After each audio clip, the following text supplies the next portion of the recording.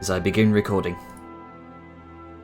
So, you've ventured into the deep dark, the subterranean realm, deep beneath the world's surface, in an attempt to find the Dwarven princess Tora Yornmire. You discovered the base camp from which the recent attacks on Dune Hollow have been launched from, and in turn, they discovered your presence, alerting the cave networks down there of invaders from the surface. Liska heavily disrupted their local means of rapid translocation by bouncing around the altered waystones laid out around the cave networks, stealing the waygems to make them function. In doing so, she stumbled upon a wisp, which led her to a dreamlike underground forest of bioluminescent nighttime wonder, where she met a small satyr girl called Vadmir, who had apparently journeyed down there following visions and whispers regarding a crystalline egg, which she attempted to steal from the deep dwarf dark priests, but it was stolen back by the deep dwarf general Kilvar before she could retreat back to the grove. Meanwhile, the rest of the party fought their way through a group of deep dwarves, a cloaker, and then found the wisp that had guided Liska to the safety of the grove. They followed it and had a narrow encounter with some sort of scouting party consisting of a goblin, a deep dwarf, with some strange, lumpy dog-sized creature leading them like a bloodhound. The party also avoided a confrontation with a large group of armoured goblins before finding their way, finally, to the grotto, meeting up with Liska and eventually Vadmir. There was the sharing of stories where everyone came from, and Vadmir shared some of her origins too. Her parents were killed in a goblin attack on her village in the Evanwood Forest, so she went to Savant's Prospect, the capital of the Dominion of Doubt in Ragnarok, where she got the attention of the Silencers, the sort of KGB, FBI-like organisation of spies, assassins, informants, and information brokers who act as Ragnarok's secret police. They trained her to use her powers, but she escaped, sensing malintent on their part. And after roaming the streets, she began to follow visions and voices regarding the egg, stowing away on a boat, venturing down into the mines, where the rest of her story now plays out. You also discovered some fairly juicy information within the journal of a one Jura Blackthane that Velum and Grunker stole from the camp. It went into detail about the aftermath of the Deep Dwarfs after they ventured underground all those hundreds of years ago, how the Ashbite clan fractioned it into 6 warring factions, but were then all enslaved for hundreds of years by monstrous creatures until Tharidol, a deep dwarf who escaped their slavery, freed his people by wandering the darkness for 10 years, using a bright blue crystal to light his way. He found salvation in a pact with something called the Pale One, and in exchange for the crystal, Pale One would break the slavers, turning them into slaves themselves, thus freeing Tharidol's people. There was mention of deep dwarves receiving nightmares in their sleep and waking up with bruises and glowing purple eyes, seemingly some portent of the Pale One's further influence and control.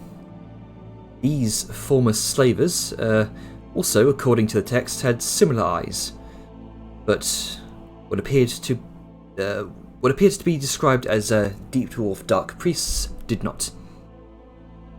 There was mention of a great font of power previously used by stone skin goblins, Grunker's people, as a place of worship, now taken over by the deep dwarves and used as a place to craft a force to rival that of the rockworms, to be used as their front line in some proposed takeover of the surface.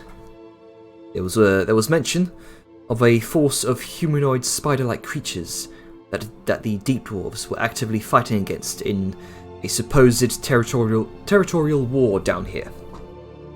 Apparently, Grunker knows what these are, and suggested that they may be able to help you in your efforts. While in this grotto, you discovered the strange healing properties of the fruit. Plans were made with a map that Vapmir had made of the cave systems while she was down here, and you all took a long rest. So, as we come back to your rest.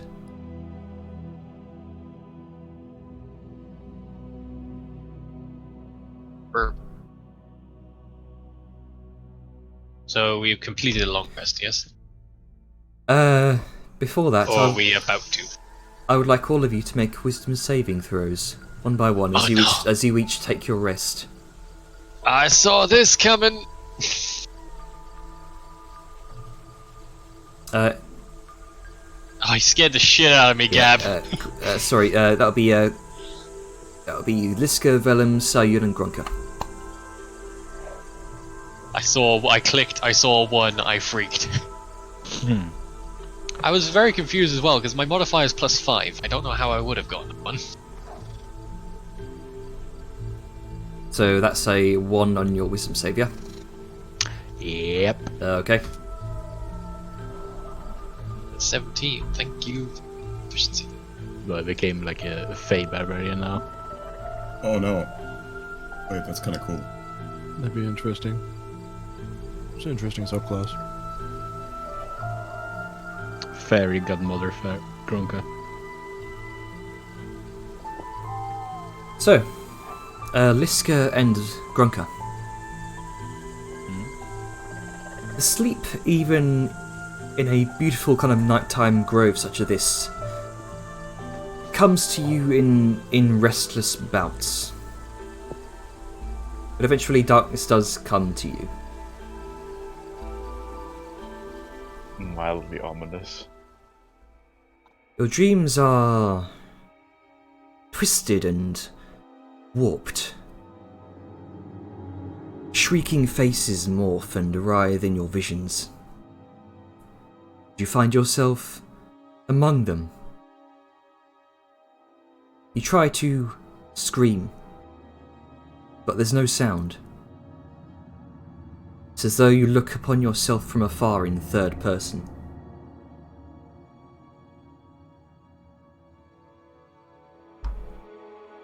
Then the image becomes clearer. Through the malaise, a single bright point of violet light shines through. It grows larger and larger until it practically fills your vision. A bright, smooth orb of deep, dark purple light. Then the ringing in your ears is unbearable. Then you hear, resonating all around you, you feel it within your chest.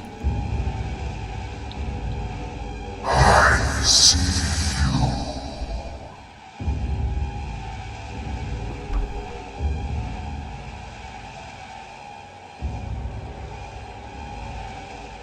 And you both jolt awake, panting for breath. After 8 hours, right? Yes. Okay. As long as, you know, as long as the log rest isn't disturbed. Hooray, I am not injured. Goddamn resources back to.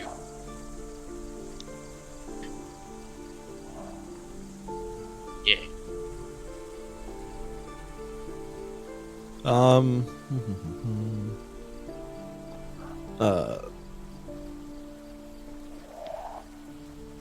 So, I would like both of you to roll a D100. oh, okay. Oh, welcome to the fuck zone. You wanna make it private or normal? Okay, never mind. It's normal roll.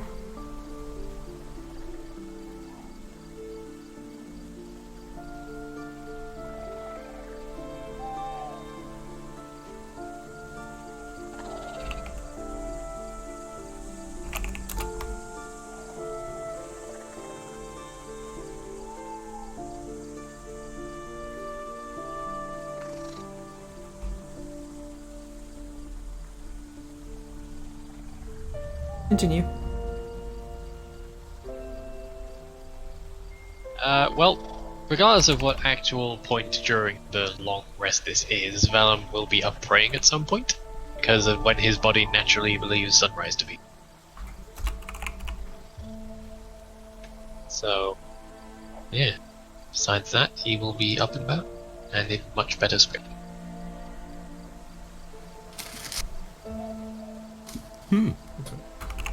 Odger, already up, will be reading his book.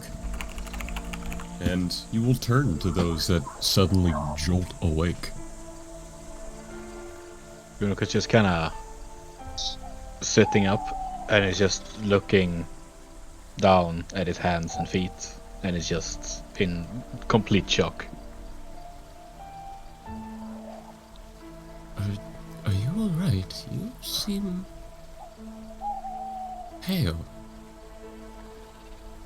Did you have a case of the terrors?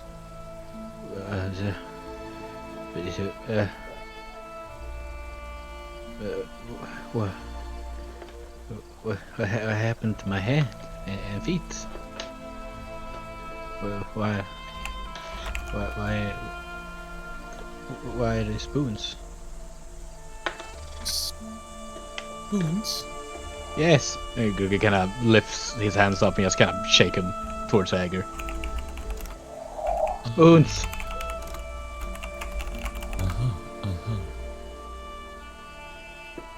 There are no spoons here. It's okay.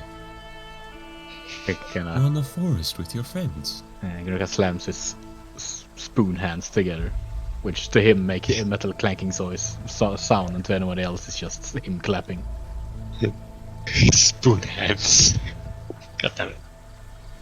Got these spoon hands. Brother spoon hands. You heard of Edward Scissorhands? I'll make room for Grunkle's spoon hand and feet. You look at Grunker, Aja. And you notice a very slight bruise around his eyes. It's barely there.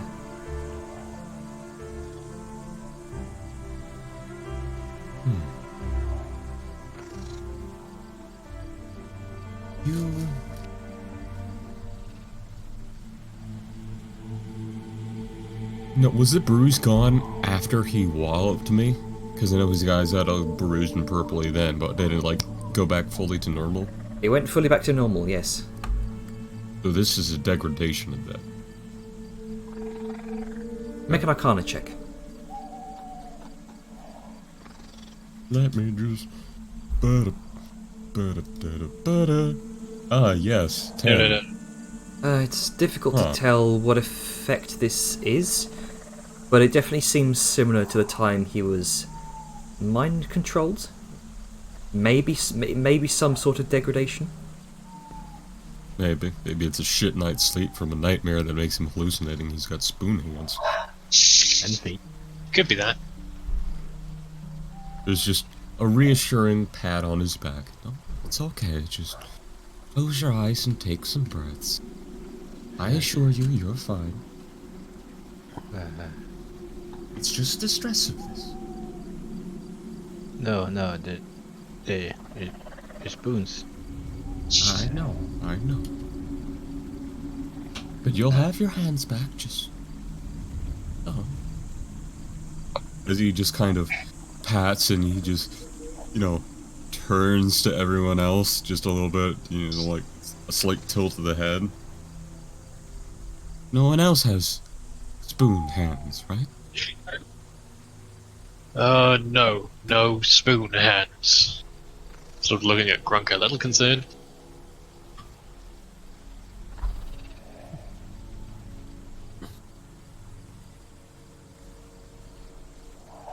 Okay.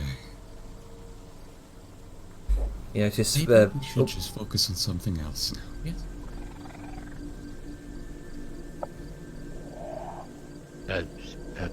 I'm gonna focus, but I can't walk. I can't. You do it.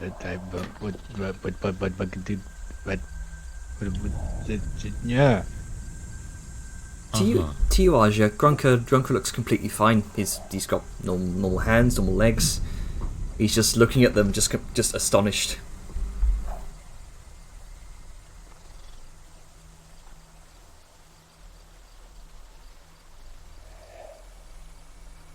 So, everyone alright? Sleep well? No. I meant fuck? everyone, No. everyone else.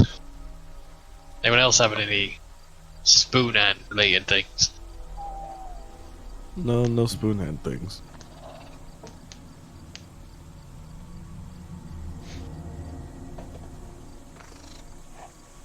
Okay. Though, Oh. I mean, it seems just, just odd dreams. That's all. Nothing spoon handy, and she like holds her hand up and waggles her fingers. That I can't explain. Look at this girl, and she seems to have similar bruising around her eyes. Mm-hmm. Does this seem similar to what we read about?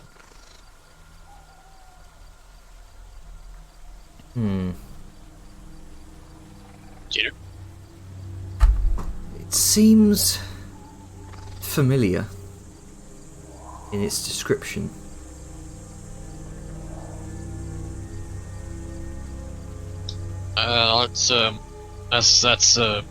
That's a bad. Sort of gestures towards the circles around his eyes. That sounded a lot like what happened to the dwarves. Possibly, but we at least know what's happening. Yeah, we should probably get moving and sort this whole thing out before anything else happens.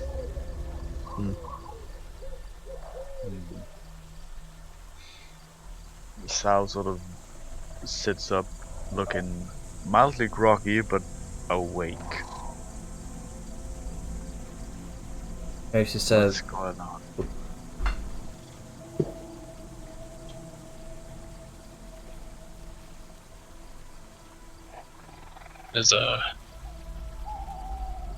There's signs of them circles around the eyes, like in the journal. Seems like Liska and Grunk have a bit of it.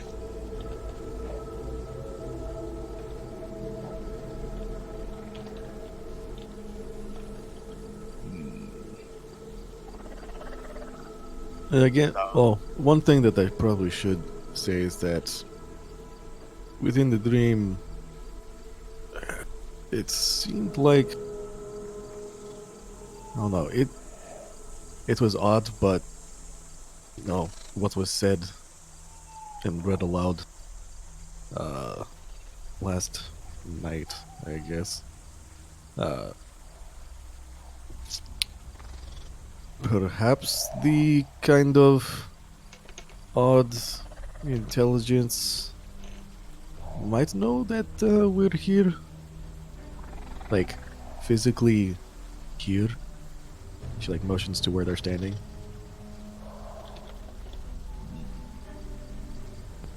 Right, I do not want to take the chance of that being right, so let's get our shit together and get moving. So claps his hands, stands up.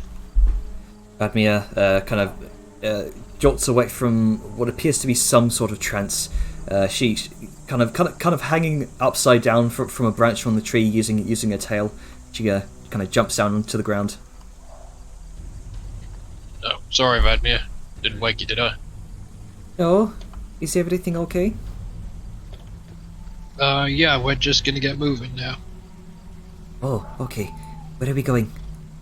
Kind of Well, we're comes gonna over. look around, see if we can find who we're looking for, and then we're gonna go get that crystal egg thing. Oh, okay. Kind of rolls out the map and kind of gestures around. Where do we go first?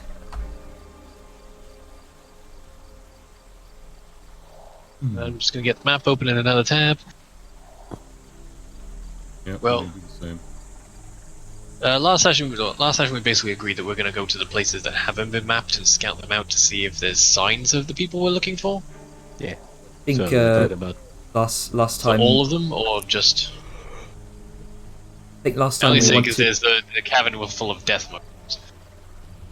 Yeah, I think last time you wanted to head up towards the unexplored place just to the north, if I'm not mistaken. Okay.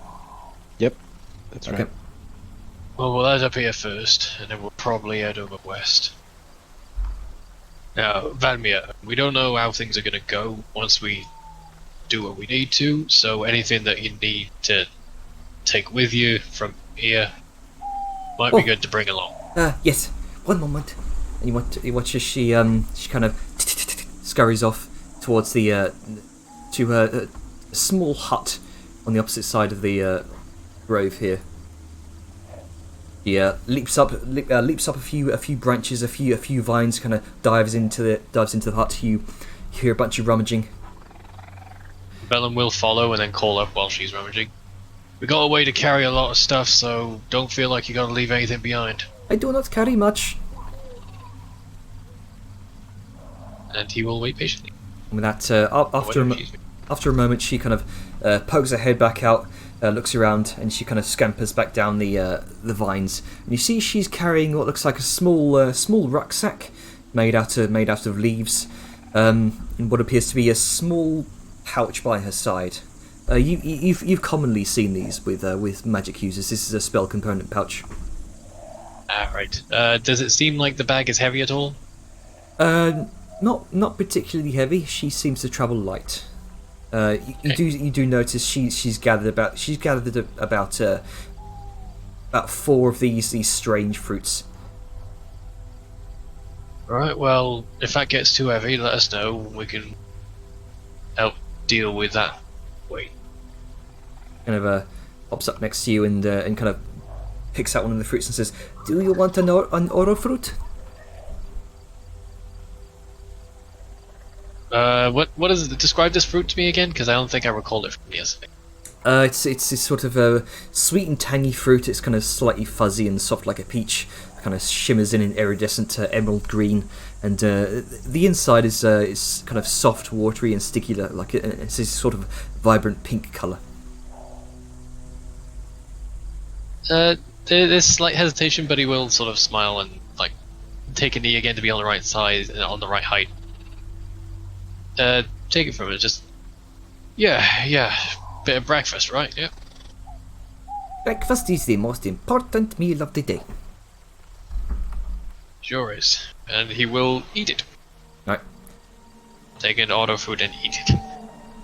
Kind of skips off. You do feel some sort of tingling sensation in your stomach, but beyond that, nothing more. Last time he felt tingling sensation in his stomach, it was food poisoning. It is more sort of a warm, feel-good I tingle. know, I was that's all. making. I had a whole bit about him eating a fruit once. No. Damn it, my sheet's muted. Anyway, he will follow Vadmir. And back to Okay. the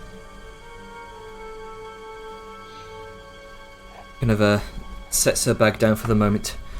Okay, so we are doing this, yes? Yep. Kind of you sort of ventures into the centre of this kind of gathering and kind of beckons you all closer. Step. And she kind of holds out a hand in the centre.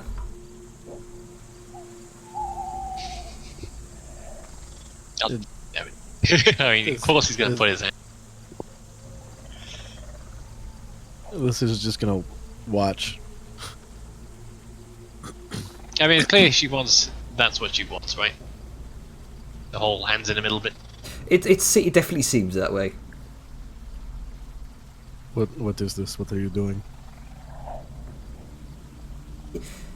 It is a symbol of our friendship. We work together. I see it a lot among the sailors. Usually, a rallying cry of sort.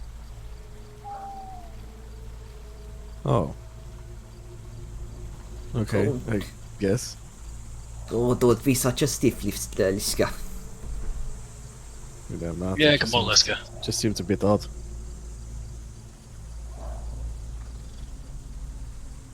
Do you all huddle in?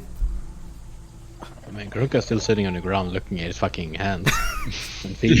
The Croc has just been slowly losing his mind while everyone else is having a nice chat. Spoon hands. I've got these spoon hands. I still can't get over the fact that Arjus literally said there is no spoon. Yeah, there's no spoon. Hang on. Uh, Be right back. yeah. I guess Saul will also, a bit hesitantly, join in with the hands. Alright. He turns around They were to. not putting their hands, spoon or otherwise, in the middle.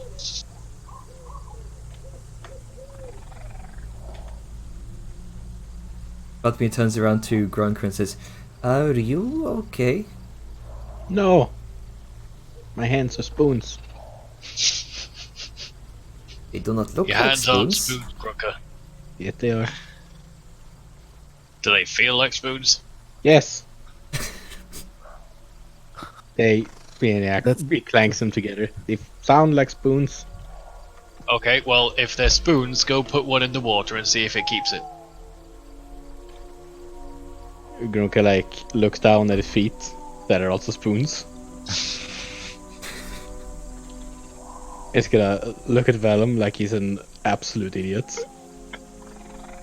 Can And he's gonna like get up and then instantly fall because it's spoons. then How it's just can kinda- you help him out? Liska's saying this, like, she never actually put her hands in yet, but she's gonna go over to Grunka, kind of like grab him by the back of his belt and just carry him Release. over to the water. Yeah. And then just like, you hold a Pomeranian. She's just gonna hold him like right above the water. So he can. Grunker, does he paddle? you see the water flowing beneath you, and funnily enough, at this closer distance, you can also see these kind of faint glimmers of starlight through the river. Oh, I don't They like kind, this. they kind of flow with the water. Uh-oh. Come on, spoon. Okay, Do spoony things. Grunka try and pick up water with the spoons. You try to pick up water, but it's difficult. You feel some sort of sensation in your fingers, but they're not there, according to your vision. You just see metallic spoons for your hands. Oh no. Somebody needs to draw this. But you definitely feel your quote unquote spoon hands becoming wet with the water. But they're not actually holding water. You try to hold water. You kind of cup as you normally would with your hands. It seems to hold water, but it's according to your vision, it's the spoons themselves that are holding the water. According to your vision, Liska, Grunker's just cupping his hands.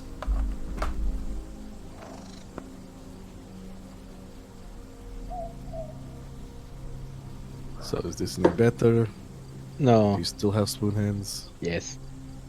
Try dunking him. No. So Liska's going to pull like Grunka up, so he's eye level with her, and then just kind of bring a hand up and like do that thing. It's almost like this little piggy went to market kind of situation where she's going to like hold his hand and then like with her thumb and forefinger like separate out the finger. So like, see, look, this is a finger, and she wags it, and then she like pulls up the second one, like, look, this is your other finger, and she wags it. You Because I don't know how that would work with his illusion, his hallucination, but I feel like it wouldn't compute that well to be able to, unless it turns his hands into sporks, which would be hilarious. Damn it! I was hoping it wouldn't. It certainly feels weird. You can feel your fingers, Grunker, but according to your vision, you can see some sort of melding of the end of the spoons as the fingers move. Oh. It's weird. Grook is just gonna close his eyes. He's just gonna think about something else, and he's gonna try and not think about spoons. And he's gonna try and wiggle his fingers and try and grip Liska's finger or hand or whatever. His tiny little baby hands. You wrap your fingers around Liska's finger. You can definitely get a grasp as you shut your eyes and put out any image of spoons or any the other sort of cutlery.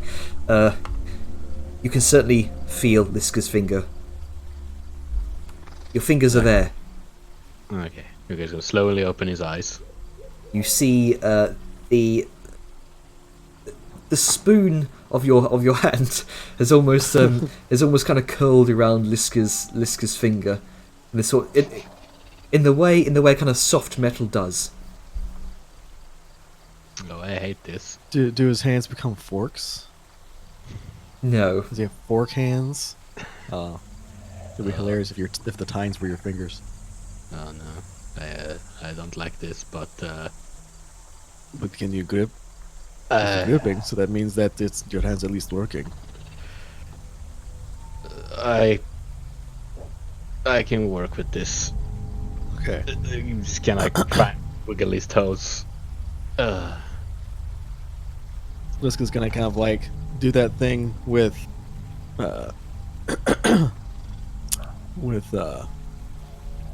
physical therapy patients that have some issues with nerve endings and whatnot, and she's gonna reach down and move her hand from his knee down to his ankle, and so he can get a sensation of his limb being there.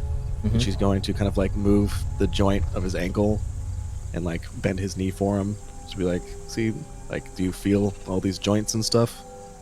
You look down, They're Grunker. working, that they are there. You look down at your feet, Grunker, and you hear. Oh, I hate this. Yes, but okay, I'm I just. don't gonna... care if you hate it. I care if it works. I Yeah, don't it want to works. leave you behind. If it works, I'm just gonna. Alright. Okay, I think. Are you good? No, but I'm fine. I just Okay. need to concentrate a bit more. He's gonna turn around and just kind of put it back on the ground. You hear both Slowly. Okay. So she doesn't just fall back over. You both, Grunker. You hear the subtle tink tink of both of your feet landing on each other and kind of on the ground as well. And Krug is not gonna look down, but he's just gonna look straight ahead. He's just gonna not think that his fucking feet are spoons. And he's just gonna walk forward, just try not to think about it, just walking reflexes. And just don't really, not thinking about it, think about anything else, just trying to ignore it. Okay. You gradually kind of phase out the ting ting ting ting from the back of your mind.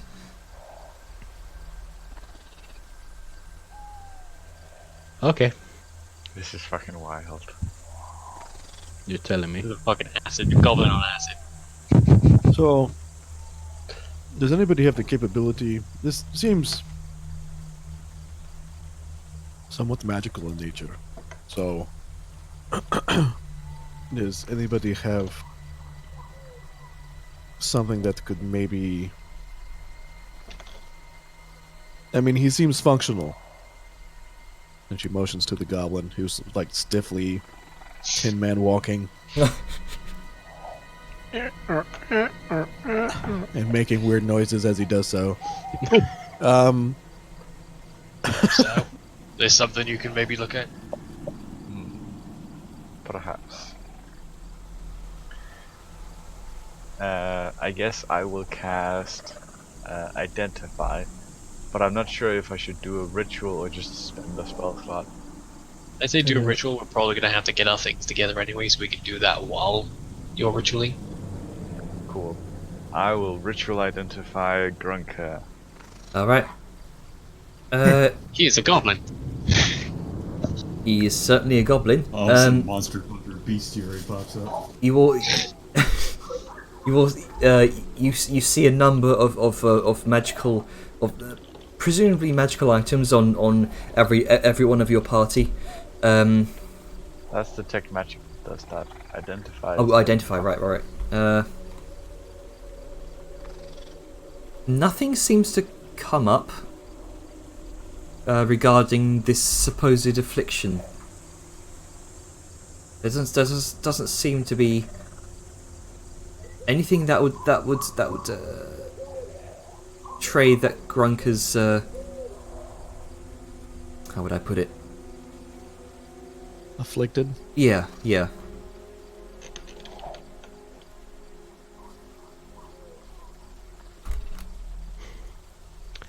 Right, so it's not an actual magical effect or a curse or anything like that. Not a magical effect, not a curse. Grunker's probably just going. That's worse. You're just crazy. Yeah, Grunker's probably just gone mad. That's cool. Wow. Sal sort of looks a bit baffled and looks to Liska. It's not magical? That is nothing per se affecting him that is magical. You look at Liska, and she's not making eye contact. Just off to the side, almost like the what's that famous painting? You know, the famous painting where the Mona Lisa. Fucking hell, that's it. Oh, okay. I thought she had the enigmatic smile. Either way. Are you okay? What do you mean? You're not looking at me. What do you mean? You're looking to the side of me, but not at me. I mean, I'm looking at you. I still do not know what you mean. I think both of you need to take a dunk. Do you know how long it takes to take off this armor? No, I mean just dunk your head in. Get some cold water on your skin. I'm not gonna appeal to your kinks, Bell. I'm just kidding. Wet hair king. The thing like where the woman The like 80s flips slow the yeah. motion flips Yo, the hair. splashing cold water on your face is apparently a kink now. God. Yeah. I mean, dunking your head in and like whipping it back. Yeah. Yeah. Hey, look, what you The guys do in 80s your own pop business rock place. is only you. I mean, when you're the one suggesting You're it, the I one that feel like brought it's it your up. business. Anyway, back in character.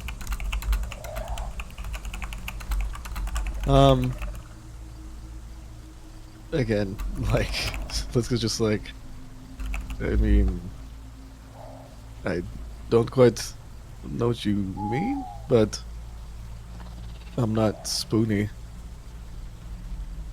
I do not think it will affect me in the slightest. Why are you not looking at me? Are you seeing something? Again, I don't quite know what you're saying, but let's just assume. Actually, I do not know. I'm looking at you. You're not looking at me. Sal sort of looks down at the ground for a moment. Oh, I Back see. up to Liska. I think your perception has been skewed. Okay. Again, I'm not spoony. Um, You're not looking at me? Fine. I was gonna pick up a little rock, not a sharp one, just a regular rock, and toss it towards Liska, not at Liska. Just for her to catch it. Yeah, catch this, and toss. Go ahead and make a. Liska, go ahead and make a dexterity. I'll say, just for the sake of this, dexterity saving throw.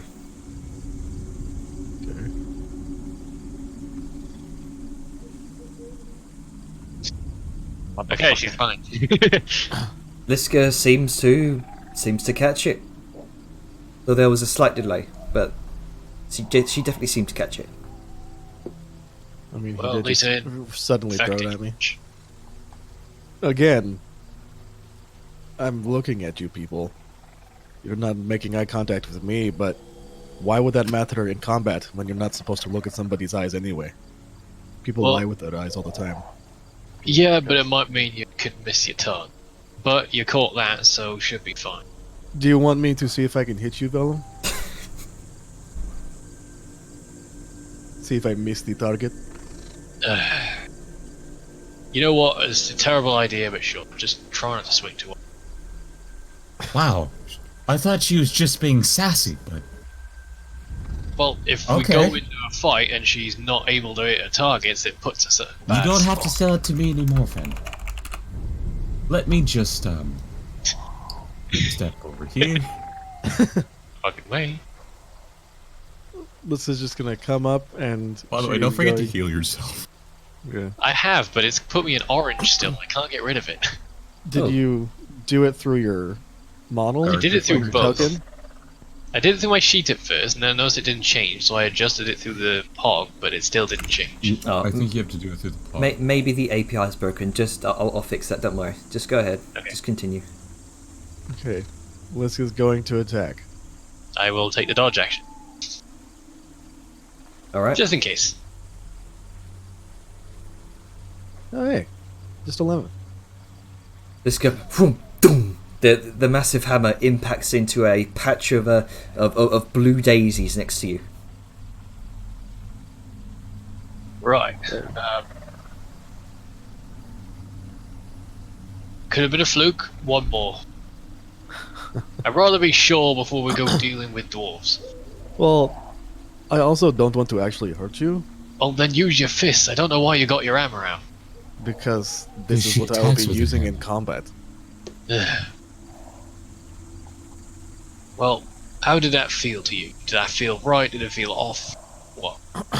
I mean, it still feels okay. Oh, wait, actually, I just realized you're taking the dodge action. I should be rolling a disadvantage.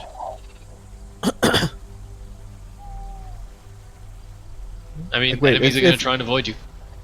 I mean, not through the dodge action. Also, fuck you. It's a They're- 10 anyway. Their AC. Oh, that's true. That's what I'm saying, though. Like, Yeah. so an 11 and a 10 for that first attack. Yeah, but Okay. both miss. Disadvantage. 6 is man. Get these low rolls out in the beginning. The way, yeah, exactly. The way I'm treating it is like he's watching the movements. If it seems like it's going to hit him, he will try to move. That's the context of the dodge. He's not And purposely Liska's Grunk is- also Grunk is not just stumbling trying to hurt around behind because she Vellum. realized they're Grunk- going to be going into combat and she doesn't want to hurt you. Yeah. But yeah, she's just like, yes, I can see where you are. Like, there's no, like, you're still where you are. Hmm. You're just Uh, not looking me in the eyes. Jenner, based on the movements, can I observe anything off? Like, does it seem like she's going to be able to perform? Go ahead and make a perception check. I would love to. Yeah, she. Right up close like this, she's definitely not looking you in the eyes either. It's only just slightly off the way someone looks past you, and not at you. Is it affecting her swings? Only very slightly, but not enough to make it a significant disadvantage. And I can tell what side she is favoring more than the other, like where she's actually in. She seems to be. And fa- actually, Oh. question: Yep. It seems, just from the description, Mm-hmm. it seems that. Hold on.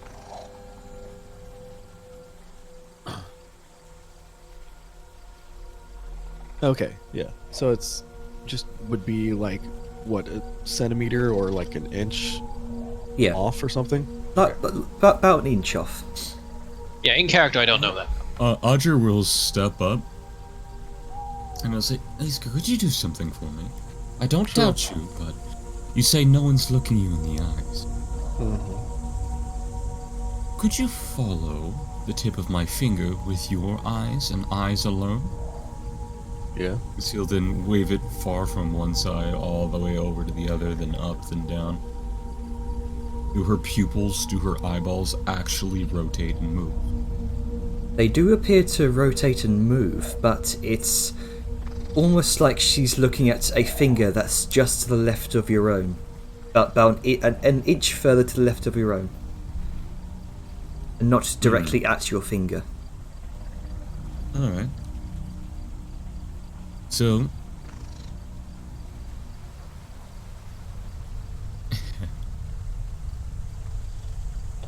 it seems you do have a skewed vision. It's minute, but it's there. You also, as he's gonna tap under his own eye on the mask, are slightly bruised, like they were. I think this is not a healthy place to sleep and stay. Maybe it has something to do with your dreams. Maybe it is an unnatural stress. Whatever Well, it is, it given it- doesn't seem to be affecting your swings, so you can still go into that sort of ease off your shoulders. It's just slight, very slight. Exactly. It really won't make a difference. If it was 50, 100 feet away, an inch cumulatively over that would be terrible. But when you have a mole that big, the size of a man's chest, and you're right here, let's just call it a acceptable margin of error.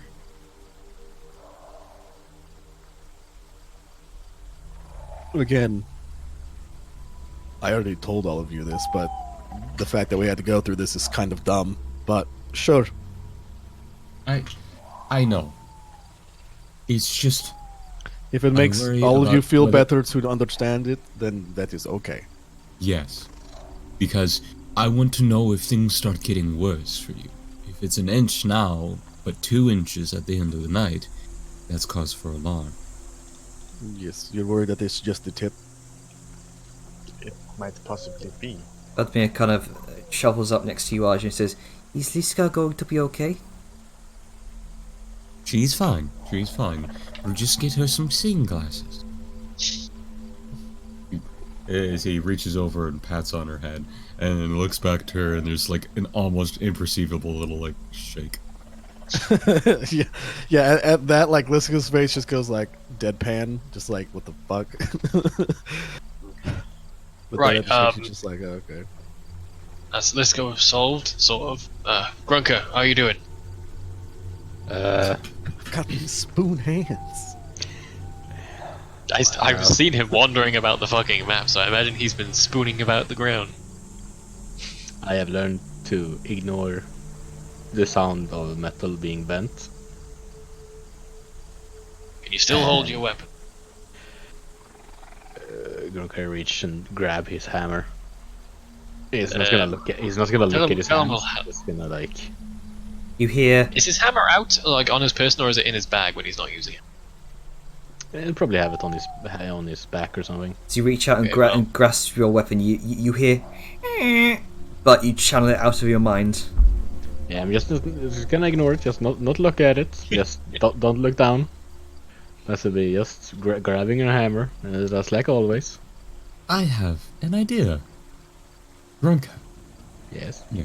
how about this? Can I see your little hands and feet? Only if you ever never call them little again.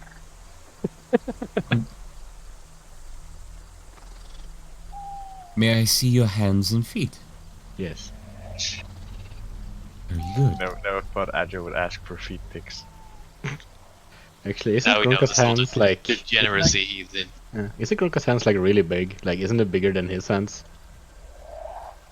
I don't know. From like the Well, concept. Grunka's Meaty but paws. Grunka's a small creature, so it doesn't But just like technically, looking at it'd like probably art. be the same size as his hands. at Yeah, least. just like looking at art and stuff. That he got some meaty hands. They're slightly bigger than Aj's, kind of sort of disproportionately large, but by not much of a difference. And there's your fucking image of the day. So Audra casts minor illusions to make it look like he's wearing little white gloves over his hands. So no longer does he see spoons. He sees the gloves, or I guess the socks.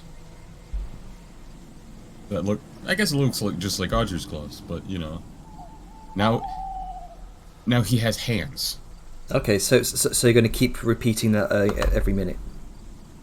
I'm gonna do this just for the minute to see if Okay. I can break it. Okay.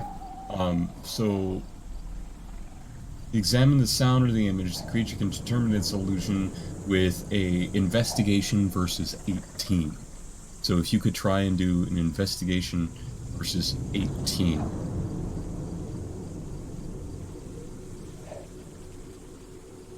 All right.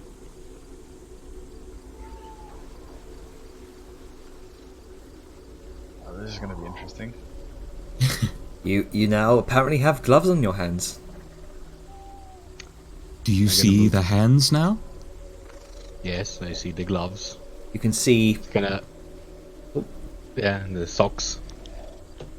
Oh god, did you just give Grunka like white tie eyes?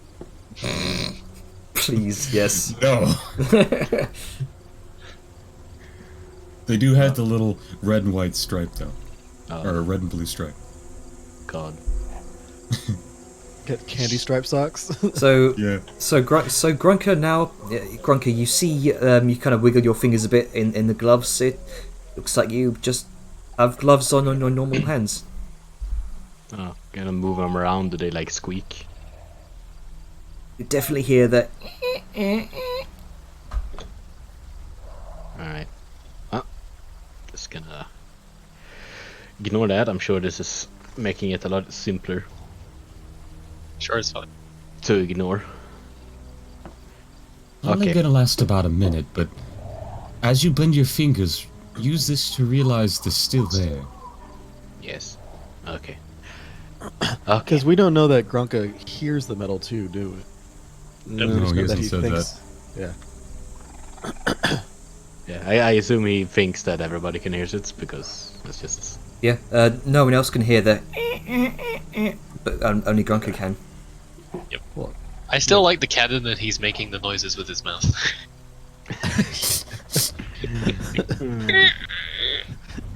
That would be hilarious. And we're just like going down the cave system, like eat, eat, eat, eat. Grunka. Terrible for our plans, but hilarious. Oh god. Gavin, Right, Stop so, doing that. I'm not doing anything. You're making the Roll sound. it. No, I'm not. Shut up. We'll straighten out now. Let's probably get moving. I don't like sitting in one place for too long. Yeah, that's let's move. Okay. All right, so you all pack up, packing up your things, begin to make your way out of the cave. Now, before we change maps, if I may, let's Sure. decide our fucking march order. Yep. Because this happens every time. We're going Oh. abreast. If it's wide enough abreast, yes. 2 by 2. Sure. With gloves is blue. Oh god, where are we? I need to zoom out really far. There we go. Ping us, Jenner. Thank you. There you go. I'm still only at 10%, and the party dot is so tiny. and yet I still cannot see the full map. Yep. Yep. Now this calls for the big monitor. Now I can see it all. I see all. So, marching regardless order. of, 2x2 Liska up front, Grunka, I guess. Fucking, I don't know how 2x2 works. I'm confused. This is why I wanted to do it on the previous map where we had pogs and we could figure it out. Liska's up front regardless. Mm-hmm. So we want generally the perceptive people up front. Who has the... Actually, wait, I got a party thing that tells me who's good at perception. Sao is best at perception. Vellum's pretty... Yeah, Grunka just have very long Yes. dark vision. Yeah, Grunka's great with the dark vision, so I think he should be relatively close to the... So, let's see, so Sal and Vellum have the highest perception. With... Grunka can see further. Other... Yeah. I mean, because technically Liska has a better perception than Grunka does. But she's also, doesn't have dark vision.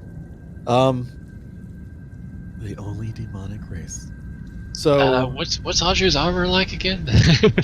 Clothing. Shit. It's in the Right, double so- digits. So he'll definitely be in the middle. Yes. Barely Yes. does it. Okay, so Archer in the middle. So, we can have Grunka, Sao up front. Liska takes up her own 2x2 Grunka- spot. Yep. And then Azure and Vellum taking up the rear, and Vadmia can just ride on Liska's shoulders or something. So Yeah, there's enough tension Vellum's gonna between wanna us. be We don't need adjacent to to- say that we're taking up the rear. I mean, you do you. Alright. I don't care.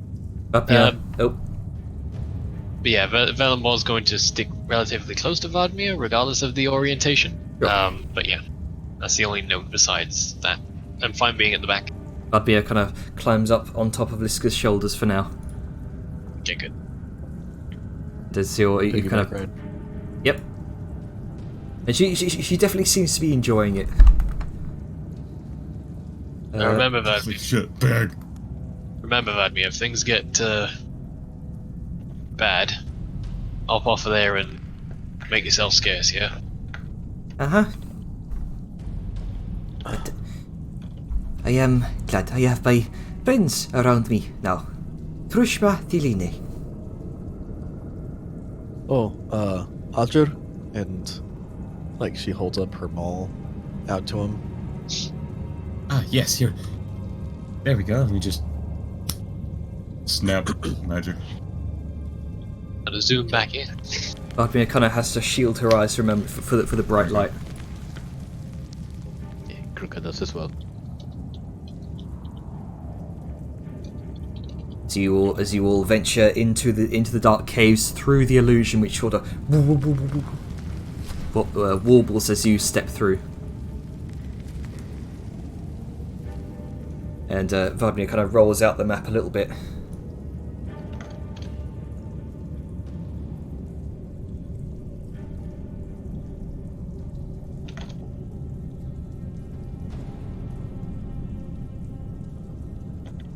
Vadmir senses a lot of bad Trushma in these caverns. Bad what, sorry, Jenner? Trushma. Trushma.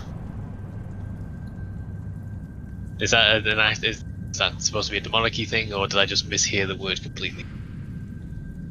From what you I assume it's she said, If it was something language-based, that's fine, but I just wondered if I'd misheard you. I think it's a language thing.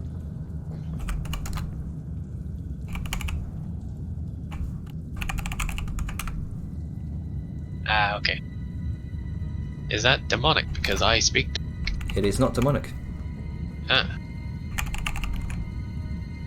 Is it any of these languages? It is not. Okay, carry on. Elvish. Fuck you.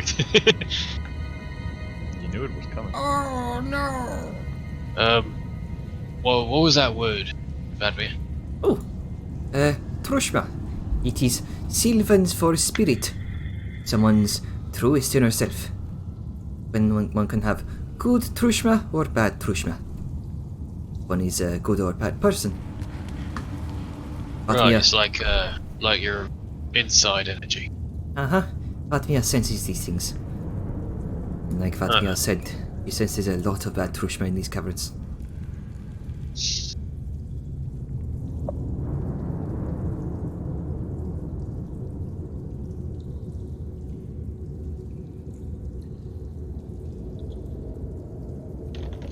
Bit by bit, you come across the familiar waystone. Let's go. This is where the wisp initially found you. Oh, I know. The pool of stagnant water to your side. Yeah, we came up through the north of here, Liska. Good to know. Vladimir kind of reorients her map a little bit atop Liska's shoulders. Vladimir thinks this way. Well, I guess we're going this way. Yep. I'll be Honestly, back. this entire cave system has me confused as to what goes where and how, even with a map. Yeah. I mean, we've got a map, and Groka's got a fucking photographic map. But even then, oof. It's a He also big has mess. spoons for hands. No, that's fine. Totally fine. They're definitely not spoons. Yeah, my brains aren't spoons. Stop it. Kronka, stop it. Quiet.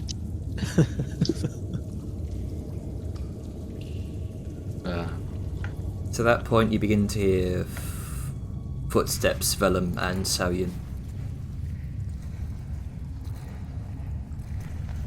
I slowly make hand signals for the party that something's up ahead.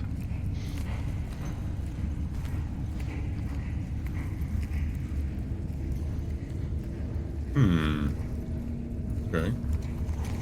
I guess we stop. You also, both of you also begin to hear familiar skittering. Oh no, from what direction? In this direction. Okay, good.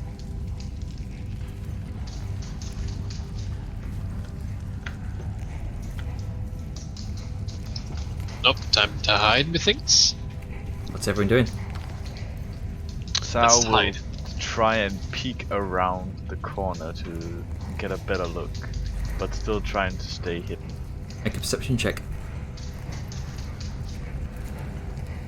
Or rather, first off, everyone make a stealth check. Yeah, I was I'm about to gonna say. drop the light on the hammer. Alright. Ah. That's okay. Ready? Let me just get on the right no. fucking page of my sheet. Oh, good! Vellum is a distracted boy. Fucking, I even took a feat to get rid of the disadvantage, and this is what it gives me. Man, that's two fails. I mean, I expected Liska. She's big. It's gonna be hard for her to hide. God damn. I mean, I guess it depends on whether or not this is a group skill challenge or if This it's. is a group skill Well, challenge. I mean, dark, and they don't have. Well, they're dwarves. Of course, they have fucking dark. They live down here. Yeah, they would have better. I was about to say, maybe they're doing it with disadvantage. It's like, nope. This is literally their fucking front yard. Let's see here.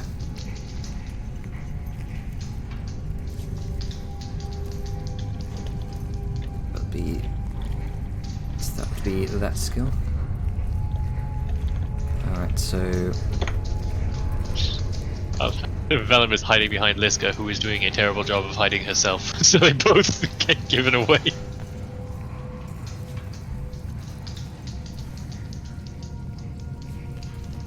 where is it? There it is.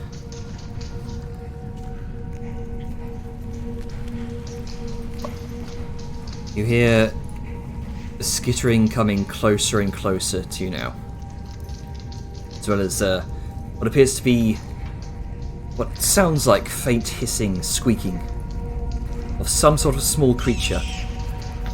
Alright, do I make a perception check?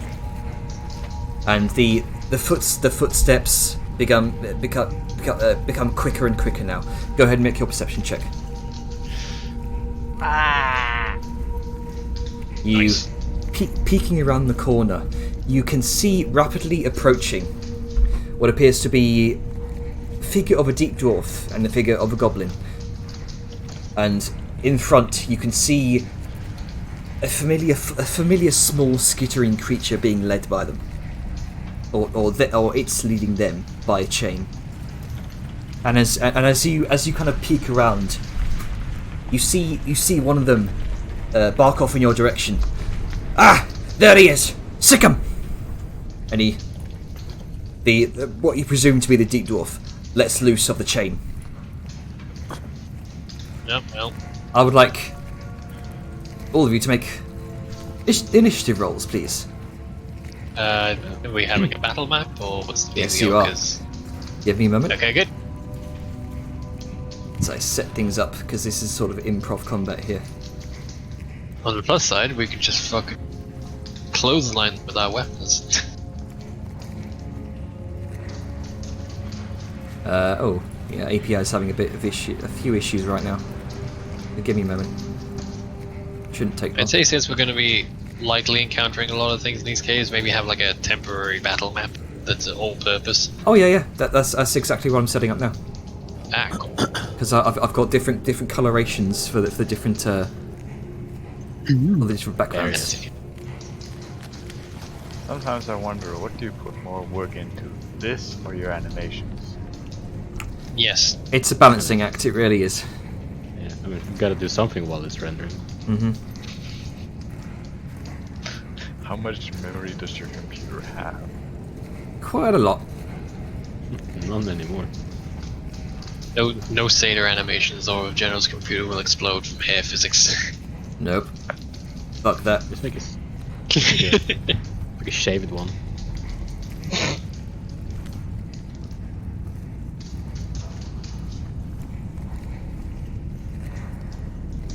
Okay, there we go. Goes from this angle, and you come from here. Okay, got that. You've come around from that angle.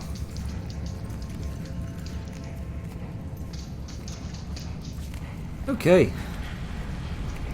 Let's fucking do this. Oh, good. What custom maker?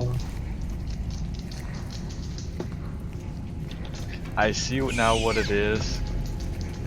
Janner, fuck you. Where is it? There it is. Yeah, I called it. Fucking intellect devourers. I thought we already knew that. Like meta-wise. I know what they are meta-wise, but I know nothing in character. Yeah. I still don't know what it is. It's a weird dog. Is this the order we're in, or were we rejigged for the sake of Uh, positioning? You can There were put, two people at you can front. put, yeah, you can put yourselves in the previous order you're in. Yeah, because Sound Grunker would have been up front, and etc. etc. Go ahead and put your combat pogs on as well. Would have been on at the back. Hey, my health reset itself.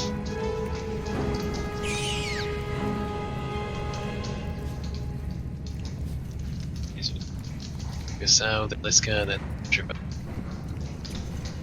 Vadmir will hopefully make Yep. herself scarce.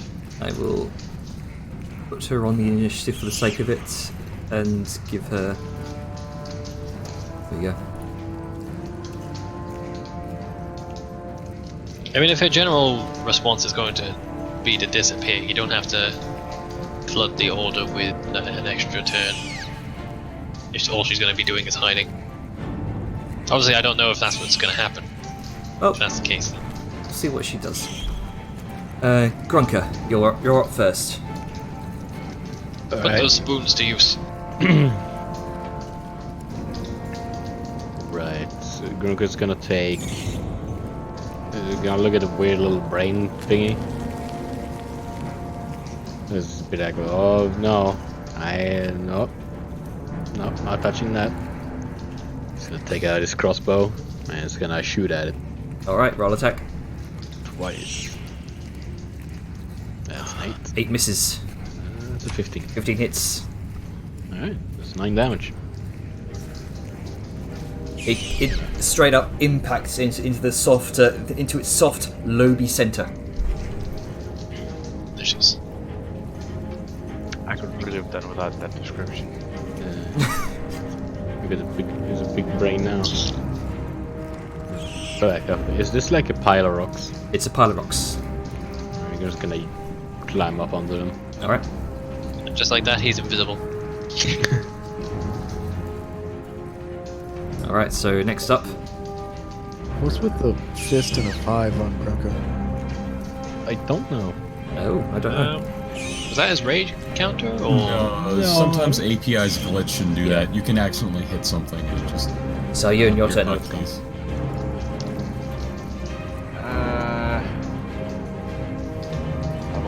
Avoiding the cacophonous blast to ring out and alert everybody.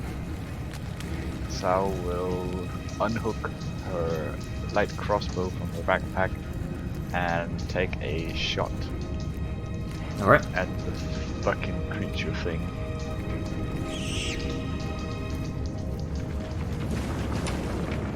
$12 does hit. Just about hits.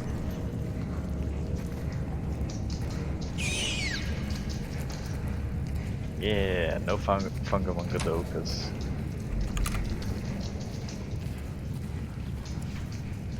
there's any big explodies? The 500-foot distance. Alright. Aja, what's your turn? Alright. I don't like that thing. I really, really don't. This is a hole, not a pillar, right? This appears to be a deep kind of hole in the ground, yes. Well, before all this happens, Liska, in the absolute darkness that they're in right now, is going to say, Azure, light. Is it absolute or is it dim? It is absolute darkness. Ah. Well. Slap on the ass. Go get him, Tiger. That would be hilarious if Liska's arm just lights up. I'd be down for that. Okay. I mean, I can't see your mouth technically, to I target think, it, so I'm just gonna touch it you. Yeah, I think it's just technically. Yeah, it's fine. That booty be lit. what kind of Tony Stark shit is this? So, here we go. Liska, you're like a glow bug. Liska's ass just lights up with a bright light. This golden ass. Is it all her armor or just her ass?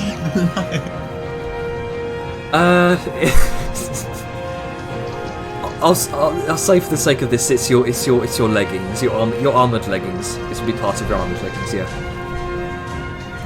Gotta make sure.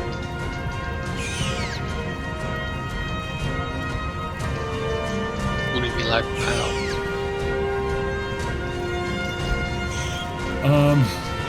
So now I can see. Divine hat. Right. She's not emanating light yet, so I don't know. Let me. I'll give that to you. There you go. Liska glows. Woo. Okay.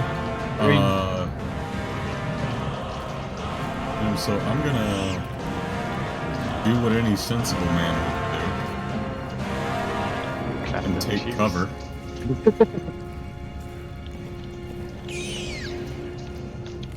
And All right.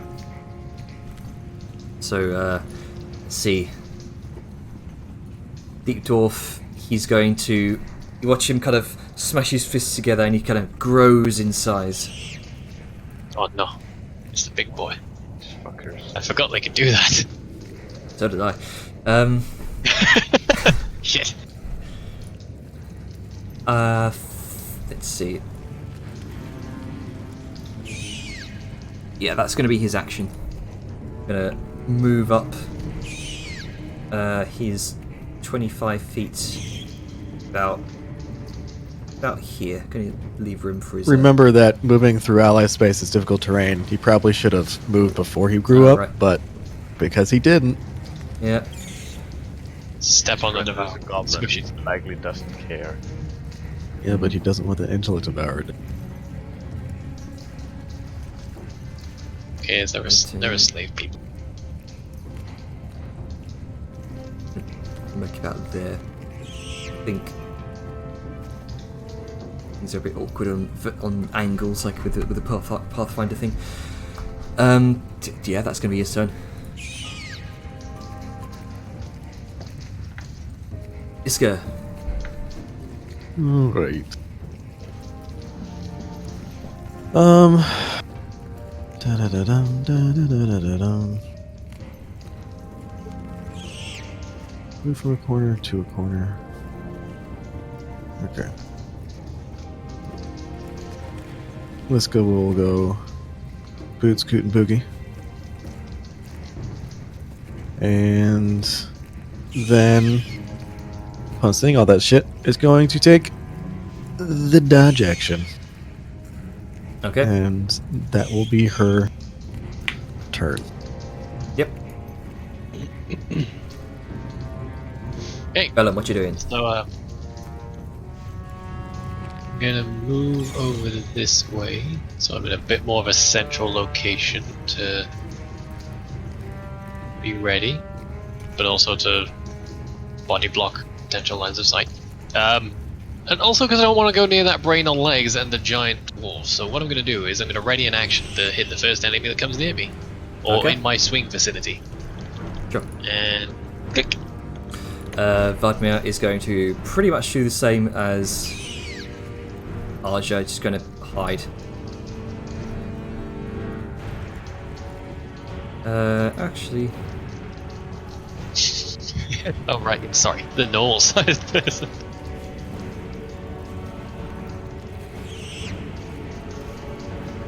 no, too far away. She's gonna hide.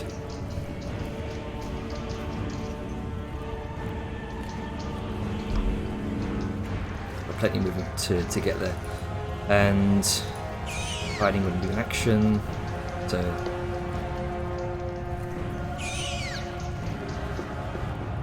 Okay. That's gonna be her turn. Here it comes. Oh lordy, he coming.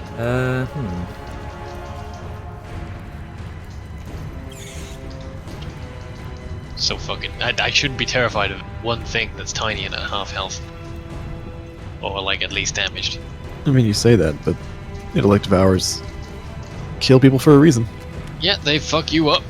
But I don't know that in character, but it's still terrifying. So Yes. closest creature be Liska. Nom nom nom nom.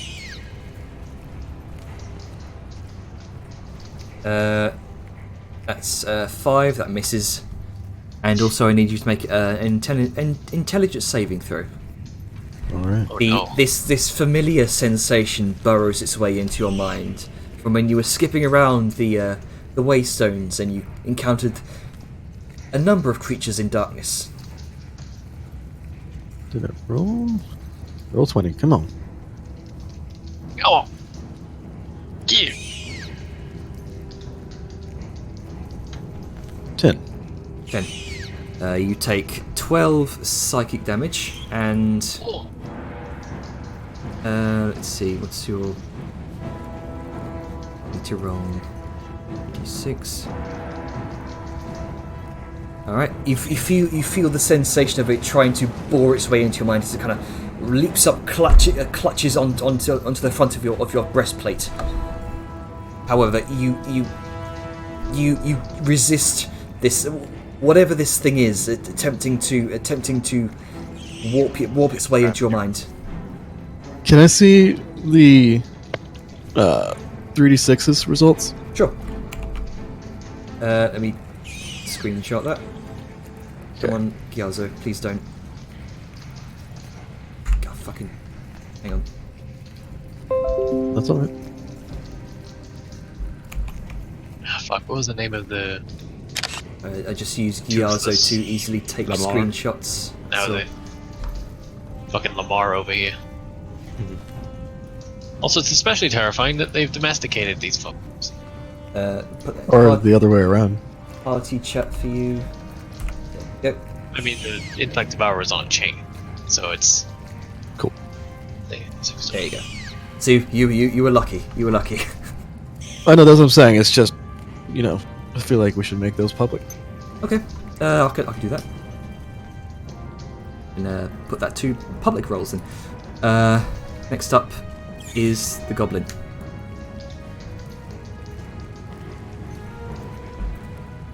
Let's see. It's going I love to. the fact that that ability just says target that has a brain. Well, I mean, if they fail due to body thief, they don't have brains. Uh-huh. Let's see. Goblin. It's going to take out what looks like, what appears to be this sort of large kind of ramshackle crossbow, and it's going to make an attack roll against Sliska. As this seems to be the creature that the Intellect Devourer has taken a fancy to. It's going to aid in that. Oh no, he's got his own ramshackle crossbow. That is cool. It's a disadvantage because of dodge. Yep. 2 8s. That both of those miss. At a disadvantage. Thunk thunk. They kind of skip off of your shield and your armor. Grunka. Is this a Deep Dweller goblin or a normal goblin? You can faintly see what appears to be green skin beneath this sort of chitinous plate. Disgusting. Disgusting. Disgusting. Disgusting. Just gonna walk over here and he's gonna take out his wild man's hatchet All right. and he's gonna chuck it at the little brain dude. You're gonna do a trick shot? Fucking curve the fucking trajectory of it.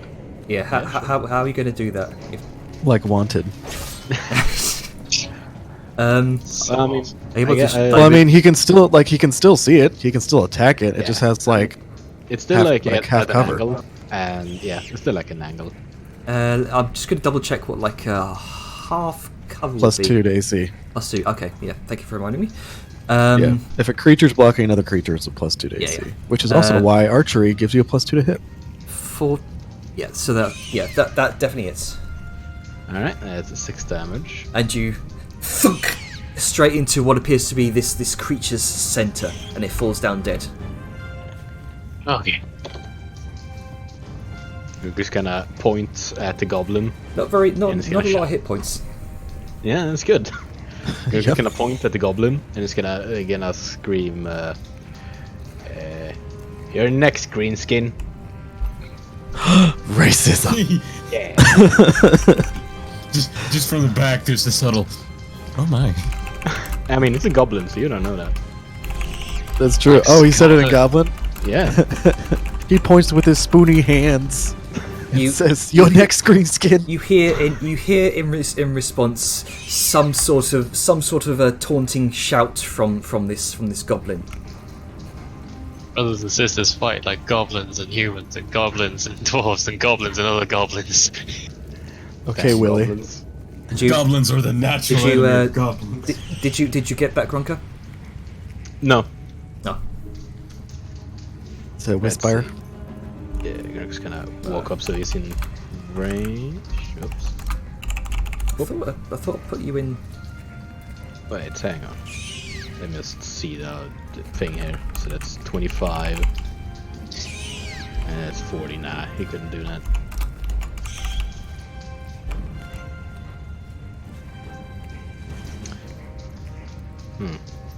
So how is it like? I have the hatchet out now. Could Yeah. I I can switch it to my crossbow, right? Is that a bonus action to do that, or how did that work again?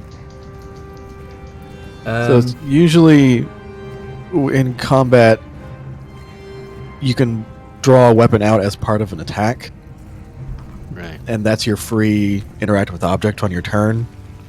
But in order to sheath and then pull something else out, that would take an action, or So like you'd another have to turn. drop whatever Yeah. the whole. Right. I just gonna see how far is it? 40. Just gonna throw it at disadvantage then. All right. He's just a green skin. I'm sure he doesn't have high AC. Yeah, probably.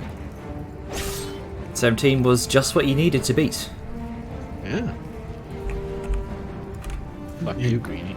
And you can bounce it to the dwarf if you want. Yeah, I could. Cause I don't have. It works even if I'm not raging, right? I don't think it specifically says that I have to be raging. No. No, it's just a special thing. Okay. So also gonna. It's basically gonna bounce off the head of the or the shoulder of the goblin, then careen off to the dwarf. So this is normal. I guess. Oh, yeah. This would be normal because it doesn't matter range on this third attack. It's 6. Probably doesn't it. Or 17 rather. 17 does hit. Oh, it hits the dwarf. Oh, nice. It does seem to hit the dwarf. Oh, okay. It takes 6 damage. All right. It kind of scatters off of the goblin's armor, and then pelts chest first into the dwarf, and you wrench it back. Yeah. And I guess that's my turn. Yeah. All right. So Yun, what you doing? I have a meat shield in front of me now, Yep. so I will move here and shoot at this guy. Fuck it. No, fuck it. Dwarf. Sure. Yeet. 22 hits.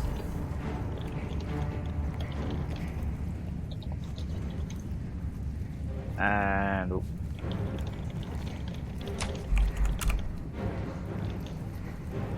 All right. This bolt thunk meets.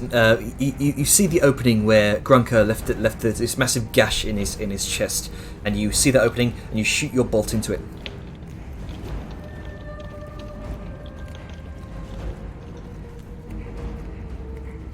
All right. Is that your turn? Yep. All right. Go ahead and hit done. Aja. Okay. I don't like that goblin. So, 1, 2, step out of cover. I'm gonna see him. And I'm gonna fucking, gonna shoot him with something. Let's see, which would be best?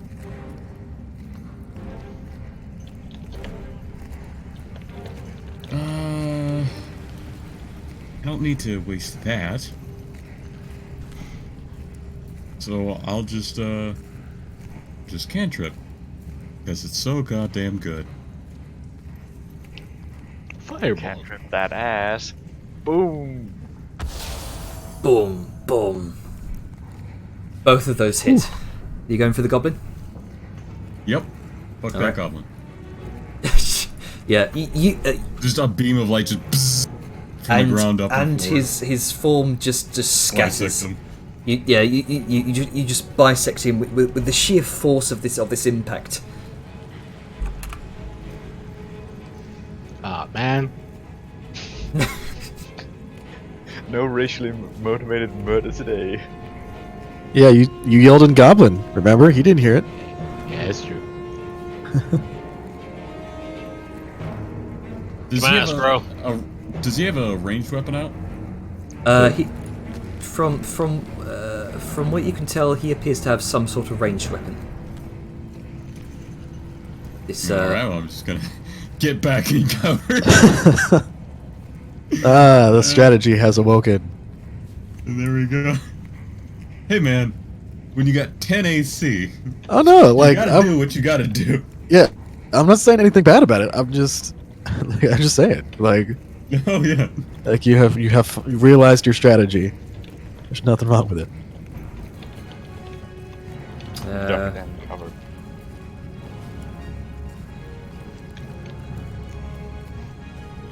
And so on to Deep Dwarf.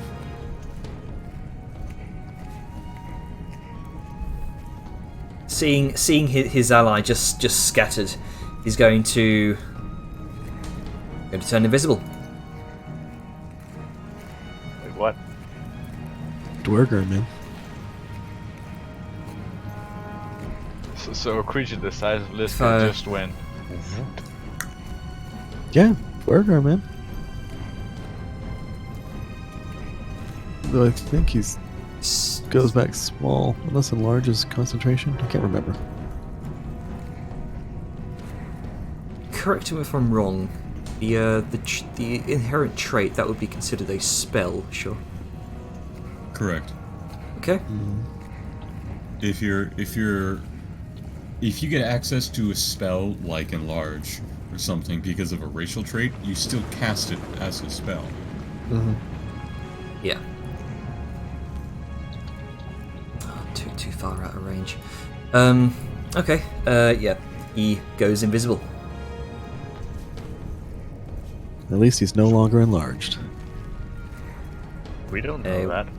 In game. I mean, yeah. Because invisibility is also a concentration.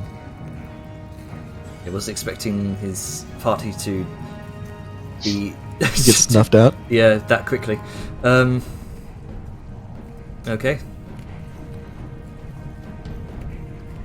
Yeah, that's going to be his turn. Iska, what you doing? You've just seen this deep dwarf suddenly turn invisible.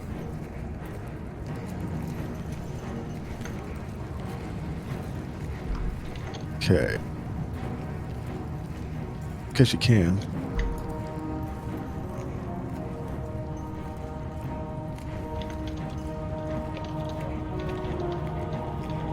Do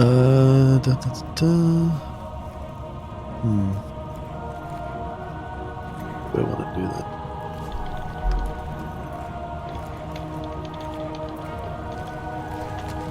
Yeah, she's going to dash. And then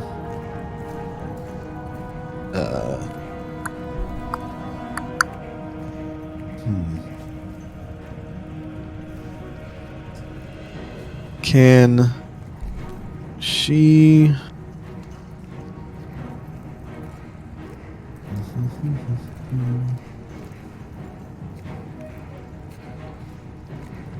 And you... yes?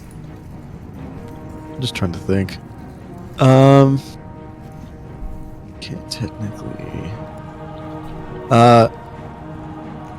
Yeah, she is going to, or I am going to action surge and continue running forward Okay. and see.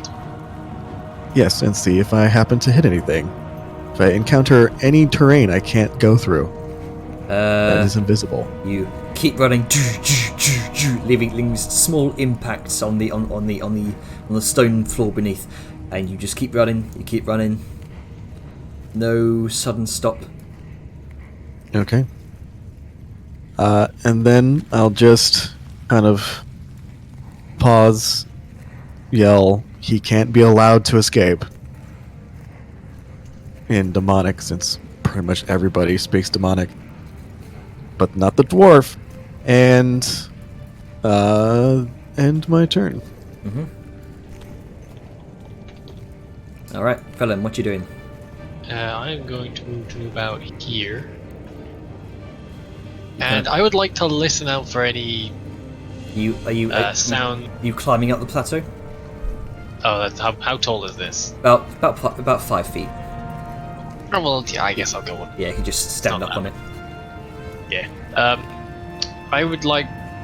It's more going to be based on hearing rather than sight, but I'm going to try and pinpoint any sounds of any dwarf sounds. Okay. That could be running, could be breathing, or just odd clinking of armor. Go ahead and make Things a perception check to listen out. 15. All right. You think you make out some sort of clinking of armor, the stepping of boot steps, just around, say, this area. I'm going to say in demonic, so it's basically only going to be us that knows. It's just south of you, I think. I hear something over there. But I'm not going to draw attention to it visually like with body language. I'm going to just pretend like I didn't hear what I heard. And that'll be me. All right. Glad to be here. Bodmir, continuing to kind of move stealthily, is going to let's see, hearing Liska call out. He's going to kind of place a kind of hand against the chest, and there's a shimmer. Aja, you watch as Vodmir, seemingly this sort of burst of speed.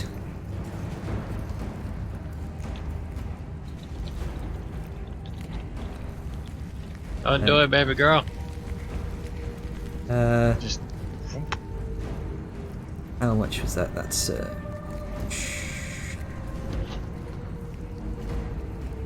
okay. I think that's how it works. Definitely. So action to dash, and then bonus action dash as well. Oh, what are you doing? Also, map is lagging. I'm gonna restart. I'll refresh, Rob. Going to move over here, just continuously trying to hide behind the stalagmites. Just keeping an eye out. It's going to be her turn. He can't go because he's dead. Can't go because he's dead. Grunker.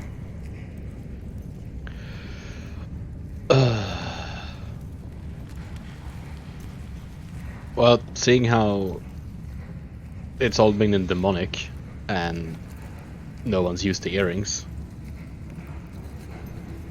Grunk is just gonna like run over here, where he last saw him, and just gonna check, like, can you see any boot prints or anything?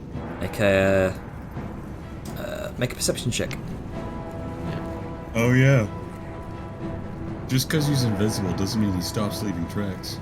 Especially if this is like loose soil. Also, it doesn't mean he stops making noise as well. Indeed. Yeah. You can't see him, but you can hear him if you make the right rolls. 9. It's difficult to tell. It seems as though there's quite a lot of loose soil which is kind of gathered around this general area. He's over there. Yeah, you didn't tell him. Yeah, I mean, I don't speak Goblin and you don't speak Demonic. I don't know any in between. Yeah, we have earrings. We do, don't we? There you go, Yeah. Soyun. That's what I missed. Yeah, Grunk is done, so. Yeah, okay. Sorry, I forgot. I need to check something real quick, because it might actually do something. Ah, fuck. I need to see it. Most spells usually do, sadly.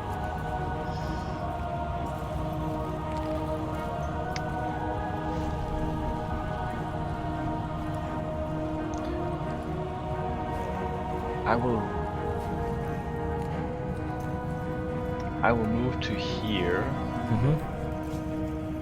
and ready my action to shoot at him if I spot him.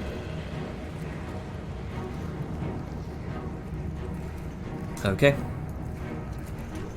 And that'll be my turn. So I have a ready to action to shoot him. Aisha, what you doing? Well, I gotta fucking run and catch up. The plight of fucking being way back here. So there's 30 feet. And it was said that he went to the south. That is what Vellum said, mnemonic, yes.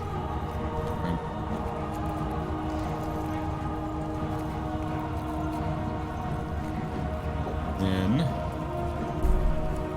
I'm just gonna think I have any anti-illusion things, unfortunately. So I'm going fuck it. Randomly just shoot 2 bursts. I guess I'll put them. See how this works.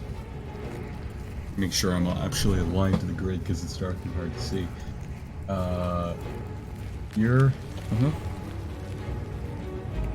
And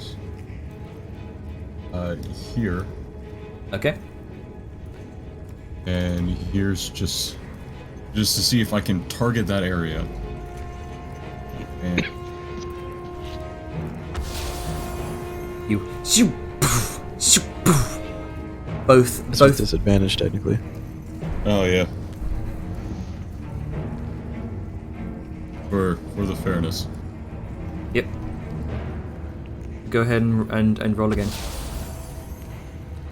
Again with I your clicked, last I'm waiting one. for the 4th. I clicked, I'm waiting on it. Maybe I have to click again. Oh, there we go. There we go. Okay, so we'll say 11, 17. Both impact into the ground. Nothing. Okay. That's all I got, Capitan.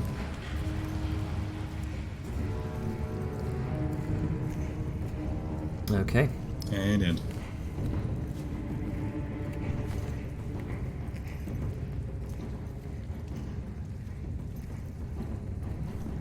Diviska. Vellum, you hear some more foot impacts in the dirt. Alright, yeah, because he's not. This time, with your earlier perception check carrying out along, around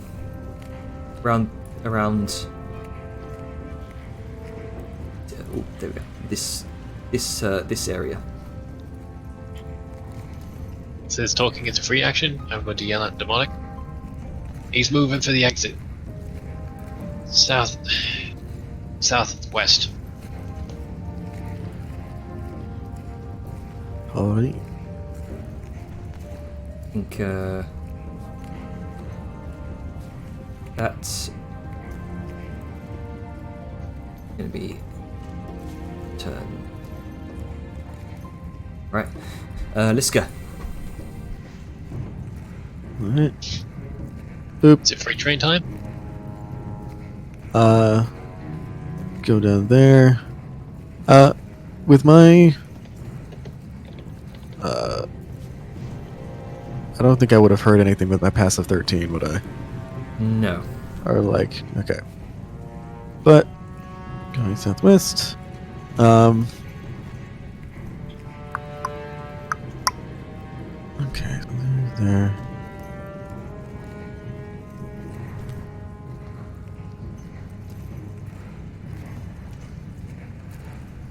Let's see.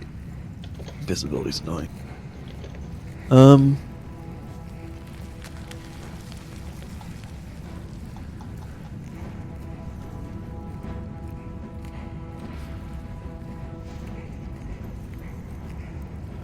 Yeah, just gotta double move.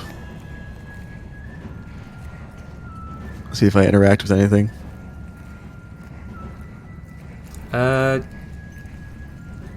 Go ahead and make a perception check. I'm assuming this is a disadvantage because he's invisible. This will be Unless at it's a for... disadvantage for you. Okay. Unless it's auditory? Oh, no, it doesn't fucking matter. He's invisible. He gets bonuses either way. Well, it's difficult to. It's very difficult to wherever there may possibly be footsteps is being kind of rapidly covered up by what looks like kind of rolling, shifting gravel almost. I'm not trying to listen. I'm trying to literally physically interact with them. Like, Right, I'm running okay. through open space, like with my arms and shield out, like trying to touch something. Right, okay. So Technically, she can't move if she impacts him. She will Yeah. be stopped because Yeah, you're yeah. not allowed to go through his square, You- and that's how you. you don't impact against anything. No. Okay. Okay. Cool. All right. Vellum. Well, I saw him. I heard him go in that direction. So just to be covering my bases, I'm gonna dash to here. In that path, do I run into anything? Just in case. You do not. Okay. Well, I've dashed, so and I need to be right back. All right. So hearing the previous call out and seeing this kind of waving her arms over in this direction, trying to rush through, hitting anything she can like some sort of freight train. And scratches her chin for a moment, and kind of navigates her way through the stalagmites. And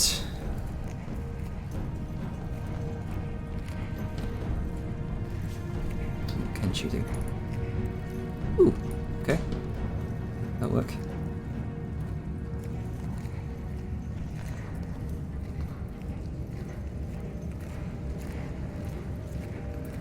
What would be the? Yeah, she's gonna pass it straight on you, Liska.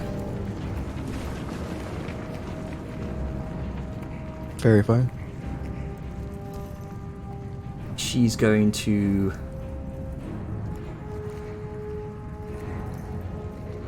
Oh, okay.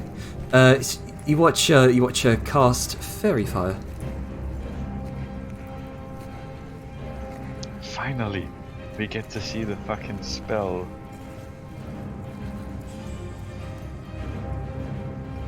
Dexterity saving throw. Let's see here. Gets her spell save DC.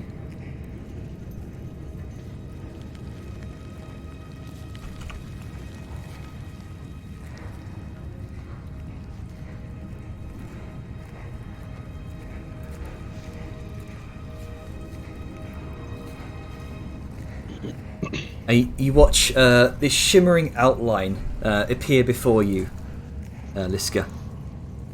Hey, I made it. Oh, that lucky motherfucker. Yeah. And Liska, Vladimir just kind of immediately darts back behind cover. That's going to be her turn. And hey, I made the save. So good stuff. Yeah. Runka. You should probably remove those two from the. Yeah, I should.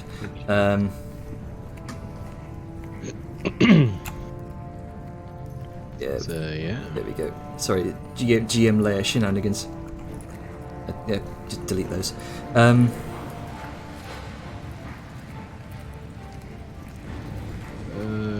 Gurkha's gonna take his crossbow and gonna shoot him. All right.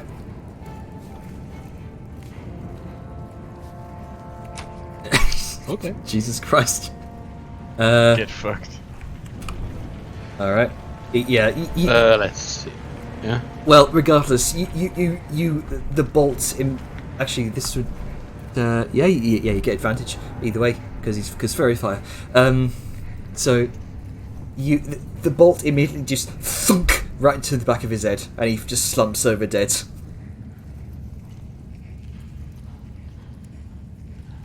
Got you. I'm back. Hey, you found him. Yeah, Holy he's shit! dead. Just fucking sniped. Yeah. He's dead. Doesn't verify give advantage? Yeah, it does. I mean, Yeah, is he gonna But he double crit, crit? so it doesn't matter. Yeah. Yeah, I mean, he was also invisible, so it would just be the same. No, Fairy Fire removes invisibility. Yeah, Oh, cancels I it, thought it- and then you It get literally counts as invisibility. Oh, Yep. okay, I thought it just made him like get sparkly and then. I mean, it does. Like it basically outlines their entire body in like flames, so you can see exactly where they are. Right, So, Verifier is basically you are here. mhm. right, but it technically doesn't break like the concentration of the spell. It can still concentrate on it. It's just that it doesn't do anything. Either way, it's dead. Hooray! all right. Yeah. With that, we'll say end of combat there. Okay. God damn, Grunker. Yeah. Everybody all right? Yeah. We're just gonna go over to the corpse of the goblin. I think it was over here. Yeah. Yeah. This is going to quickly loot. Yeah, the we're dwarf. gonna check this. Check the goblin. Both of you make investigation checks. My roll 20 crashed. It's happening with me as well. My tab outright crashed. Yeah, I'm getting got froze up as well, briefly. That's You a 2. you find what looks like a small satchel. Me? Yeah, you find a small leather satchel on the goblin, and it smells awful. Alright. I open it up. It's filled with fish heads. Gross. Didn't you have a bandolier of rats earlier on? Oh, yeah. He's, That's I mean, normal. he's gonna take it. He's gonna put it in his bag of holding. Okay. Badmere, you can come out now. Okay. You hear from across the cave. Once my roll 20 stops freezing up. It's fine. You're right. Kinda comes over to you and says, I did not want him to get away. Sorry. Oh, that was you who did that? Uh-huh. Well, that was pretty damn helpful. So once again, down to eye level, and with her consent, obviously, gonna ruffle her hair a little bit. Kind of smiles a little bit. Is still trying to work out my powers. It's okay. That was real good. Just be careful you don't get caught doing it, asshole. Okay. I Gotta will go. fight as best as I can. So I'm going to pick up the dwarven body and kind of carry it along. Alright.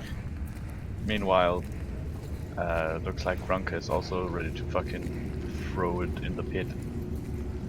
Yeah. I mean, that's yes, what I all was doing. goes to the pit. So I will look at the intellect devourer and study it quite closely. Oh, everything just crashed. Oh, rip. Yeah, Not close enough.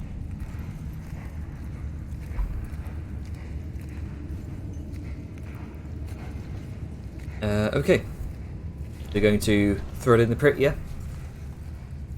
Yeah. Yeah. And then if the dwarf wasn't carrying anything,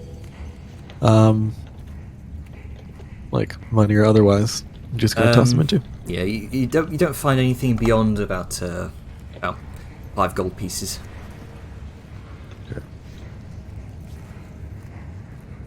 All right. Stream viewers having a bit of difficulty right now, so I'm just going to briefly switch over the maps. See if that works. Oh no, it doesn't. Just refresh. back.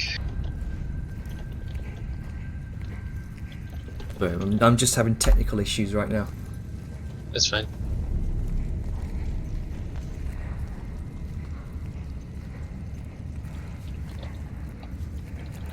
All right, you both throw them into the pits. You are satisfied knowing that Nothing else can.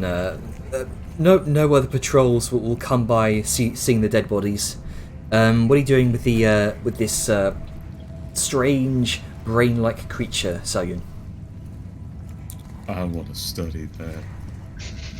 All right. So okay. Both of you, Yeah.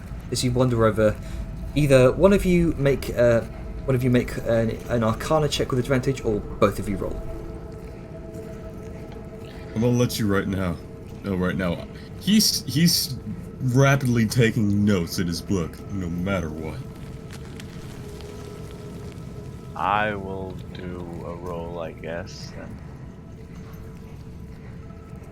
Then. We can each That- know something. So we roll separately. Well, Looks to be so. Well, if you want, I would consider this, someone helping another person. So both of you can roll, or one of you can roll with advantage. It's your choice. I would. You can go I ahead and roll already yourself. Yeah. Oh, yeah. 19-2. Either way, we were one off from something. All right. I'm having a. Oh, come on, roll 20, please. Come on, you can do it. You can do it. Gotta show them the handout.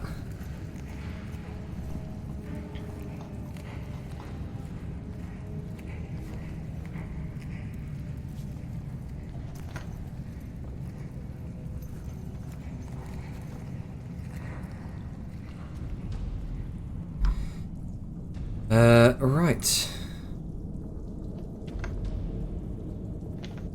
So, best you can tell,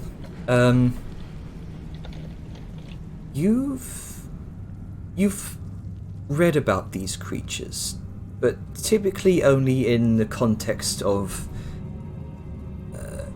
nightmarish recountings of individuals who have ventured too far underground, encountering these strange creatures called intellect devourers. They resemble kind of walking brains protected by these sort of crusty these crusty coverings and set on clawed legs. These are definitely aberrations, and they tend to feed on the intelligence of sentient creatures, taking over a victim's body. They roam. They are effectively the roaming hunters of the deep dark. They are creatures that are artificially created. By what means you are not sure. Typically created by taking the brain of a mind-controlled thrall, as it were, and subjecting it to a horrible ritual. It often sprouts legs, sort of insectoid-like legs, and the brain becomes as intelligent as a wolf. They typically hunt by consuming a creature's mind and memories, then turning the host into a puppet under its control, typically luring that host as well as others into danger.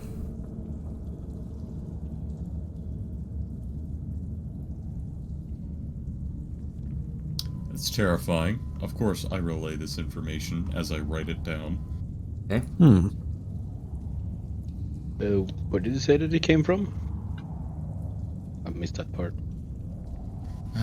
They're made. We don't really know what makes them, but they are some sort of abomination through dark ritual. I mean, I could tell you that. So let me get this right. Someone made this, then she sort of pokes it with her gloved hand, thing, and thought it would be a good idea to keep it around. I don't like that picture. Well, even worse. Let's say it was able to rise up to Liska and get inside her armor. It would likely bore through her head, eat out her brain, and then become her. Sao just looks at Azure and then looks to Liska. That is mildly terrifying. Let's You know what's maybe even- stop that from happening. You know what's a Yes. worse thought? Not having If it thoughts. crossed your mind, it could be speculated that it not only inherits your body, but all you knew. If that's not just while it's in the body, but if it's a cumulative experience it holds on to, they could be incredibly powerful casters if they could just find a vessel. All I'm hearing is kill these things on sight. Yes. And never let them touch you. And if one of us goes down, maybe don't let it get into a point where it can, eat our brains. Just a thought. But, all of that said, is there anything else we need to be done with this? Do we want to, keep it? Show it off? No. I had another idea. No one wants to study this? We're all done? We're done with the corpse, yes? I guess we shouldn't Very stick good. around for too long anyway. Using radiant fire, he just burns it to a fucking crisp. Vladimir Like a immediately, giant spider. Vladimir immediately kind of recalls as she stops poking the thing. Easy there, Aja. No, it is fine. I would much prefer this thing burned than we encounter it again. I want to be very sure it's dead. That's fine, just be aware of who's maybe poking it next time. I know. It is fine. It is fine. It wouldn't burn her. Let's just go. Can we put that thing in the Very pit as good. well? Is there anything left of it? There's just a pile. There's just a pile of sort of radiant ash. Sure, let's just kick the ash in the hole. Yeah, kick the ash in the hole. Alright, Hey, it's an okay. ash hole now. Hey, How dare you? God damn it! How dare you? Look, I told you that dad energies were strong. The jokes come with the territory. Liska pushes him into the. I'm just kidding. Long Nice. live the king. No, I am the ash hole. Oh no, Siren's back. So yeah, we go. Yeah. All right. Back to our original order and off we fuck. Vladimir hops up onto Liska's shoulders as she takes presence just behind. I think it was who was in front. It was Sao and Grunka up front, then Liska because she big, and then Azure and Vellum. Drag you all back to where you originally were. And I have to zoom out again and find where we were and zoom back in. So that patrol has Right. been killed and the body is disposed of. No one will ever know they existed. People fall into holes all the time. Yeah, of course. The deep dark is it's a treacherous place. Imagine being on patrol with somebody and they don't like you. Just push. Yep. No one is none the wiser. Alright, so you begin to let's see. Vladimir kind of takes out a map and kind of reassesses where the current trajectory is. We are going the undiscovered place, yes? Mm-hmm. Okay. There is a from what I can see, there is a way just to the east of here, and one from the north.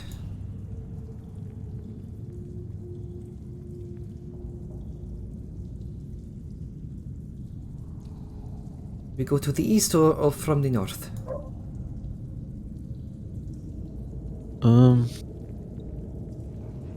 Well, the east has the mushrooms.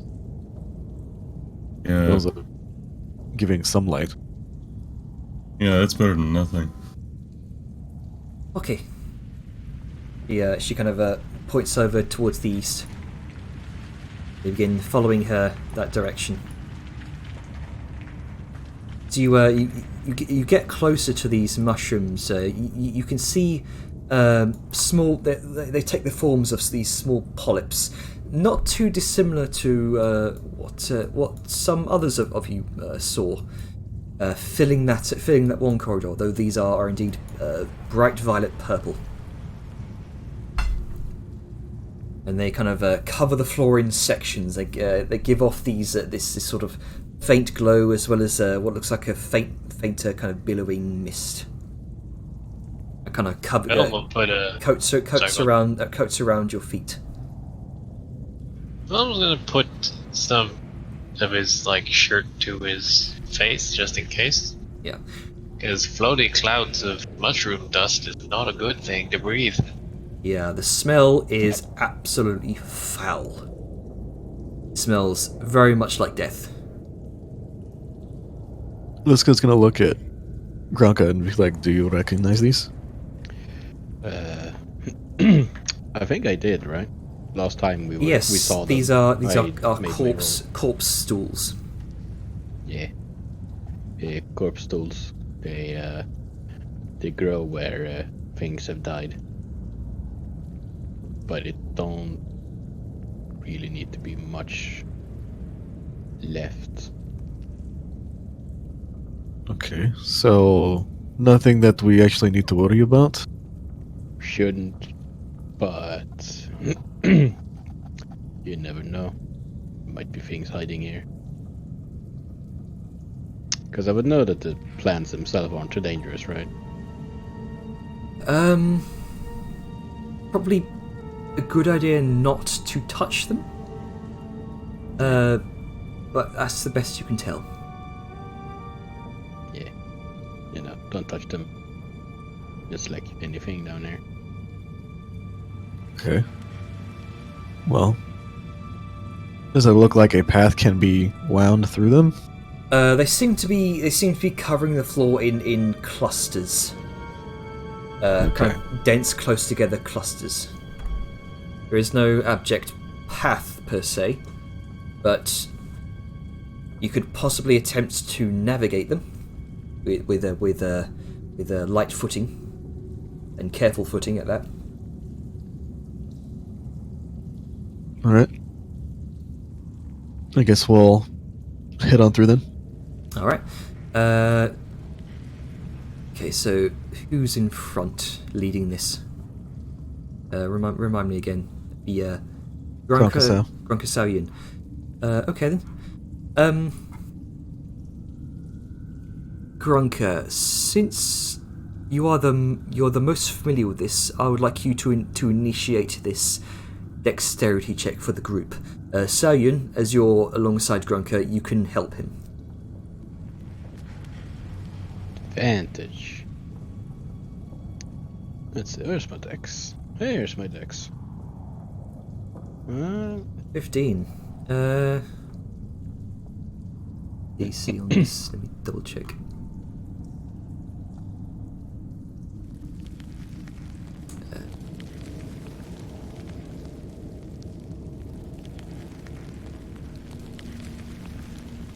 Yep, that'll be enough. You, Grunka, you begin to navigate your way through this field of corpse stools. Saoyun, you see where he's about to land a foot, and you kind of hold out a hand to stop him. Grunka, you look down, see you're just about to step on this kind of large pile of these polyp-like growths. That continues and continues. All the way venturing down into tunnel until you come to the end.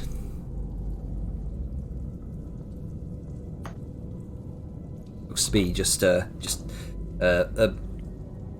sort of a rounded off wall. A few corpse stools kind of latched onto it. Hmm.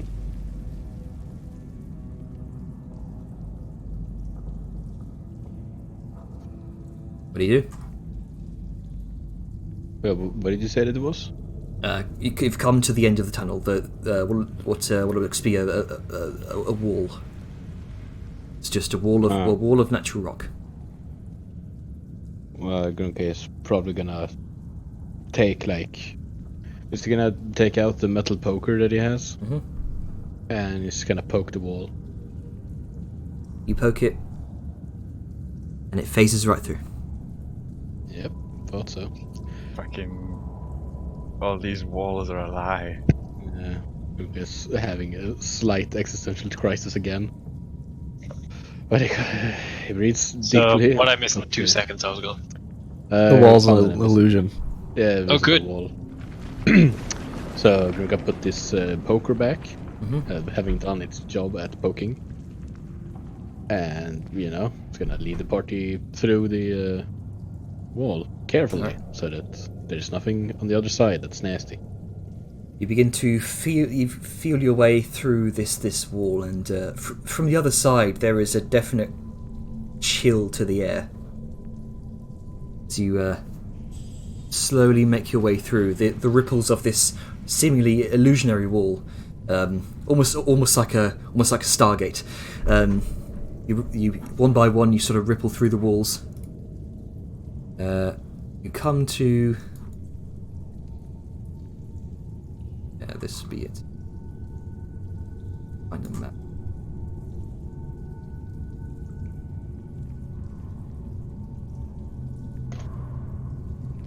Let me drop your tokens on there.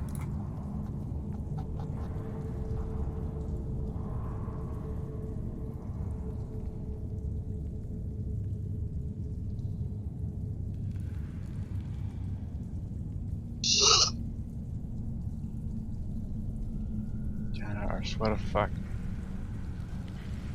You have a fucking fetish for large maps. I can't find myself. Don't worry, we're there yet. I got you. Oh, Oh, hey. well. Is that just an abyss? Because it looks like an abyss. It looks like a deep hole. No, there's a Stargate. I see two skelly boys. Ah, I see. Yeah. I can see. I can fight. I see Siren Spinner. I see a And blurry was- chasm. He'll stick. Pardon me. Just up here next to Liska. All right. You enter into a massive cavern filled with a slight haze of purple mist. The walls and floor are kind of covered in these fungal growths, a common feature we've seen in these caverns so far. They indeed do glow a luminescent purple.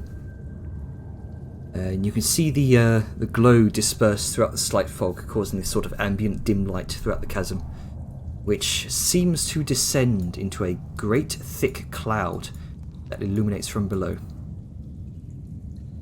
Not sure how far down it goes, but the thick stench of decay is ever present.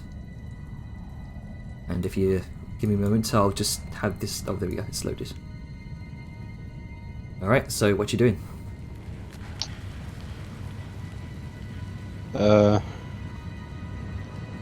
Moving forward into this cavern thing. Oh, I see Skelly boys.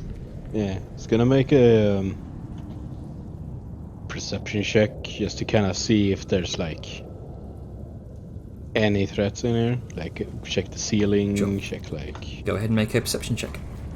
all that shit. All that shit. Let's see, perception. Oh, 16. 16. You can see the ceiling extends far out, just into darkness, far beyond your dark vision. Oh, okay. You can also see indeed next to you there what appear to be a pair of desiccated kind of skeletal bodies. The remains are clearly dwarven, and the skulls have been sundered in a similar manner to the body you found in the tunnel. The bodies are still wearing their armour, kind of dark leathers, that appear to look similar in theme to the dark iron plate worn by the Deep Dwarfs. Also see the faint remnants of the beard on the jawbone, wiry like a Brillo pad and kind of stark white. With a 16, you'd also see that as well. By their sides, you can see dark stains on the ground. Dark sword and a bow that looks like it was hardened and woven with sort of fungal fibres. As well as a leather knapsack on one of them. One of them still seems to be wearing.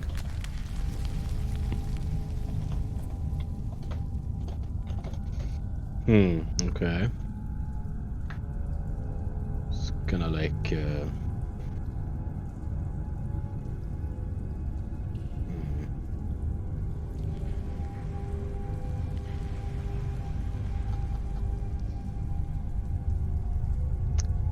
How, like, do they look really old, or They do look- they look somewhat recent? They look pretty old.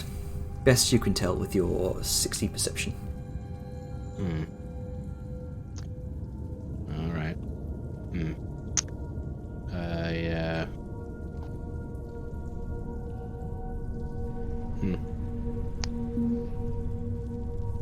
Wonder what they were doing here. And, what killed them.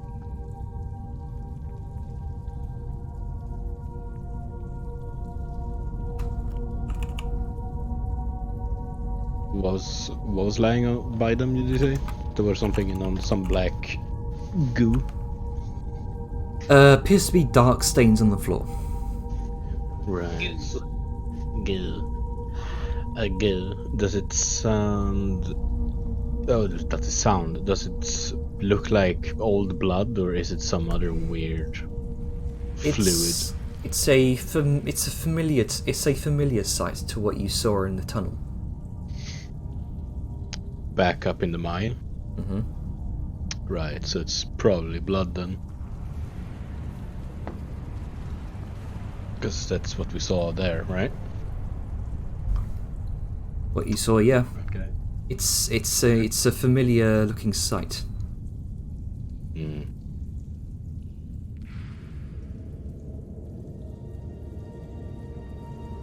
So, what else did they have? Did they have armor, did you say? Other gear?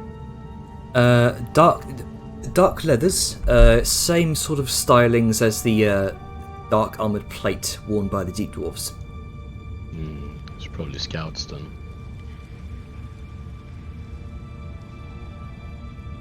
No, nothing else. No bags, weapons.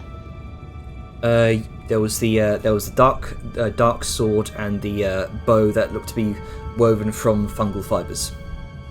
Right. Do they look like? Do they look old and worn, or do they look kind of like just dusty and otherwise pristine? They look old and worn, slightly tattered, as well as they seem to have gathered. You're not sure if it's dust or it's spores from these mushrooms that have gathered over possibly very, very long time. Right. Goku's gonna take out his poker again. He's gonna kind of poke on the bow and the sword a little bit. Give him a That's what poking it stick. does. Yeah. Hey, that's why he got it, so he doesn't have to touch things. But still investigate. So yeah, it's gonna like, yeah, just kind of push it a little bit, just kind of turn it over, like Okay. move them a little bit away from the corpses. The sword, does it seem like it's made out of metal, or is it made out of stone? Looks like it's made out of metal. Right, okay.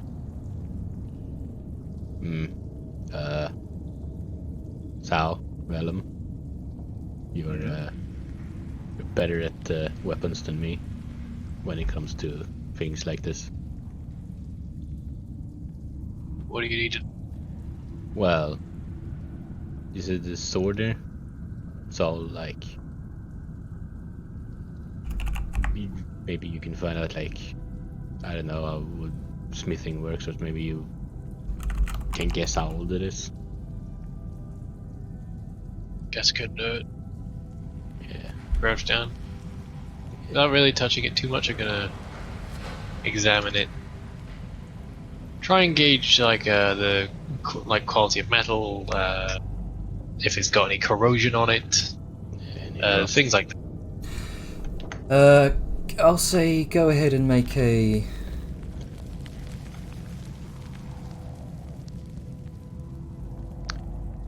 I think it would technically be a perception check because Yeah, investigation I'll implies touching as well. I'll say right? go ahead and make a perception check with advantage because you're familiar with blacksmithing techniques. 24. 24. This is definitely it's a metal called dark iron. It's often found here, deep underground. Almost like the sort of deep dark equivalent of iron. The only one quality you can make out from it is that it's been down here a long time. Slight rusting to it, possibly from the fungal spores. That's as best as you can make it. It's been down here for a long time. About, say, close to about a year now. Do I know anything about dark iron? Would I have heard of it at all? I'll make a history check. Oh boy, I'll minus say- 1, here we go. Giving your debating. Well, just because I know metals doesn't mean I know Yeah, very yeah. niche metals. Like, this is, if it's something from underground in this particular section of the world, then it's Yeah, not, it's understandable I wouldn't hear it. I mean, best you can If tell, you it's. were forged, Eric, there could be something about it. This Well, iron's forged just a little iron, bit I'd simply darker. Shoot myself. Yeah, it's iron that's dark and it's often worn by deep dwarfs or Okay, well, possible other no. creatures in the deep dark. That's best you can tell. Alright. Well, this has been here a while. Say like a year, maybe more.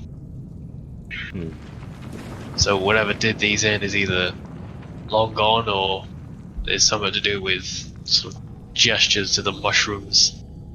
That. Yeah, don't touch them. Did it look like?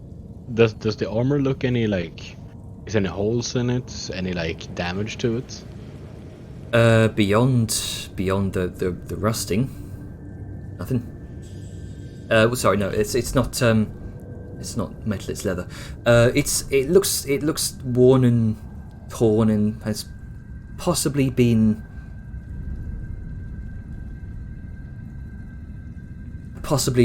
been kind of torn at by scavengers. Like nibble that, but Yeah. nothing that would be like a puncture hole in the chest or anything. Nah. Yeah. Do you think any of this is magical? I can't say for sure. If it was magical, I think it would be in Yeah. the better state. Yeah, magical stuff doesn't tend to do. Right. What state are the weapons in general? Like, are they mostly corroded? Is it just patches of like rust or wear? Probably just patches of worn metal and rust. Probably because it's just been down here a long time and has just been left aside to Yeah, the elements have worn it down over the time it's been here. Yeah. I'm gonna just get my bag, open it, and without touching the sword, just sort of stick them in. Okay. Handle first, obviously. I don't want to puncture my bag. So you're scooping. And like, moving my bag along the floor and just scooting them. Assuming people aren't are done with it, obviously. So you're filling your bag with these mushrooms? No, the weapons. Oh, yep, weapon. Okay. Yeah. Fucking, okay. Maybe if I melt them down later, I can learn how the fuck this metal works. Yeah. Are Just they gonna look- sheathed? That's a good question. I think they might be out, but They are what's the they deal? are out and were just scattered across the floor. I'm guessing there's no serviceable sheaths nearby. Best you She best you might could, fucking cut open and puncture your bag. best you Yeah. could best you could tell with your 24 perception. There was a worn sheath on the hip of one of these desiccated corpses. It seems like it'd still be usable. Possibly it might fall apart though.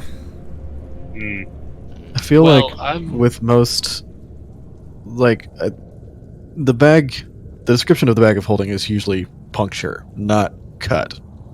So I think if you just, like, get some, maybe cut off, like, a short bit of rope just to tie around to, like, cinch it Yeah. on. Yeah, I was I going to think do it'd be something similar with that. And out of character, my understanding of it was if it was punctured from the outside, not the inside. But I have since been told that it's both. Yep. Well, in that case, I'm going to. Sorry, Balthazar. I'm going to take out a purple coat from my pack, and assuming everyone is done with it, I'm going to basically wrap the weapons in that very carefully, for both the sake of the weapons and the sake of the coat. And back in the bag it goes, but that's obviously once everyone's done looking at it. Yeah. Yeah. Means that they had them drawn when they died, at least. So it wasn't by surprise. I feel the icy glare from beyond the grave. I give you my most prized possession so you may look nice and you use it to hold some rusty pieces of junk. Oh yeah, sure, just shit on my goodwill. Good to know. Fuck you too. I wish I had a With the reverb utmost effect like respect, Jenner. I promise. It was either that or my bedroll, but if I It's fuck with that the up, I'm gonna utmost sleep in respect that I shit on your grave. it. Fine, I'll use my bedroll then. No, use the fucking coat. Use the code. I'm fucking with you. I know. What's Balthazar gonna do? Let's say yeah, fuck Be that. alive Like, to what the know? fuck? It's gonna corpse on you. But no, I'm thinking from like a. Yeah, you know what? He was given that. He's not gonna fucking risk damaging a gift. He'll use his bedroll. Yeah, So- yeah, okay. What? But What do I you was do? joking. Dude. Do it. No, out of character, it wouldn't. Out of character, I realized it wouldn't make sense for him to repurpose something like that for risk of damaging it, because it was a gift, and it seemed to carry some credence with it when it was given. So, So, Gurgle's gonna look at the bow. It's gonna be like, And it was made out of like mushroom fiber. Did you say? Yes. Weird. I haven't seen something like this before, have I? Yeah, people down here tend not to have wood available to them, so they make use of the next best thing, which is very kind of sturdy, large tree-sized mushrooms or fungus. As a fungus tends to serve the same purpose down here in the deep dark as trees would, or Right. other plant life. They kind of fill that role. Right. Well, anyone wants a bow? Is it a short bow? It would be considered a short bow, yes. Right. Okay. Anyone wants one?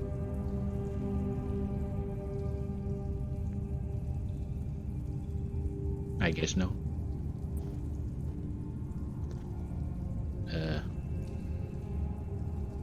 Oh well. I'm just curious as to why they would use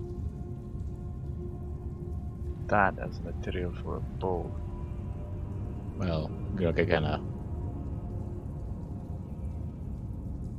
like swoops with his arm at like where they are. It's not really any trees here. Sal sort of blinks a bit and then just nods. Right. Yeah. Don't really know how it compares, but you know, you make do.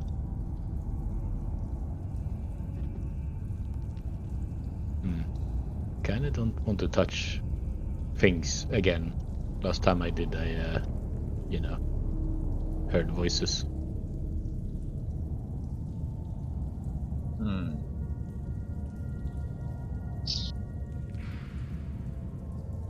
What you doing? I see there's some RP going on with Liska and Venom. Oh, right. He's gonna motion to the swords, but you don't care about the state of the blades, right? No, I mean, I'm just gonna melt them down whatever I can of it, but I'm gonna put them in the bag. Well then, here, and she's going to, she's like gonna motion like, can I see the swords real quick? Yeah, he will scoot lower. Okay. Are we not touching them? Is there a reason we? He's hesitant to touch them because he has no idea what the fuck they are, where they've been, if they're magical. He's playing it very safe. Okay. Yeah, you don't. What was that, Gronko? I was just Jenner's gonna say, you typing don't just- very loudly. Sorry. I was gonna say that you don't just touch random weapons next to corpses in a deep dark cave. It's generally a bad idea. I mean, are they magical? I don't know. She looks at Salyun. Are they magical? I don't think so. Magical weapons and such don't tend to rust. And do they look? And do the actual blades look like they have anything on them? Like, you said there's a small patina of like maybe the fungus, right? Or like spores. It's seen. Yeah, the spores themselves may have contributed to the rusting and the wearing of these implements over time. Okay. So yeah, Liska's just going to. She's going to blow off, like, whatever there might be. Not that Gotta she cover your fucking cares. mouth. And then she's going to pick up the swords. Okay, There's one cool. sword, That's right? safe. There is only one sword, and there's one sword and a No, bow. I thought there were multiple. No, just sword and a bow. one sword and a bow. Oh, okay. Oh, Well, okay. sword. Okay, then. Yeah, pick up the sword. And you said that there might have been a sheath or something? A very worn leather sheath on one of the desiccated corpses. Okay. Liska is going to pick up the sheath. Don't really know what part of it is still there. But what she's going to do is she's going to bend it over in half so it makes like a C, put the tip of the sword in there, and then just wrap it with a brief little thing of rope and like yeah, just going to basically cinch it All right. and then hand it back to Vellum. Let's not destroy things that are important if we can help it, yeah? Well, I mean, I was only gonna wrap it up in it, but that does save me the hassle.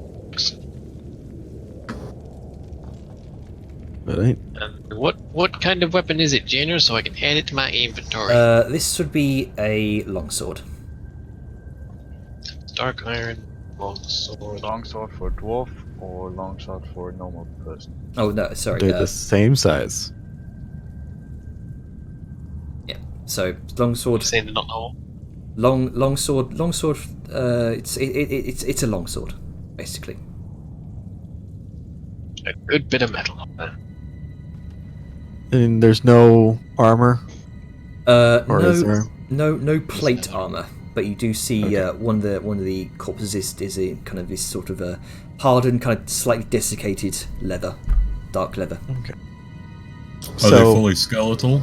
They are there are any fleshy bits? at this time they are mostly skeletal, very much akin to the the type of decay you saw in the tunnel. These have been here for a long time. Okay. I find it very odd that this is so avoided by the dwarves, it seems. Well, the mushrooms aren't good for touching, so you probably just don't want to touch them. I mean, true, but what about that? And she like points off to the distance, the giant disc. Yeah, I don't know what that is. Maybe they know that. Maybe they don't know what it's here. I Maybe mean, these two were gonna find out what was here, and then they died. and they just never came back. I mean, possibly. Yeah. These skeletons definitely have been here for a long time. You can see the what appears to be the hole in the head, similar to what you saw in the tunnel. Unfortunate. Can I tell the race of it? Are these dwarves? These do appear to be dwarves. Quite possibly from the putting two and two together. This is easy enough to figure out. These appear to be deep dwarves. Alright, little rub on his chin as he's in thought. Sort of straightens the corpses a little bit. Takes out a water flask, puts some in his hand, flicks some on each skull, and says a quick little prayer, and goes off. Don't think there's any souls for you to steal. Quips. No. I suppose there isn't, is there? So, Vadmia, Yes. you never seen this before? Oh, I've never been here before. There is very, very, very bad Trushma around this place. Oh, good. Because just kind of look down. It seems very deep, right? It goes on and on and on, just obscured by this bright, dull glow from beneath, this purple fog. So, the amount of mushrooms here. There's a lot of dead shit. Probably a lot of things died here. And we're just gonna take one like a rock and just gonna toss it off the side. You hear it kind of tumble down below.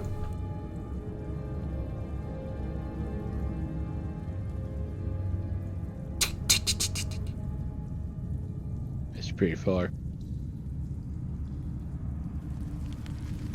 Yeah, that sure is. I don't think we want to fall down there. No. I don't think we should. Do we want to investigate this? Well, I mean, you've got better eyes than we do, Crooks. Can you see any sign of who we're looking for down here, or maybe some sign they were here? Well, there's the big disc over there, but there's no bridge. Maybe there was one at some point, but there's no longer. A disc. It looks like one. It's like propped up on the wall, so it's like could be a door, maybe. It's all dim light in here, or is it dark? It's dim light. Would I be able to see that far, or is that just too far? Go ahead and make a perception check with disadvantage. The book said something Nope. about an exile being where the purple mushrooms were, and Kroger kind of gestures. This is where the purple mushrooms are. Yeah. Don't know if that exile is a good or a bad thing for us, though. Well, they did mention the thief and the exile at the same thing, so.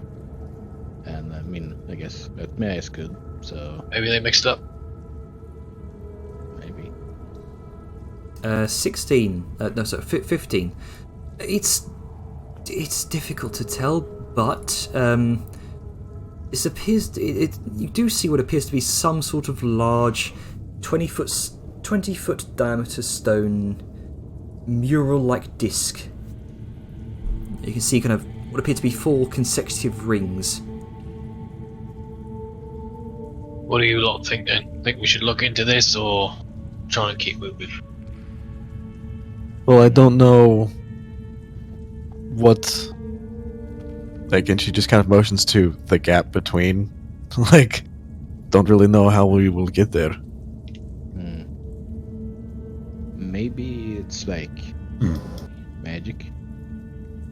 We Maybe didn't walk through a invisible wall bridge? yet. I mean, you are free to test that gap as much as you want, but I will not be. There we go. Any loose just- little stones I could grab? There's plenty of loose stones. Can we Indiana Jones this? Yeah. Leap of faith. Step forward and carefully go down this path with my I don't weigh as much as Liska body. Hopefully it won't collapse. Yeah, Gurka's Alright. gonna slowly follow him as well. Slowly follow Aja. Seems sturdy. Alright. Since there's some stones here, I'll get some that are about fist-sized, I suppose. And I'll just start tossing them here and see if they all fall. Okay. You See if there's any little hidden bridges.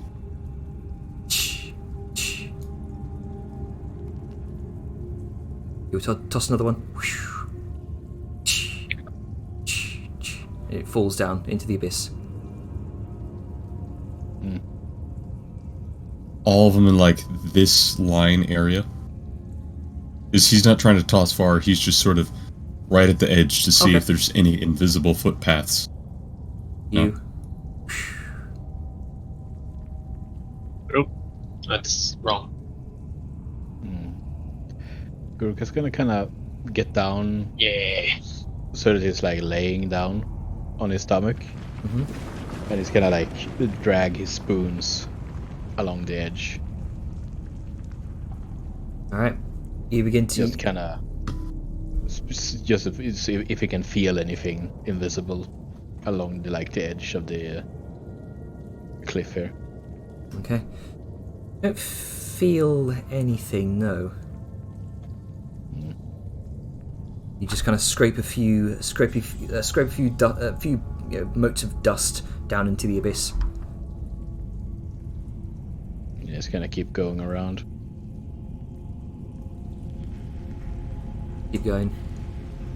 Still just scraping rocks off and kind of pushing them off down over the edge. Right.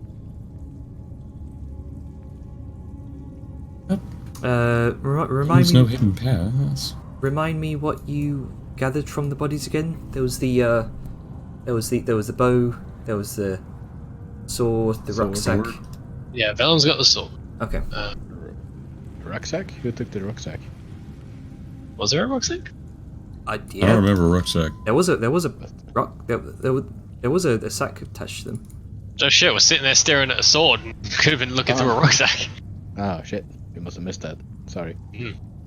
Okay. Yeah, so there was a knapsack. Right, okay.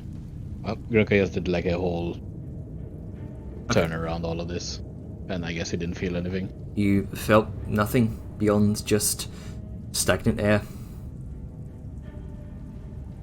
I don't think there's anything here.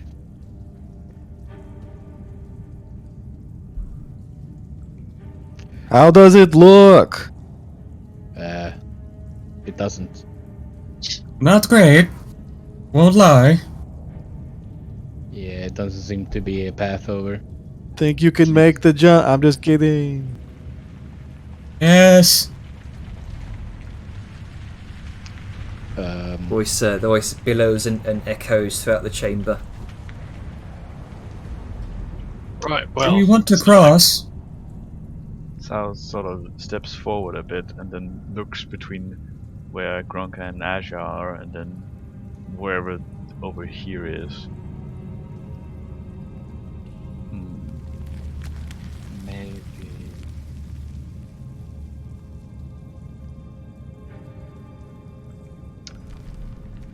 And Sal will sort of, walk across carefully. Is there anything I could do to see what that discus thing is? It reminds me of a door. As a player, it reminds me of the door to Nogdor's tomb. Mm-hmm. But Is there anything I could do in character to try and decipher what this obviously go ahead and make sapient made Go ahead and make an Arcana check. Arcana? Got it. Ponder this carefully. 19. 19, nice. You're really banking off that fucking guidance. Hey, Oh yeah, dude. Every single That's why- time. If I can, I will. You do make out markings across the door, like they've been there for years, and this definitely appears to be some sort of door. Best you can tell with 19. It looks like they've been there for years, at least a few decades. The stone itself. Oh, Oh yeah, I was just gonna say any sort of magical, ritualistic, anything like that. it seems to be in a sort of language, yes. This appears to be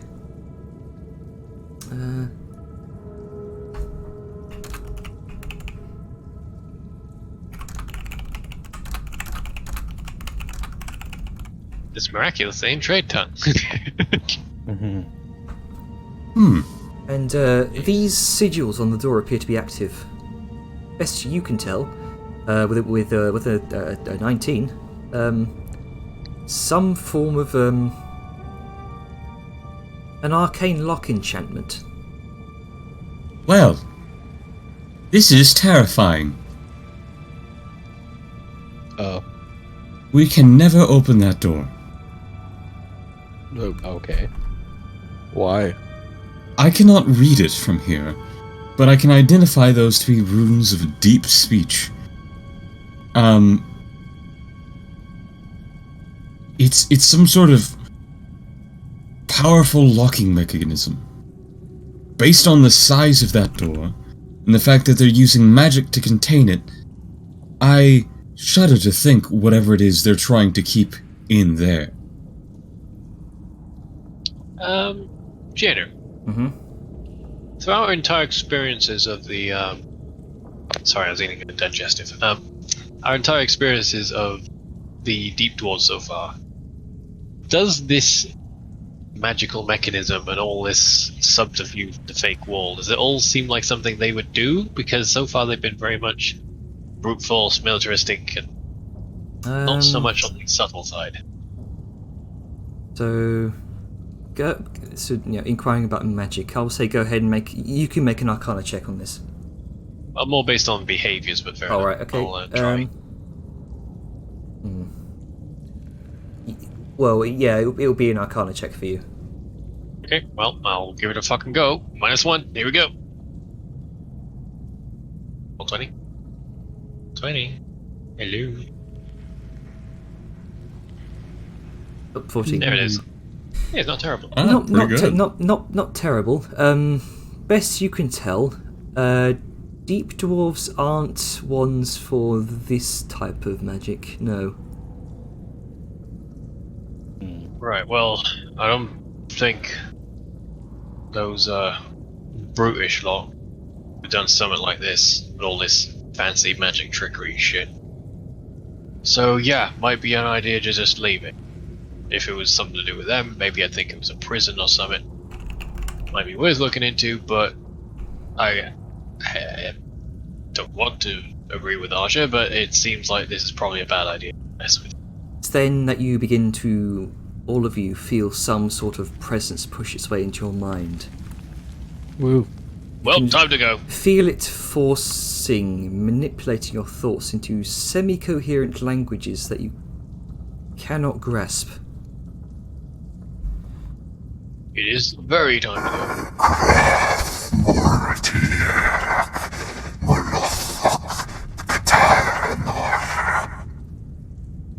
I would like all of you to make wisdom saving throws. Oh, good. And my browser just derped that. That's a shame. That's a 0. Yeah, and 8. This is a who boy. 7.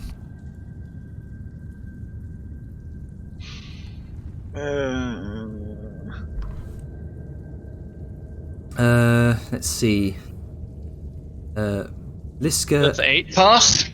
Liska and Grunker, both of you take An 8 does pass? I rolled an 8. 4 points of psychic damage. Does an 8 pass? An 8 passes. Are you fucking serious? Wow. Sure, okay. It's a Sorry, I don't mean to Okay. rub it in, but just the it's a rolls rose. like that absurd. never pass fucking anything. DCs usually start at You 10 rolled and a work up. I 3. never Why expect... even have us roll?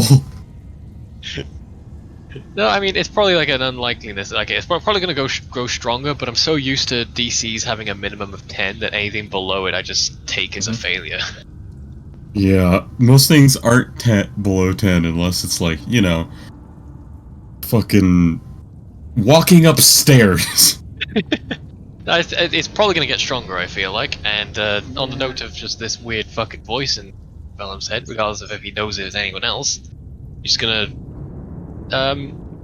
yeah. We should. He is going to take Vladimir's hand and start leading her towards the exit. Right, time to go. We are leaving. I heard some fucking voice in my head. This is not a good place. Yeah, no, we should go.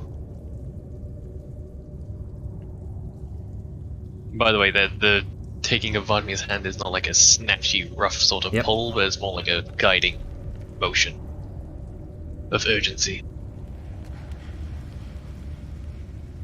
Oh great, Archer's trying to talk with the disciplined voice. This can only go well. No. Aja kind of stood there holding the book, just seemingly frightened and just calling out into the ether. No. Don't do that.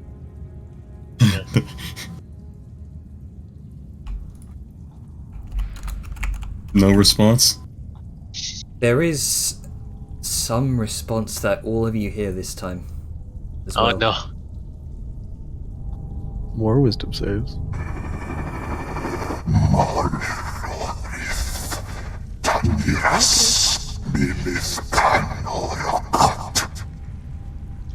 Alright, we're going.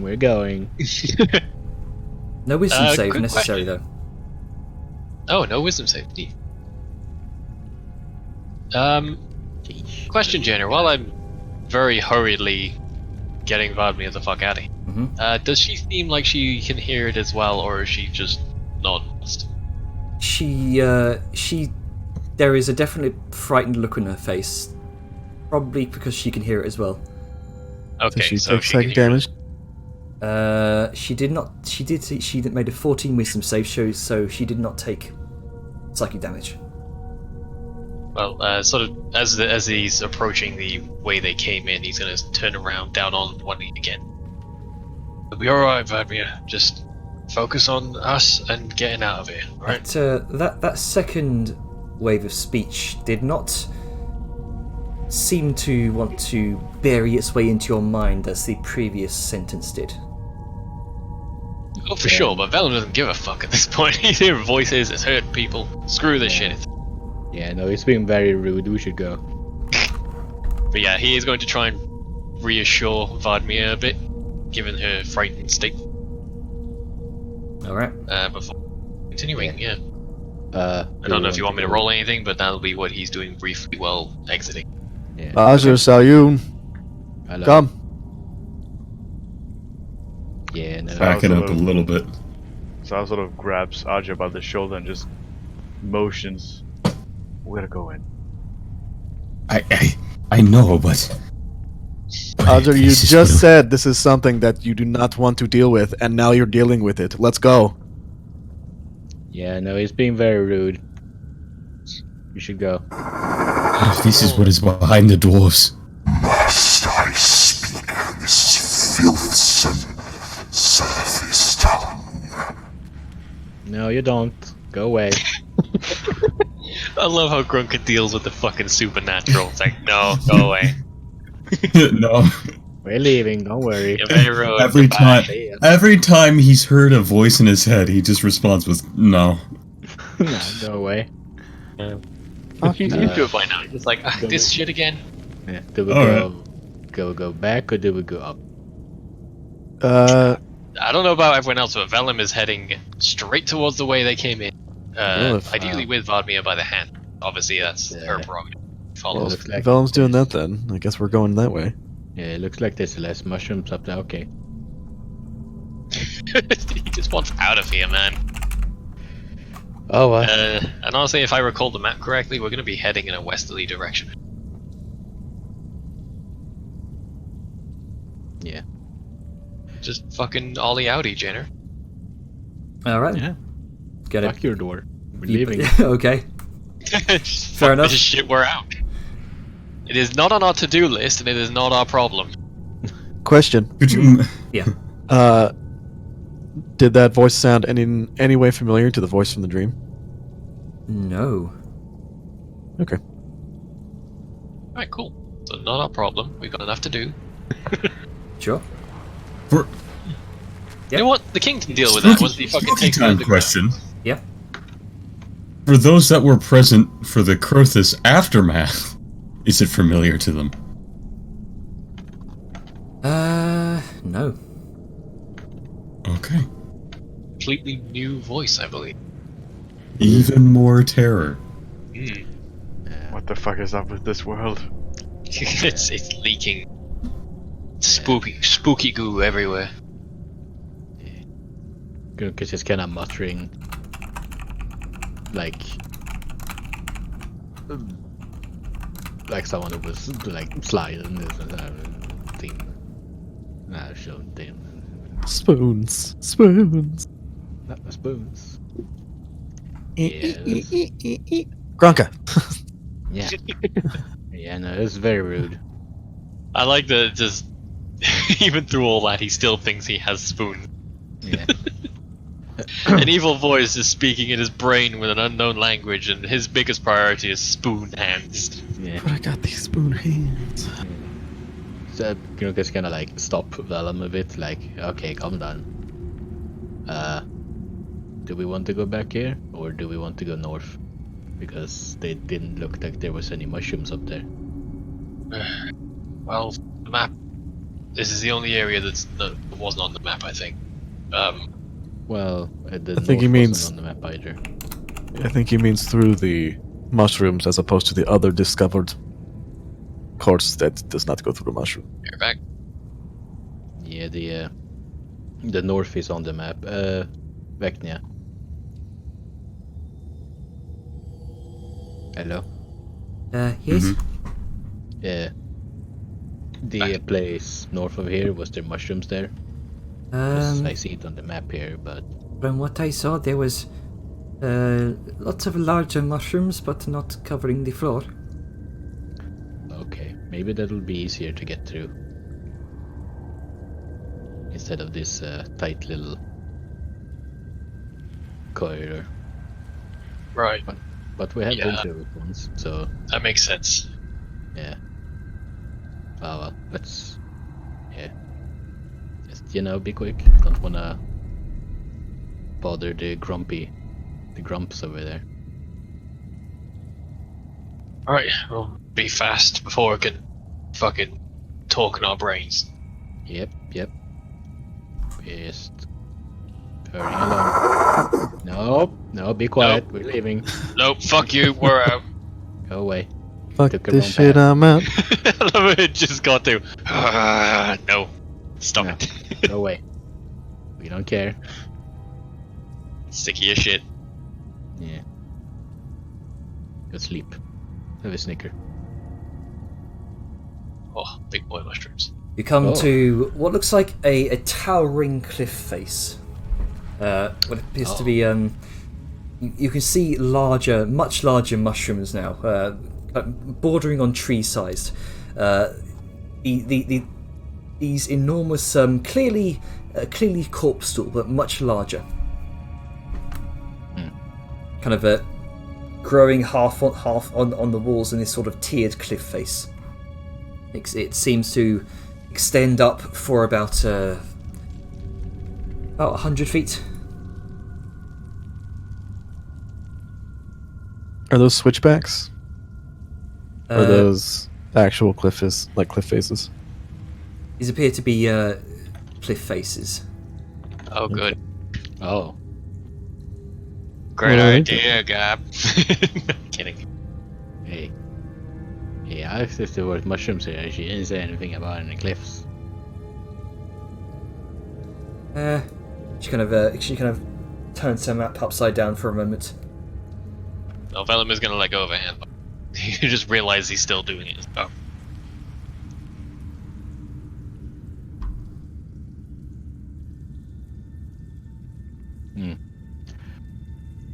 Right. Well, I guess. How nice are these cliffs? Like, are they smooth? Are they like super craggy? Would they be easy to climb? They're relatively smooth. They might require an athletics check to climb. How high are each tier? Each tier is about that's a lot bigger than 100 feet. My bad. Yeah, cliff itself, my bad, will be about 200 feet. About 40. 200 feet. 40. Yeah, each of these are about. First two are about 40 feet. The next is 80 feet. Oh boy, aren't we happy somebody bought spare climbing kits? Yep. Yes, we climby, boys. I mean, hold up. We did this because it would be safer. Easier. We thought this would be easier and safer. I feel like we can probably, since we're just going to be going west, either to the big tower or we're going to the other part of the undiscovered map. It's all west. Yeah. Yeah. So- west or south. I think we just go west. Let Yeah. Grunka lead the way. With him and Sao, they did very well leading us last time. I feel like Yeah, no, I don't think we should. I don't think we should try this. Yeah, alright, back to this fuckhole's chamber. Just you know. Don't, just don't- angry. don't This must beg. be the most fucking annoyed entity. It's like, oh well, they're back. They must have been tempted. The, They're leaving again. Like, and we're going. You begin to hear once more the boring into your mind. Right. You are not something asking vermin. Why you that invades my sanctum? Shut up. We're not staying. Yeah, don't worry As about fast as it. possible. Going. Yeah, we're just tourists. Go Like, away. not invading, just visiting. Yeah, go sleep. Go sleep again. Oh no, Fucking. he's begun. He has corrupted you. Jenna, stop breaking my fucking Firefox. I had to relaunch it. This is what you get for double backing, yo. Oh no. Wow, Sable, that's well, It got pretty bad before I closed it. Well, first of all, you've just gone through back through the polyp mushrooms. I need right. yeah, Forgot I we need- to do the check. yeah. Brunka, make a dexterity check with Saoyun. Yeah, advantage. Three. Oh, Yeah. that's 19. 19. You in your rapid panic to get out there as quickly as possible. You kind of retrace your steps, mad dash as Saoyun helps you along. It's more like an annoyed dash, like you walk by someone who honked at you, and you have to walk past him again, and it's like, oh, not this guy again. Yeah. Fucking. Ugh, just ignore him. Find myself again. This motherfucker. Yeah. Okay. Right, so we're never going back there again, right? No, he was very rude. Called us deaf and dim. It's not. How much not more fucking shit we're gonna come across down here? Nah, Well, to be fair, did say please first. oh, I did. I couldn't hear that. Yeah, That was all the- it was the fucking voice in my head, and I ain't having none of that. Yeah. I mean, he did. He did. You know. He did hurt us first, and then say please. So I don't think he's very nice anyway. Very well. There will be investigations at a later date. I mean, Now. now you know where it is. West. Yes. Yes, I do. So west. Insight! No. Sure. Fuck it, sure. Just that statement had with a very unnerving connotation to it, and I want to try just and glean what just that some Balthazar coming through. Don't worry about it. Balthazar lead. Alright, I'm we begin. It might be. Can I just say something out of character? Yep. With the amount of options and things we've experienced so far with all of this, my brain is numb with the amount of things we can do. So I'm mildly off currently. You're going into lockdown because your brain can't handle the new information. Yeah, I think Jan has been playing too much Divinity. That game's just. Oh, well, what do you want to do? You can do it. Oh no, the cats are back. The wisp. No, The the wisp cave has cat. returned. not the cave cats.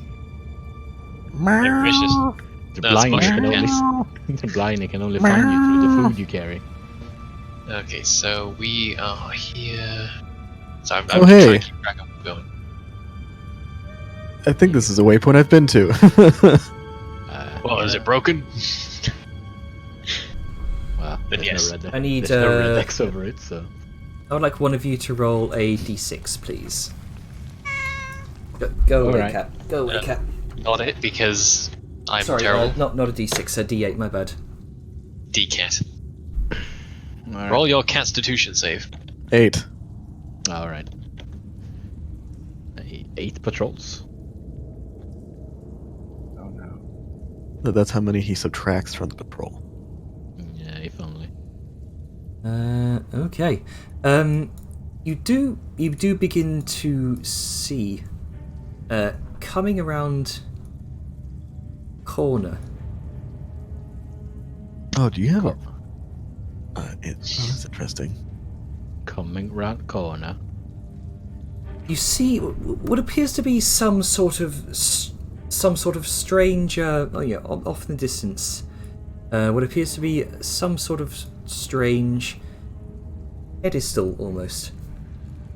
There appears to be a pedestal housing some sort of orb top. What, right? Where do you mean this Here thing? or? Around here. Oh. Oh well. Quick question: Is this one of the places that I've been? I personally can't remember, but Liska probably would. Let's see. It looks familiar. You only briefly kind of apparated and disappeared from here. You didn't get Okay. didn't get much of a good look around the cavern per se. Oh no, it's basically I'm just wanting to see if this is still a functioning waystone. The gemstone appears to be missing from the top. Okay. Yep.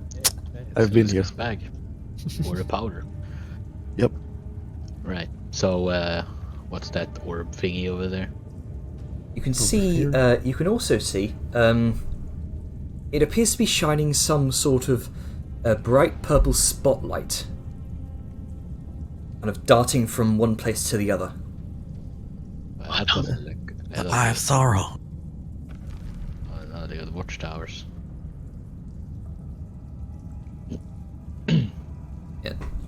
You can't get a good look at it from here.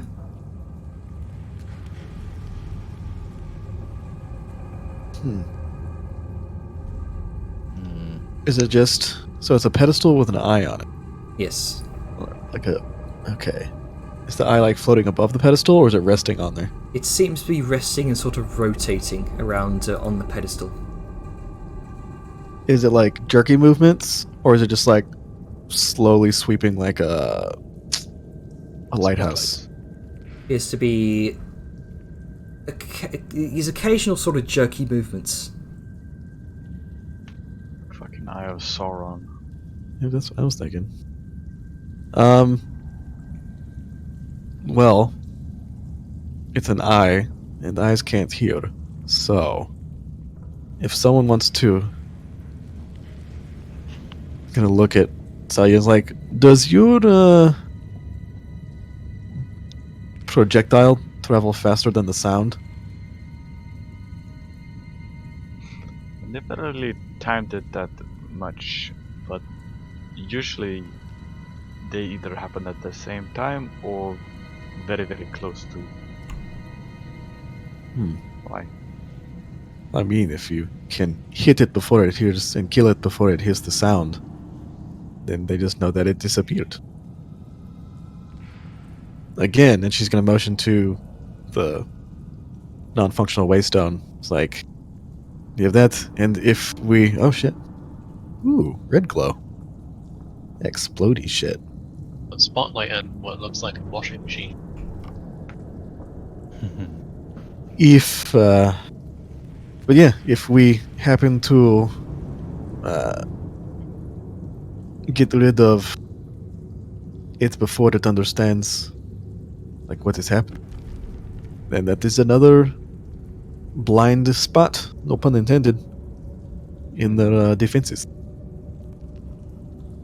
I'm looking at the map trying to figure out what section we're in. There's a worm tunnel nearby we can make use of. I'm keeping track of it, but I can't keep exact coordinates. I think it's somewhere here. Oh, I can't ping on... Oh, that's because I don't have the ping thing selected. I think it's somewhere up here. But this is the same generic map that... It just glows red now, Yeah, I have it open in a different tab. which Yeah. is really cool.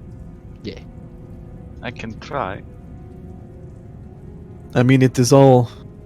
Unless we think... Because that spotlight is moving around very jerkily. Unless we think that we can sneak up on it and deal it like a killing blow.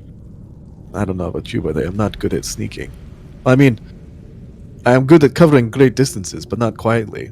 But if it can't hear, then that doesn't matter.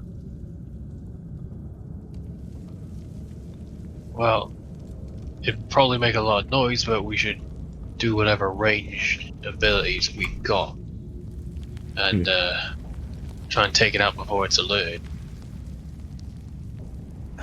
Does After that, anybody... we're gonna have to fucking bolt, because the sound's gonna attention. Does anybody happen to have... I've seen it done by my demonic brethren. Darkness? Vladimir raises a hand. Hey!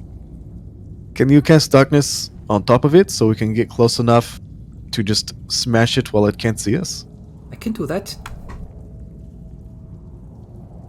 I would need to sneak up on it though. How Maybe. close? As long as I can get it within 60 feet, that should be fine. You know, eyeball that distance, pardon me.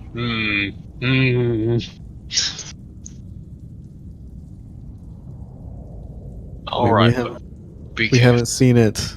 Yeah, we haven't seen it go necessarily that far out. I think I saw it briefly for a moment. It's tickling the edge of it, and that's the worst part. You don't. Tickling is the worst bit. So right I've seen it around about here. At some point. Yeah. Goes right, left. It doesn't seem to go up or down that often.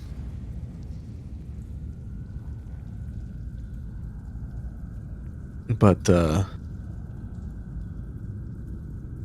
yeah, so I mean there is many different avenues of approach. It's really up to you. What do you think I should do?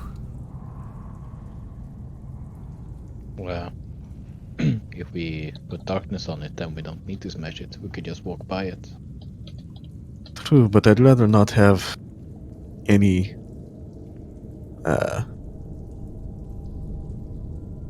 I'd rather not have it surviving. You know, it's just another thing that we would have to deal with if we come back this way.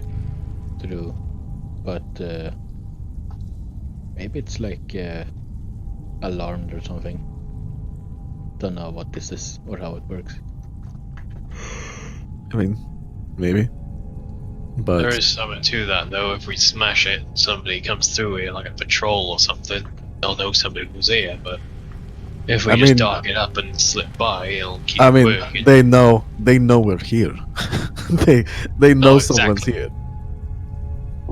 So it's not like, as far as they know, and this is just a thing. As far as they know, this is a multi-pronged attack because we have destroyed multiple things at the same time. And right now, they're trying to deal with a possible large force or just a very effective spread out force. And the more we blind them, the more they are groping around blindly. Alright, well, I guess dark it up and smash it then.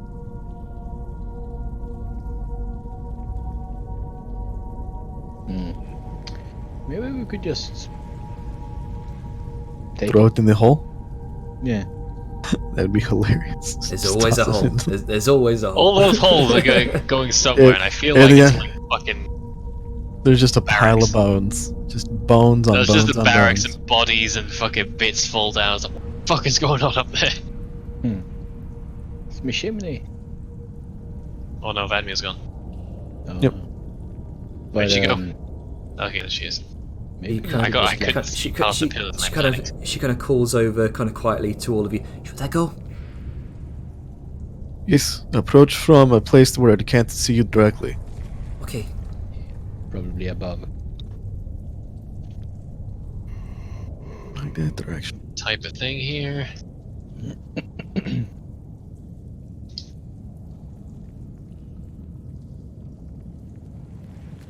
Ooh.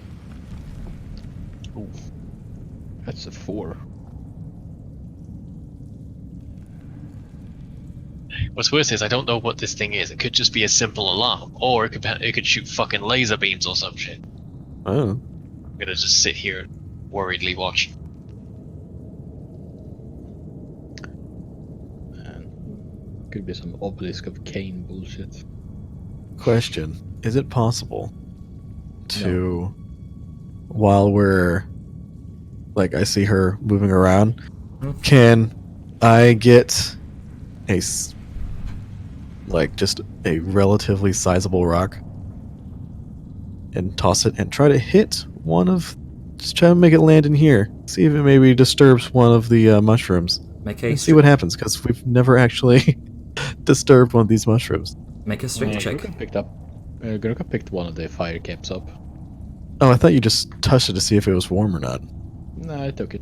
It's in his bag. I mean, it's Grunk. He's gonna take it if he can pick it up. Yeah, true enough. Go ahead. What was I doing again? So Alright. I'll say if this strength check is successful, or if this athletics check is successful, I'll give Abby an advantage on this stealth check All right. because you're technically helping her. 25. 25, nice. All right, so you hurl it around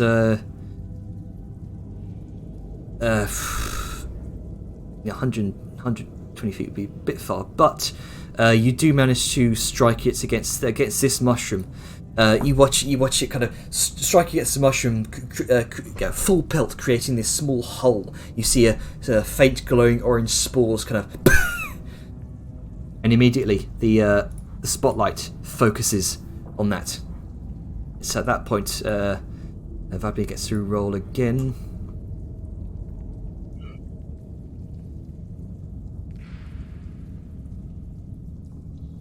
Yeah, it's better. Better. We'll see how it works. Well, Let's she's see. in range now, so. I don't know what's worse, alarms or laser beams, because alarms would alert everyone but wouldn't be deadly, but laser beams wouldn't really alert everyone, would be deadly. Yeah, ray of disintegration.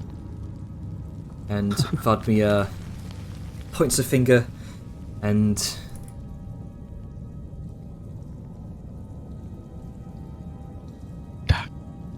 what's the components? You watch her kind of pull out from a component pouch a small bit of bat fur and a drop of pitch, a piece of coal. Kind of slap her hands together, kind of whisper a few words, and then points over in its direction.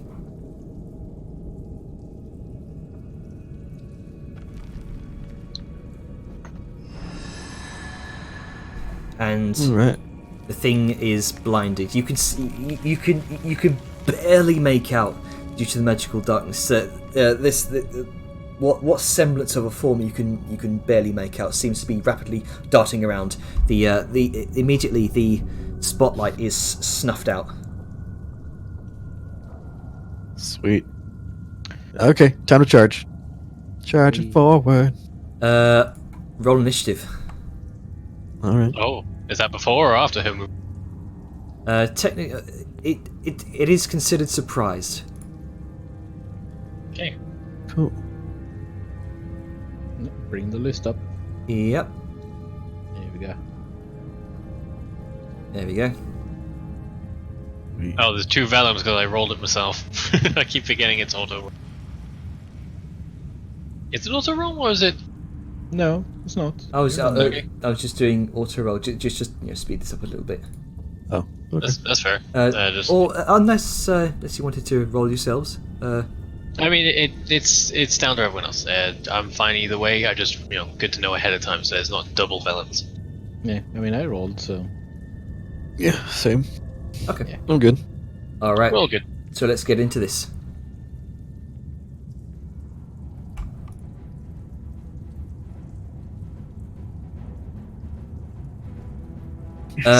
You can see. You can see what appears to be some sort of. No, actually, you can't see because it's fucking darkness. Nothing better. That's Yeah. the point. It's magical Sagan. darkness as well. Yeah. Yep.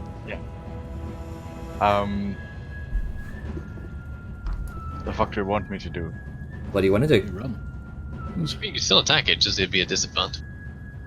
True. I'm gonna move.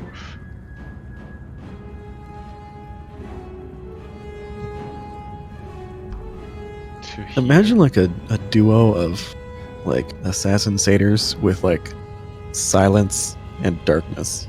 Just like, I'm sorry, you're fucked. There is only death. And then I'll use my action. I forgot move to again. roll for the Oculus Sentry. My bad. Wow. So Well, it was a surprise round, so. I mean, Yeah. what can it do? in yeah, darkness? it's surprised. So go ahead. I'm gonna move to here.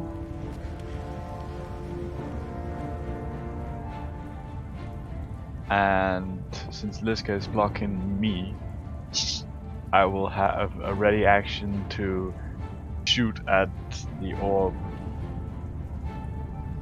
with, fuck it, my crossbow.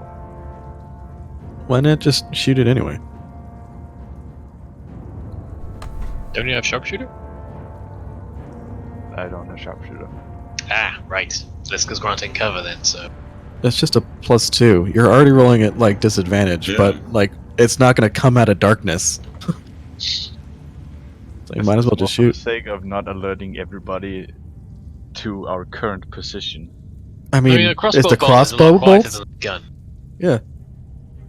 Crossbow bolt is fine. It's like a dong. Okay. Do you want me to shoot you between the legs, or shoot through between your legs, or something? I'd rather Like bullet, 'cause I'm crossbow not bolts total arch. cover. I'm just half cover. You can shoot around me. Yeah. People don't like creatures don't provide solid walls. I'm not like a wall of force. Last Yeah. time somebody just said, "Yeah, you can just shoot through my position. I'm just half covered." I ended up not failing, and the GM ruled that I accidentally shot them in the thigh.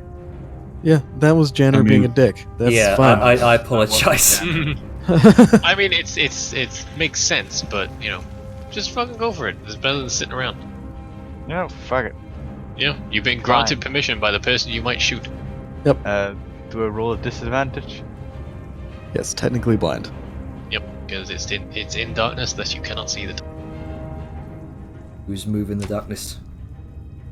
14. Disadvantage, that does hit. Alright. You hear ting from the inside.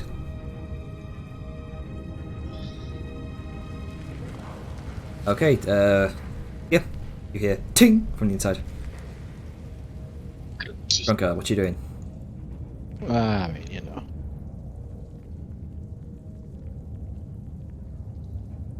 Yeah. Are you going straight over the hole, yeah? Alright, just hold there. Yeah, there's a hole there.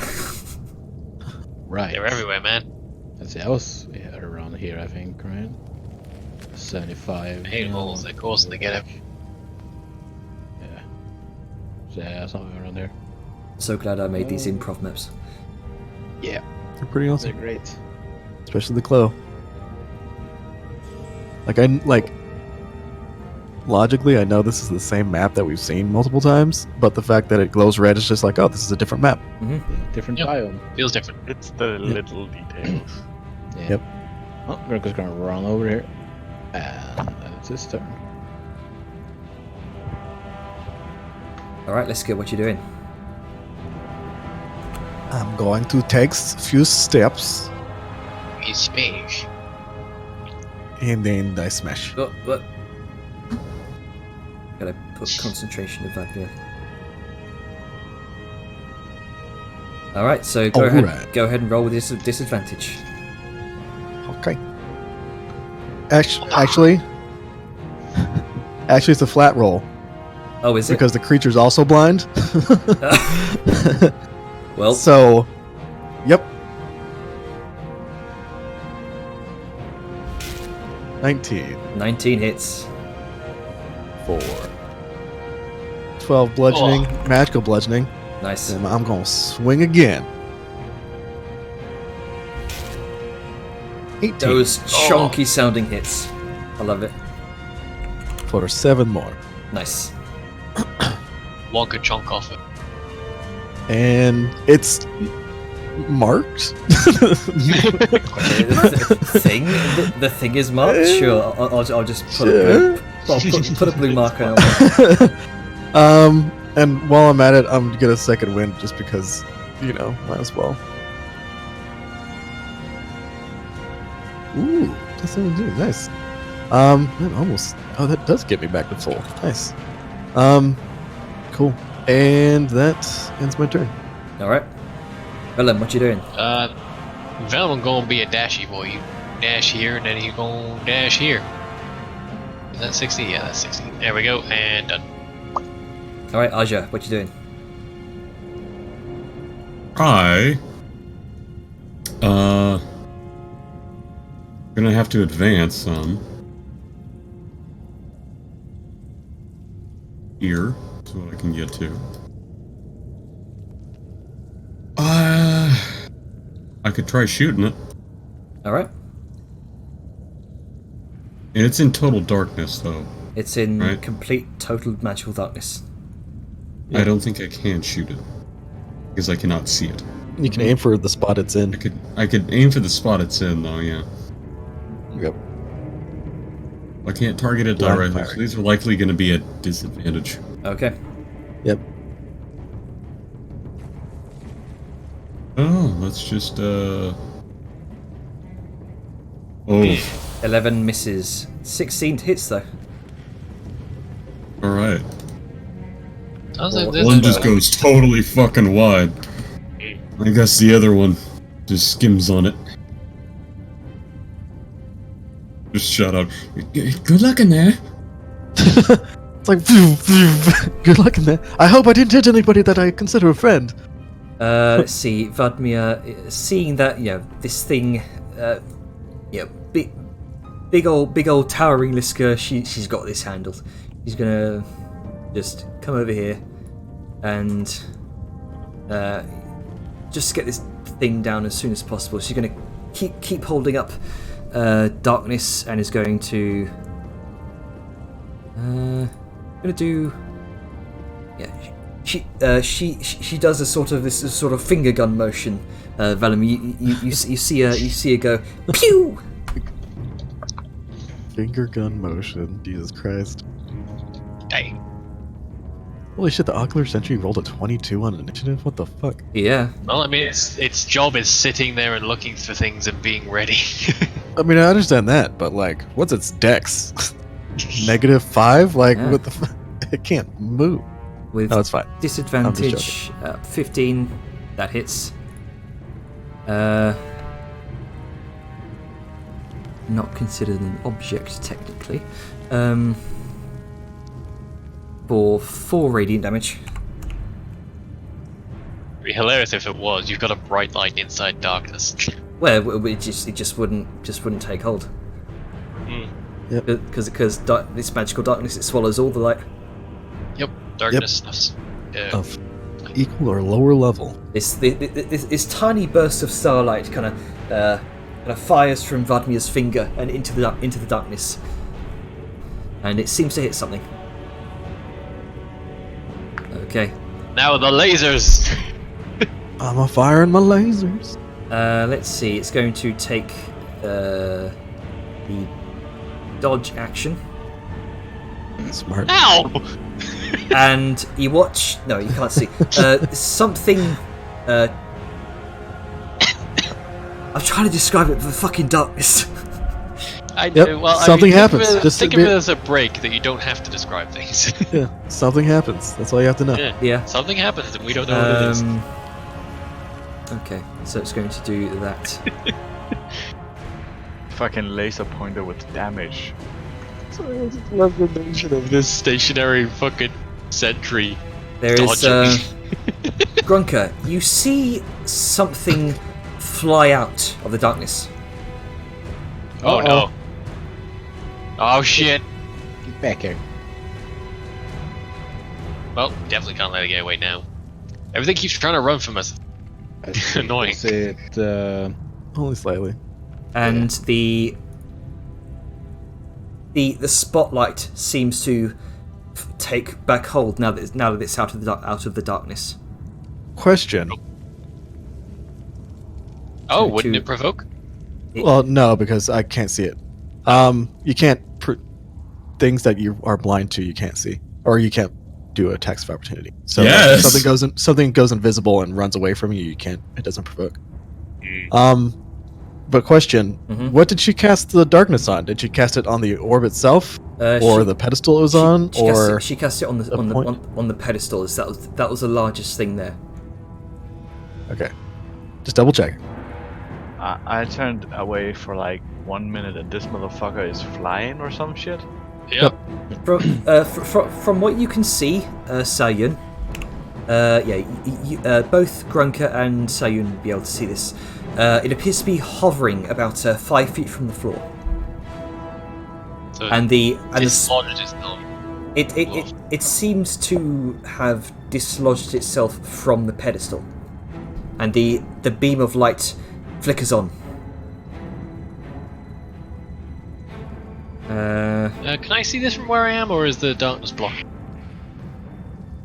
The darkness would probably be blocking it at this point. yeah, how tall is the darkness? It's like 20. It's a 20 foot radius sphere. Yep. Yeah. Sayun. Unless I'm mistaken, I Yes. can't. There's nothing. Bonus action. I always Uh, forget. Is it with? I will move Uses action. to here. I will drop prone. If you could please add that to me. Yes.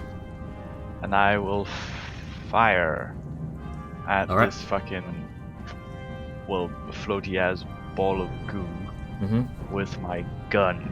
Because at this point, fuck it. If he gets away, it's gonna let him know where we are. God bless. Yep, that hits. America!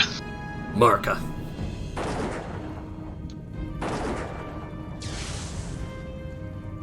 There we go. 21. And that's magical. Yep. Yes.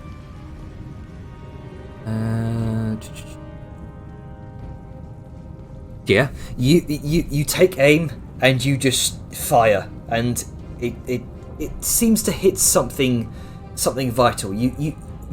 This pinpoint of a light seems to. It's like a bright target, if you will, and you aim right for that just as the spotlight is coming over towards your direction, Salyun. You fire, unleash the bullet, and it pierces straight through this point of light. And this orb, drops down onto the floor. Yay! Oh no, BB-8. Let's get the Seemingly, fuck out of here before we got alerted. Alright. I assume combat is over. combat is indeed over. Good. I was gonna ruffle Vadmir's hair. Sao will stand up. Did I do good? And walk You did over to great. this thing. What is? How big is it, by the way? It's about football sized. Right, so like a head. Yeah. Sao will pick it up. All right. Also remove the pronoun. No, Sal was crawling over there. You can see there are sparks of purple energy kind of kind of crackling around its form.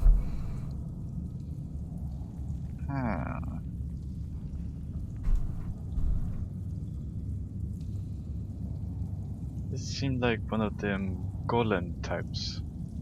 It also, now that you get a close look at it, it's unmistakably dwarven in nature, and it appears to bear the resemblance of an eyeball.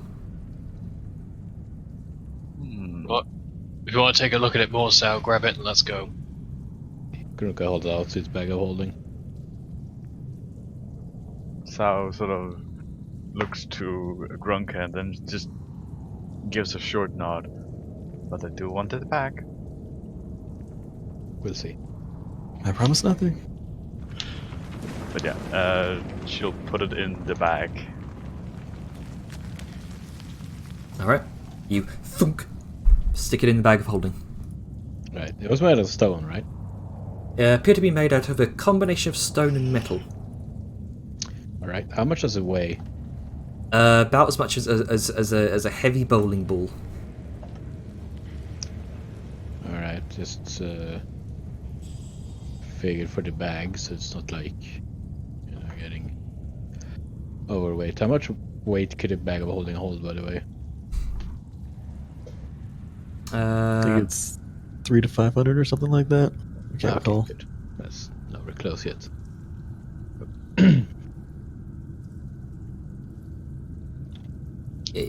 You've got the weight limitation on your own bag of holding there. Stone Eye Sentry thing. Okay then. Stone Eye Sentry thing. Let's figure what it was. 500. Oh, 500. That's a hefty boy. Yeah. There we go. Let's see. So a bowling ball is like 10 to 14 pounds. Yeah. Right, just put the 10 here then. Or 12, let's be generous. Alright. Well, the orb was over here, right? Let's see. You've sort of moved up in that direction. Right, The orb was located here. Yeah. I'll stick a marker on just so you know where it was.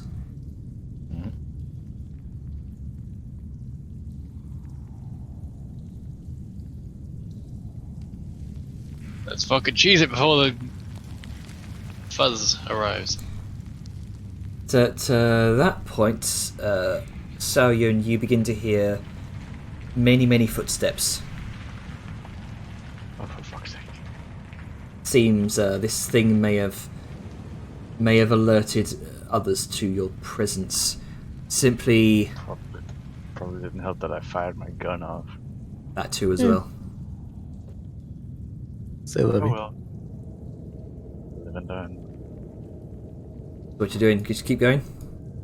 Yep, fucking get the fuck out of here. We do not want to be here when they arrive. All right, which way? Just keep going. Just keep going west. Depends on where the footsteps are coming from. Yeah. That's a Yeah, where are very- they coming from? Okay, Very appear to be, important distinction. okay. They appear to be coming from this direction. Oh, there we go. The direction we wanted to go. At least I think it is. Where are we? Yeah, where are we on the map? That's the thing. We're like in the middle Trying to of the keep map. track of it. Oh, we're in the bit. Okay, yeah. So the direction that they're coming from is Yeah, the... yeah, we're in this bit with the two downward paths. A little prong, so we're like right in the middle of the map. We Alright. could s- take the so- worm tunnels. Yeah, worm tunnel up, left, and come back around behind them after they come through. Either that, we just keep following it up to further west, because, you know, Yeah, one of the worm tunnels goes all the way over there. yeah. I mean, yeah, sure. Well, we'll see what the why worm not? tunnel is like once we're in. Sound Okay. motions to the party. Well, seems like we got company coming. No, this one.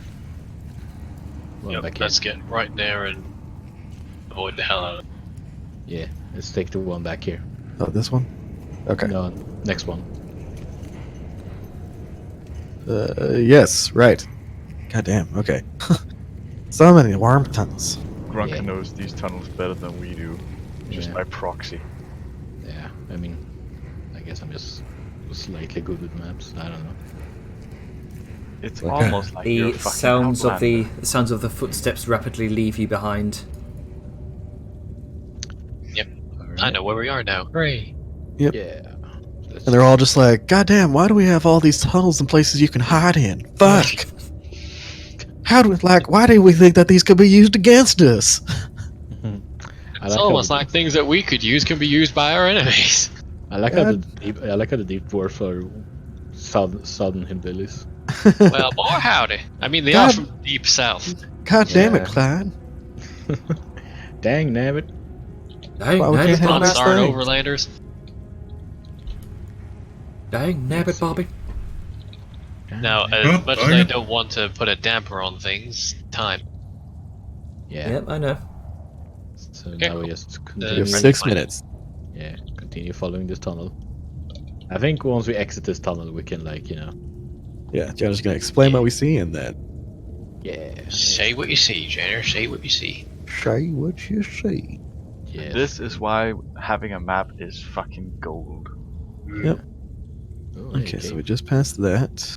Bye, cave. Just here. We haven't moved from the spot I saw last time, so I don't know if we're actually. Okay, we're about to come to another crossroads. Yep. Ah, yes, my game is completely locked up, so I haven't actually seen this move. That's fine. Yeah, mine's freezing up as well. Hang on, It's- hang on. it's- Before you continue moving, just let me. Right. Let Yeah, me. because I was doing that thing where it's panning, but it's not actually panning. Yeah, it's mine. We are. Oh great! Fucking Right there. everything's frozen up now. Hold on. Yeah. Well, good thing we're. Did we have a discussion about big maps? Shh. They're nice, but in excess, they can be troublesome. Absolutely. Especially with dynamic lighting. Considering but- we but there's don't no zoom light. into. Yeah. We Oh, don't damn. zoom in much. It's. Oh, there is light. What the fuck is this? The fuck is this? The fuck are you? Oh. Oh. I think Man Jack down. crashed. No, Let's what go. was that? Oh, it was Nera? Okay. So which No, way are you there. going? My entire Discord just reset itself. So Oh, do we hold on. see a do we see a light over here? You do see some sort of a torchlight. It's a familiar type of light. Hmm. Do we want to familiar in what way? in that it's And to whom? it appears to be torchlight. Oh. Sao Yun, Vellum, and Grunker, you would see this. Grunker, because of your extended dark vision, kind of peering through the darkness, you begin to see the familiar glow of torchlight. Oh, is it moving? Or is it just It's stationary? flickering and moving. As in someone is carrying a torch. Right. Let's should we Roll. keep going or? One of you roll a d8. My turn. Ah! Hello. Everything locked up again. Did it? Yeah. Quit failing. Smaller maps next time, please, Jenner. Get good. They're awesome and useful, but goddamn, do they chug my computer? Get a better PC. Well, I You, mean, I'm poor, so You Yeah. begin to see coming around the corner. Wasn't torchlight. It was certainly firelight, but it wasn't from a torch. You can see some sort of heavily armored figure dressed in this sort of fiery-looking plate, and behind him is a very, very tall humanoid figure. Appears to be kind of roiling and kind of flickering in flame. Yay, fire giants. This appears to No, be. we're not. It's not. It's only vaguely humanoid. It's kind of wreathing and kind of writhing with this sort of ebb and flow of the flame. You can see kind of jagged looking, not quite armored plating, but more like a sort of, almost as if this sort of obsidian-like, these obsidian-like plates that are kind of containing its form, and it seems to be carrying these two long, vicious swords by its side. And it seems to have no semblance of legs, and it's Oh, I know shedding what this this is. bright, luminescent, fiery light. Oh. Huh. I know what this is, but Liska does probably not. And because my stream view has shut itself, we will end it here. Alright. Alright. Okay. Cool. Actually, on So yeah, flaming armor is an oh no. Not flaming armor. Armor on top of flames. Oh no, the armor was fucking, what's the word I'm Use your looking words. for? Engraved? Something like that. Maybe I hid the description. I know there's one guy and there was another humanoid figure with wreathed flames. Maybe they're the same person, I'm just stupid. Yeah. Well, Okay, so time to save this shitty map that I made. here. Or made, you know, and scribbling and shit. Alright, cool. Well, I mean, maybe they haven't seen us yet. Maybe. Yeah, maybe. Just hide and hope they don't go fucking pyromancer on the tunnel. Yeah. Just continue going and they don't know where we are. Ah, yes, Yeah. more Crocus Grippers. Yeah, I don't think they will. I just Black want to Mafia. say, Yeah. The black lines is where we've been, and the red things is the teleporters. I mean, we could have gone north of that fortification to see if it's where prisoners are being held. The black lines. And the X's are like encounters, I guess. Did not see how you say black line. Hold on. the map is. There it is, fucking okay. huge. Oh no, it wasn't that. It was. Yeah, For black some is a reason it difficult brought color the to see old on one? certain paths. Yeah, paint don't have much colors, so. It's alright. I see it now though. But yeah, if they're going this way, we can always back the fuck up and go for that top X. Investigate Sure. that. I mean, there is literally just so many different places we can go. So Yeah, so it's not like we're blocked off from it. Just say, fuck that noise and go a different direction. yeah, I mean, even going back up some, like we just came down to the last cross, and then just go from there and circle around behind them and continue on. I mean, There's yeah, options. there's Yeah. a ton of how you say. I keep thinking that fortification because they're guarding something. It's either territory or a fucking prisoner. You mean the south a bit? No, north. No, that's North where of we where came we from. are right now. If you Yeah, come that's out where of the we came- worm tunnel to the left and into the main branch, then you go up. There's a purple X. Ah, right, that thing. Yeah, that's a fortification. Pardon me a second. Right. Maybe We could, but I didn't maybe, see it. Yeah, maybe it's best if we like maybe do that last, so that we don't have. I mean, we like- can if it comes down to going that way anyway, we can always just take a look at it. Yeah, Don't have to go like- into it. Yeah, because Yeah. like, so don't have to drag the princess with us all the time. But maybe she's good. I mean, if she can pull her weight, it'd probably be good to have her along. Yeah, maybe it depends if she have her gear still. It also will make us a huge target. That's it. I'm sure we can. Assuming find we aren't already. Yeah. I mean, even bigger. Yep. Also, they could probably use magic to find her, but they don't. can't do- Actually, there's a question that I've been sort of thinking about. When it comes to size category and such, what's the ruling on extra damage if, let's say, you cast Enlarge on a mountain folk? Because just another D4.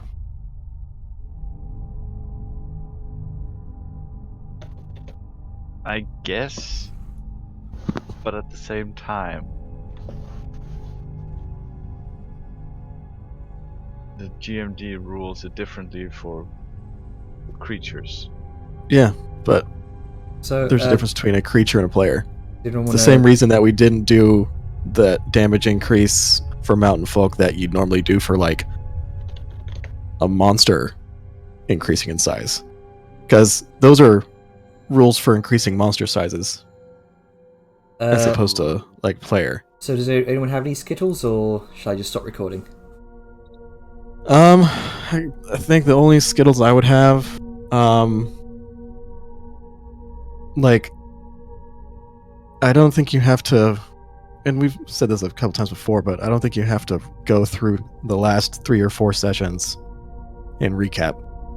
Like, just, even if you're doing it for the stream, be like, just assume that they're watching previous episodes before they watch this one. Right.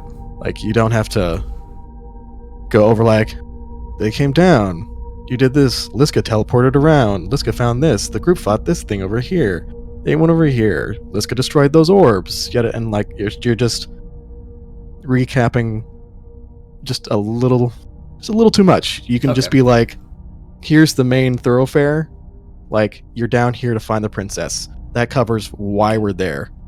Now just say what happened, like 1, 2, 3 bullet points of what happened the previous session. Mhm. Like, Yeah, and Could I try to limit contribute it. to that? Try to limit it to the previous session. Y'all ever watch Dragon Ball Z when you were a kid and there's the last time Dragon and they have like fucking 7 seconds of, of screaming. what happened? Ah! So that's 7 episodes.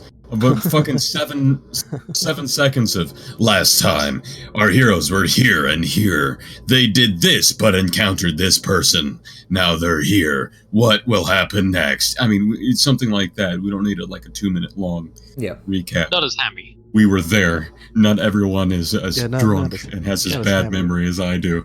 It is tricky feeling out what details are important, but I'd say limiting to yourself to just the events of the last session and only the most vital to know things. Because then at least you're limiting it to a range of time that you look back at and be like, okay, this.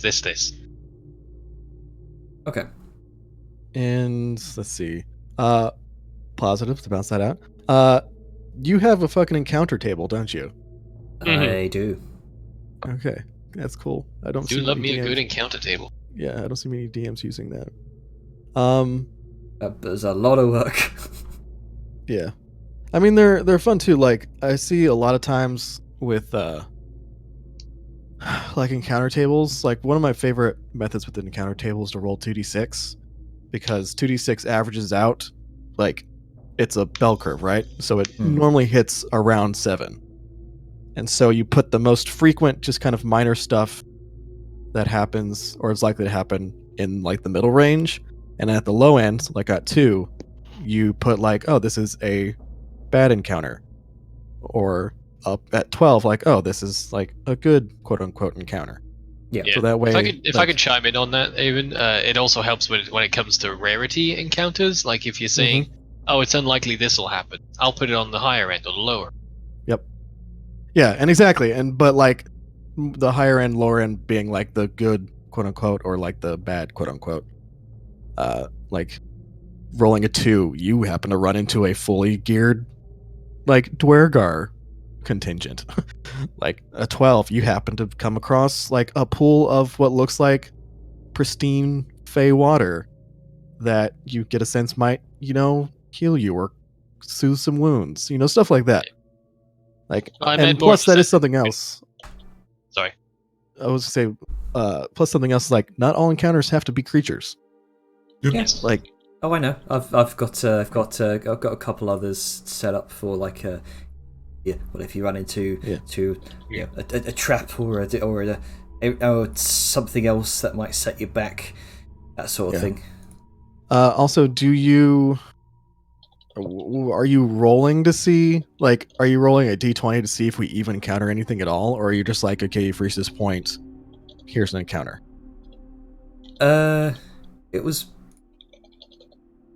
I mean, either way is fine. I'm just curious. That's something I could take into account. Sure. It's not a bad idea. I'll have to take into account rolling a d20. Yeah, because I mean, like, it's just how generally encounter tables. Like, I say generally, you literally can just do it either way. Like, okay, they've gone far enough. Like, let's roll an encounter table and see what they find. And that, like, that's a pacing thing. Like, because instead of just letting a die decide it, like, you as a person and the DM get to decide what pace, like, we're going at. So either way is good. It was just a curiosity sort of thing. What was something else? There's something else I was gonna do, or I was gonna say. The last, let's see, negative, positive. The 8 DC random D4 damage. You probably could you probably could have just foregone that, like, not even having to roll. Like, I mean, that it's whatever, but like at those low DCs and that little like inconsequential like, I say inconsequential, but it's still damage. Like, Could kill somebody. Insignificant. yeah. I feel like it was more to apply a sense of dread and danger that, like, Oh, man, and I like, are you saying that Vellum would not have run out as quickly as he did if he didn't? Like, well, he didn't take damage. yeah, like, but So that he was- just heard a voice and like everybody booked it. So, like, I don't know. It's its own thing. It's whatever. That's actually something I was gonna skittle. If I could contribute to that thought, a vital thing to consider whenever you are playing the game, let alone just running it, is die interaction.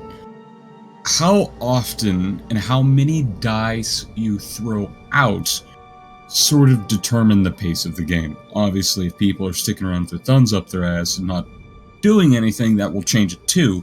But in general gameplay, the number one thing is, if I have to roll many times and then I have to re-roll certain things with abilities. And then I have to roll many attacks, re-roll different damage types, change types, then use features. It's like what was mentioned with the divination halfling, with the ability to roll so much and change so many rolls. Though they are not inherently bad to do, the more you roll, the more you begin to clog the system. And you should consider, is this roll of consequence? Is it worthwhile for me to have this roll happen at all? If, say, everybody fails, what's the consequence of this roll? Another roll. Okay. What is that? Well, it's a d4 of damage. Well, most people have about 70 or more life. So, on average, 2 hit points doesn't do anything. At that point, you could say, alright, well, there's no point in having that happen unless we say they're just level 1 commoners, and that's significant, because that's like a third to a fifth of your life. Yeah. You could transition that to, alright, this is a big, scary, spooky thing. Normally when you hear the language, it hurts you. But because this is a big, scary, spooky thing, you can't even save from it, and it hurts you more, because a d4 is like, front no one, you know, even for somebody like me who's got like 63 life, you know, it's a fucking d4, it's whatever. So either make the save matter or remove the save as an aspect. Have it just remove the save, and maybe have it do 2d6. You just got, there's no ability mod or anything on it, but you just got chunked for an amount of damage that you could not save because you cannot understand this language. And because it is something that is so foreign. Yeah, I would almost argue like so the D4 with no save, yeah, just like being in the presence, having this thing speak in your head deals damage. The 2d6, I'd probably have that with a save, but like half damage or something. You know, like just yeah, like, don't make it a save or suck, make it a hunt. Yeah. No, well, here's the thing with that. That's, again, involving more saves. And is it going to be 8? Well, I mean, incredibly powerful locked up thing going to be 8? Well, no, that's what I'm DC? saying. Like with the save, when I say make it have a save, I'm not saying make it an 8. I'm saving it like make it a worthwhile save. Yeah. When the save is like when the DC is 8, as Atlas just kind of just put, like a DC of 8 is extremely weak. Like that's something that like even just as players, and this is a meta thing that players just do instinctually, like you can't prevent yourself from doing it. We have a mental like ranking system in our heads whenever we see a DC, and so like, oh, DC 15, oh, this is like something that has some oomph behind it, and like we react accordingly, as opposed to like a context. DC. If I could chime in, even the DC for most spells, it tends to be 8 plus your all your extras. It starts out at 8. This thing to not even have anything more than the bonuses you naturally get for existing was very off. Yeah. Okay, so I could potentially, I mean, give it a bit of a buff, maybe. Yeah, I mean, you could also think that this is something that has been sealed, so it probably is very weak because it's. No, and that's definitely true. That's true. Because you can think that it's so sealed for so long with such a powerful thing, yet it is still able to affect the outside world, even if it's you can attribute that to the fact that it's a D4. Yeah, so it's like, you know, it's just a tiny little fart in the wind that thing. No, can but, do. that's the thing. That's also something like, again, as Sable's just put it, like a D4, like that's something that can definitely, like that's the kind of locked away, its power is sealed kind of contribute. But like, I don't know. It's just there's a lot of things that factor in to just like the threat of something. And again, like a set DC is like the DC that you set it at is very much an indicator. The fact that we're all just intrinsically hearing a voice in our head is also an indicator. Like you could have just like something that you can do is instead of just doing like an inconsequential damage roll, like a D4, have something that affects just the world around you. Like if you had a voice suddenly come in and invade everybody's head, and we're all around and seeing each other just kind of all like stiffen up as a voice appears, and then suddenly like the world kind of goes fuzzy and it's just like black static as like this voice is in our heads. Like even that, like not even having a will save or like a wisdom save on that, but just having that as an effect, that to me, like that would be more impactful to me than just a DC 8 wisdom save, you take D4. Yeah, Like- this especially comes into play with mental related stuff, mindfuckery. Yeah. Yeah. Hey, may I add I mean, something? fucking Spoon Hands over here was quite impactful because apparently nothing could shift it and it wasn't magical. Yeah. May I add something? Because I Like thought salad this was going to finger. happen, but it never did. You could have had like a con save from the mushrooms. The entity could have did something with the mushroom spores. I feel like if we And- had gone into one of them by like failing the deck save, it probably would have had some sort of backlash. Yeah. But going back to the point that Avon was making, I honestly felt like I mentioned it in the session. I felt like that it was easy for the reason that it was going to get harder the more we stayed there. I don't know if that was a fact or not, but things like that could be used in later events. It's just like, okay, well, it's like it's barely noticeable at first. Maybe there's like a ringing in the ears or a strange buzzing in your head, and then it gets stronger the more time we spend there. Because we spent a lot of time in that fucking room, and everything was fine for a while. And then it's only when we investigate Maybe. more things. But this is using the exact same scaling I got told for Balthazar for just speaking in deep speech in general. Which is just, it's a flat 8 save for D4 if you hear it. I mean, he's even spoken it before, and we all had to make the save, and it's tedious. I mean, it changed languages. It was a thing. It was just talking to us, and that language itself has that trait of makes you save or take a D4. Yeah. Now, I understand it's a linguistic thing, and it just does damage, and you probably don't want people to be able to just T-pose and talk at somebody and kill them. But if it comes to that point, you could have it so the language just doesn't do that unless it's spoken by somebody who is powerful enough to do certain things, or is just reserved for specific narrative moments. Again, Did not cite the old magic to me. I was there when it was written, sort of deal. And I would also like to bounce on that. Like, I can understand the language when you first hear it being jarring like that, and like your brain tries to wrap around and comprehend it. But I feel like that's kind of a one and done thing. Like, hearing it for the first time, you take a D4 damage, but then you're just like, oh, okay, I don't understand what this means, but it's not just psychologically jarring as it was before.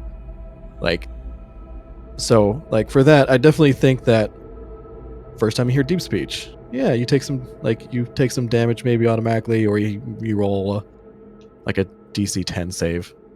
Because like a DC 10 save with like no proficiencies in it and just a 10 in the ability score, you have like just no modifier, you have a 50-50 chance of making that.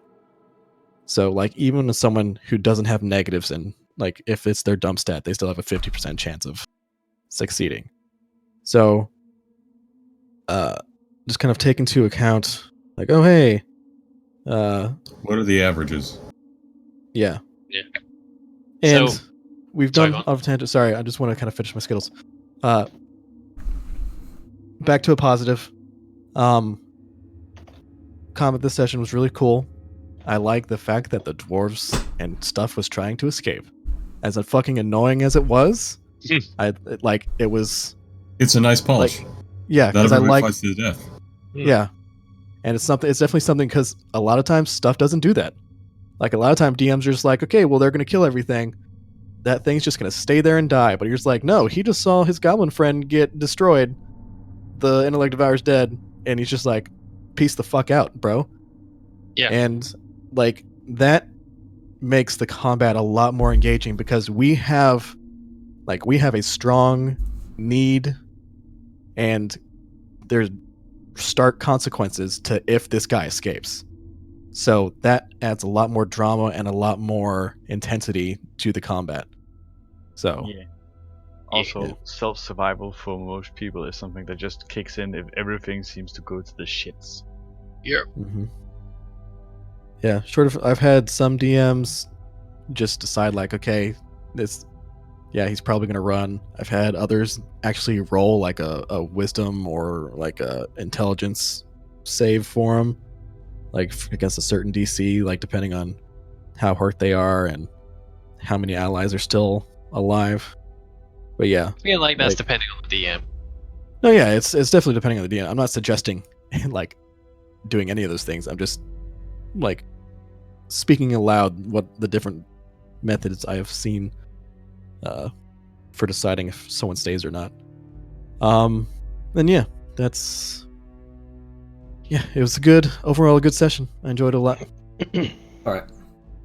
So just as there's no confusion, since we did waffle in multiple tangents at that point, I think summary is basically amounted to, obviously correct me if I'm wrong, but try to avoid unnecessary saves, especially if it's inconsequential things. Mhm. Events don't have to be locked to combat, they can be anything, and I think just a case of feel free to explore more creative means of creating certain impacts. Have I summarized well enough, guys, do you think?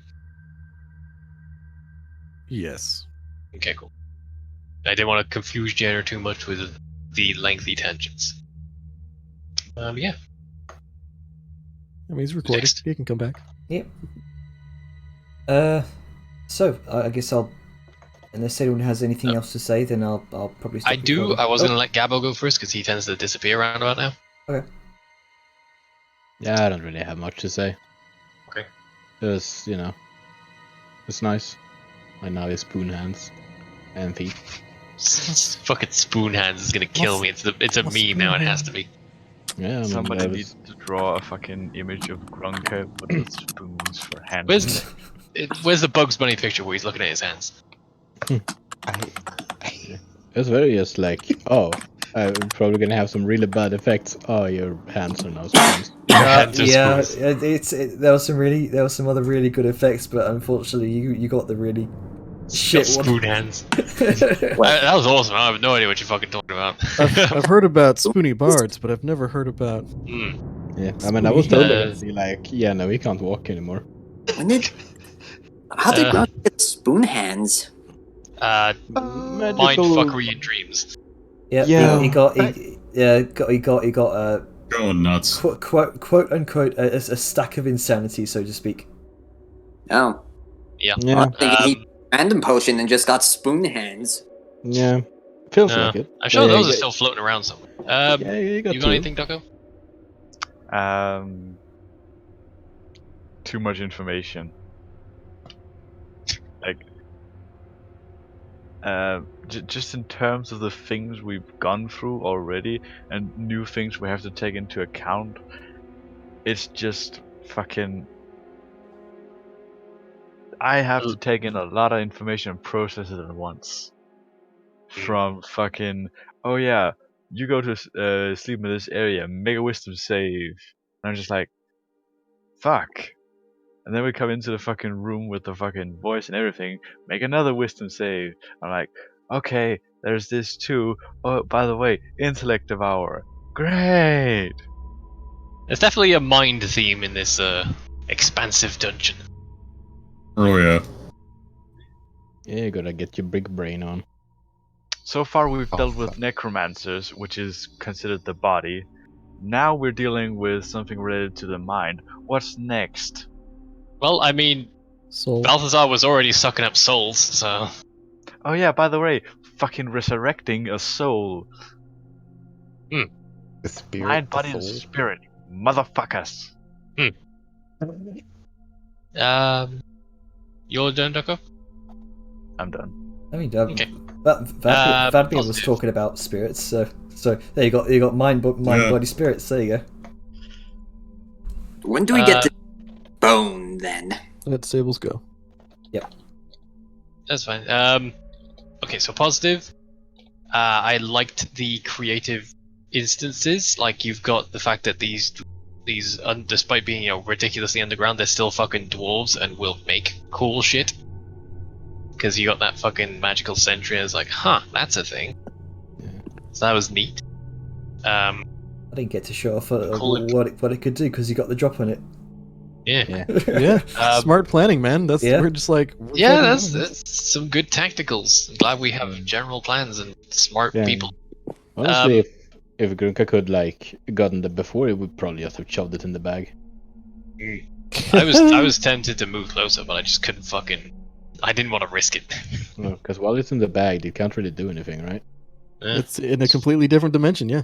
Yeah, I mean, next time we come across those, we know what to do. Just fucking bag it, Yeah. Bag and let it suffocate. tag it and bag it. Oh, it's a construct, so I don't think it reads.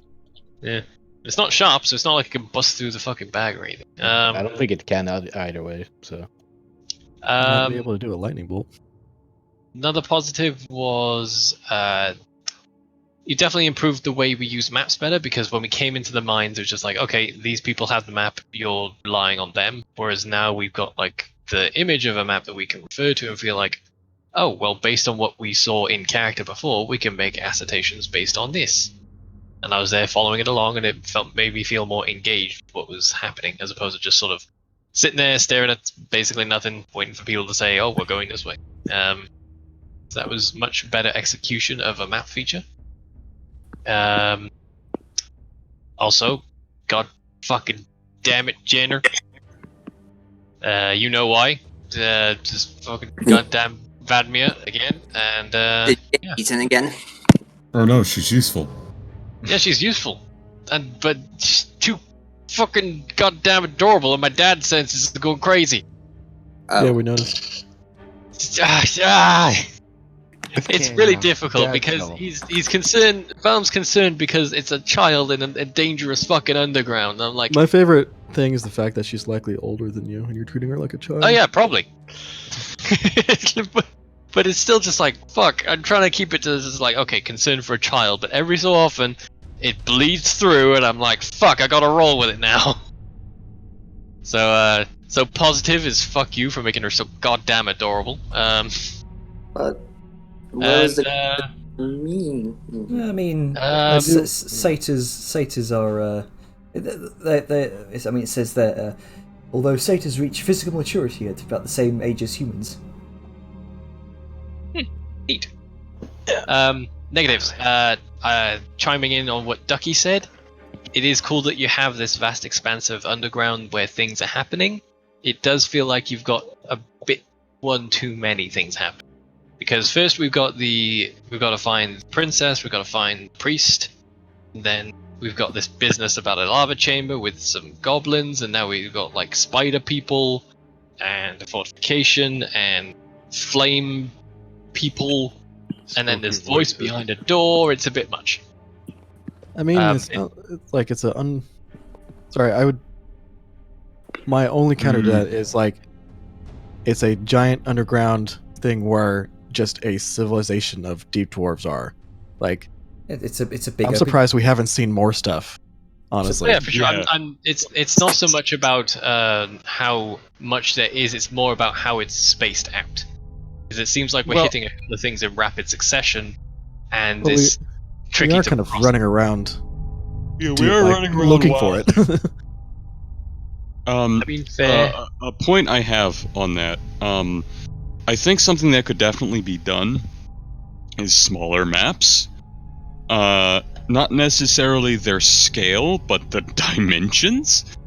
Have it so, instead of something being 20,000 by 20,000, maybe make it 5 by 5, Because I can understand wanting the battle maps to be super big and high resolution, so you can look in, you can admire the art and the details in your token, but we aren't really doing that here, and these are a little bit more broader brush strokes, like literally.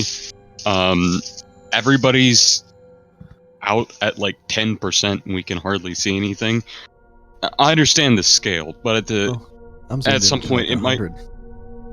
Yeah, well, I mean, yes, but at some point it might be a good idea to see where big is needed, just so that could help some levels of performance, just because we are using dynamic lighting and some people are saying their computers are shitting the bed.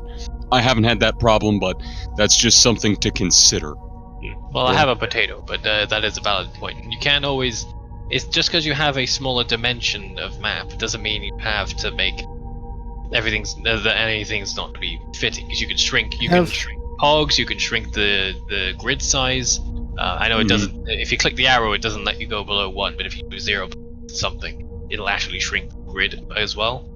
So Has so there's options. Sorry, go on. Is this the first time this has happened to you on the big map?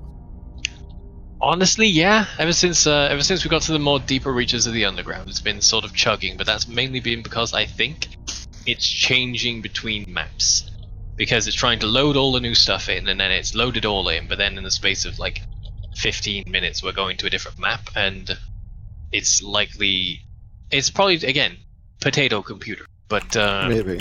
Yeah, It's just I'm thinking like because I was gonna say like because I think most of the stuff is processed on server side instead of like user. Like well, it's sort of a case that I think it's cumulative, honestly, because like it'll be fine at first, and then as we're swapping maps more and doing and seeing bigger things, it builds up. Does that make sense? Maybe. I think it might have just been a Roll20 thing. I think it might have just been Roll20. They did say they were having... normally I don't have... They did say they were any having lag whatsoever. issues with their API. When I was trying to reload the API, they said they were having some server issues.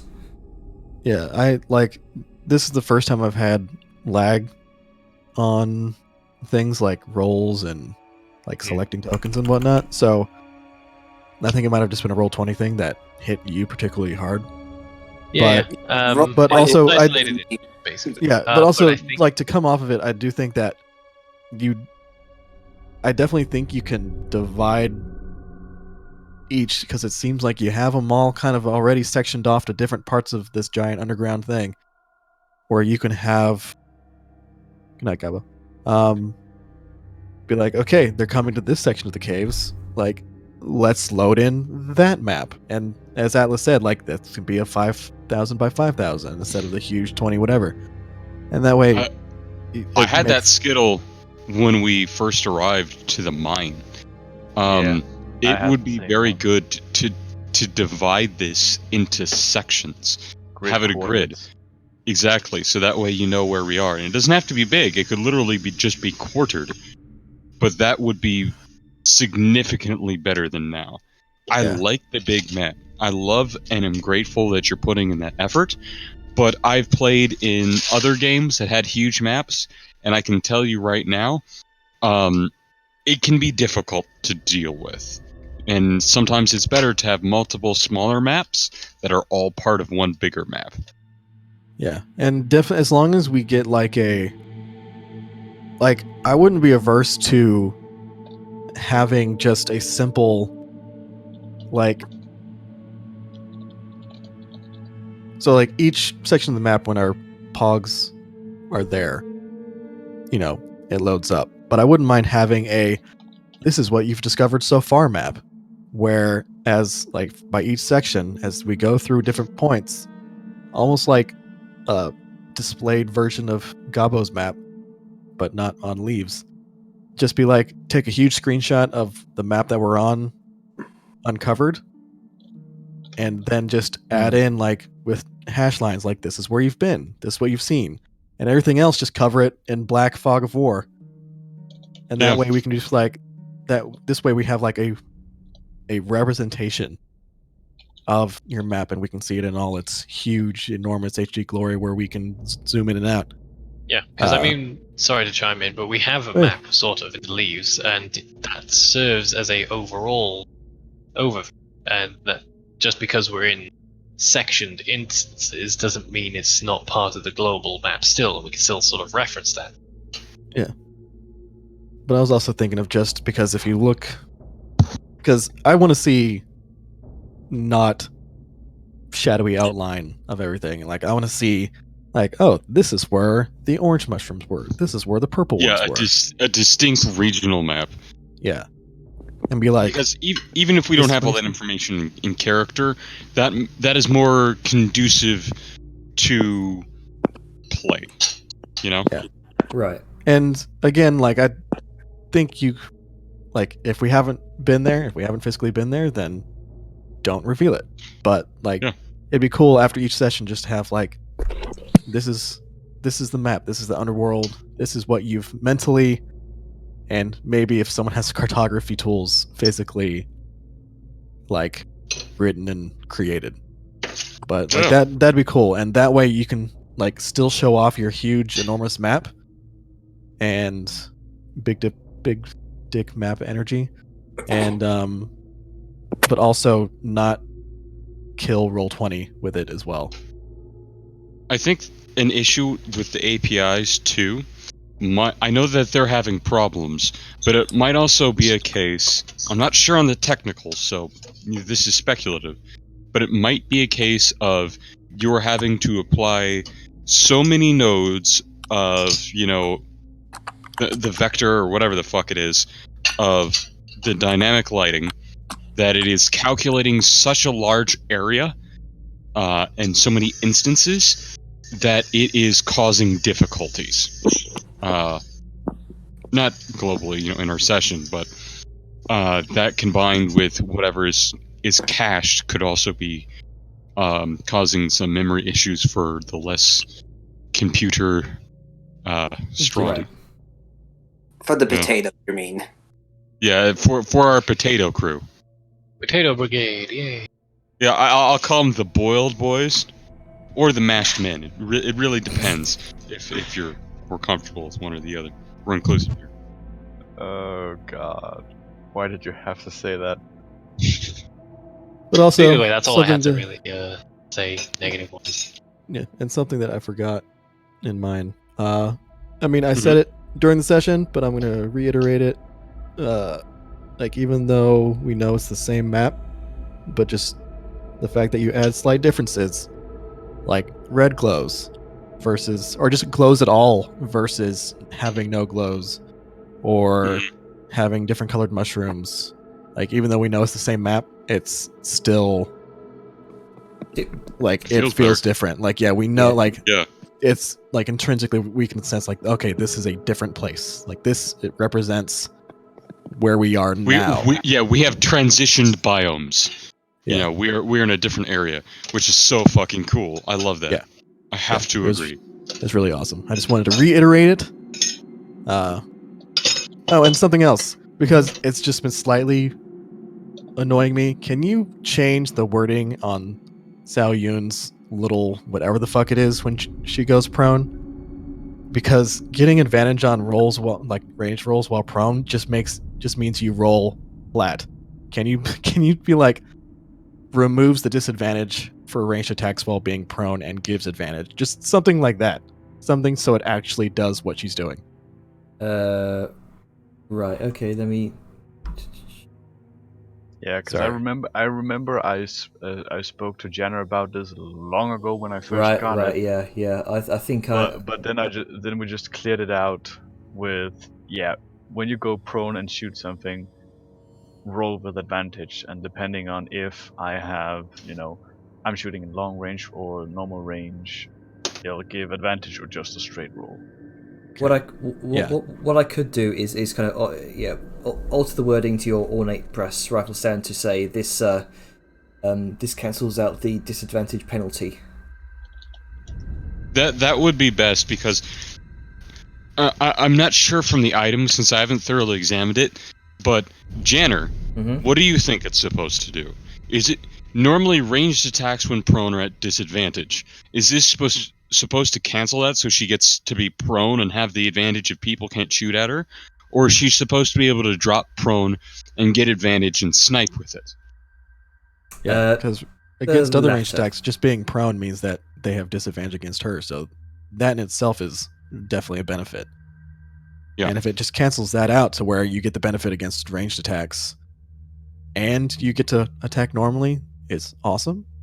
But if it's the same thing and you get to attack with advantage, like that's the kind of go-between. Like, do you want her to have advantage while she drops prone, or do you want her just not be at disadvantage for dropping prone? Right. Yeah. So what do you interpret it as? Yeah. What did you want when you originally thought this up? My original interpretation was that, you know, the sort of you know, dropping down prone, kind of looking through the scope of the barrel, you know, kind of steadying your hand, giving you Aiming. Yeah. Kind of. Okay. Then yeah, for that, then I'd say takes away the disadvantage and grants advantage if you're just going to be sitting there. I know that rogues get, well, it's in the UA when they just like we're adding a couple more things. The aim action. Yeah. Since we're talking about balancing stuff here, I'm going to stop recording. Mm-hmm. Yeah, I was about to say. Cool. Right.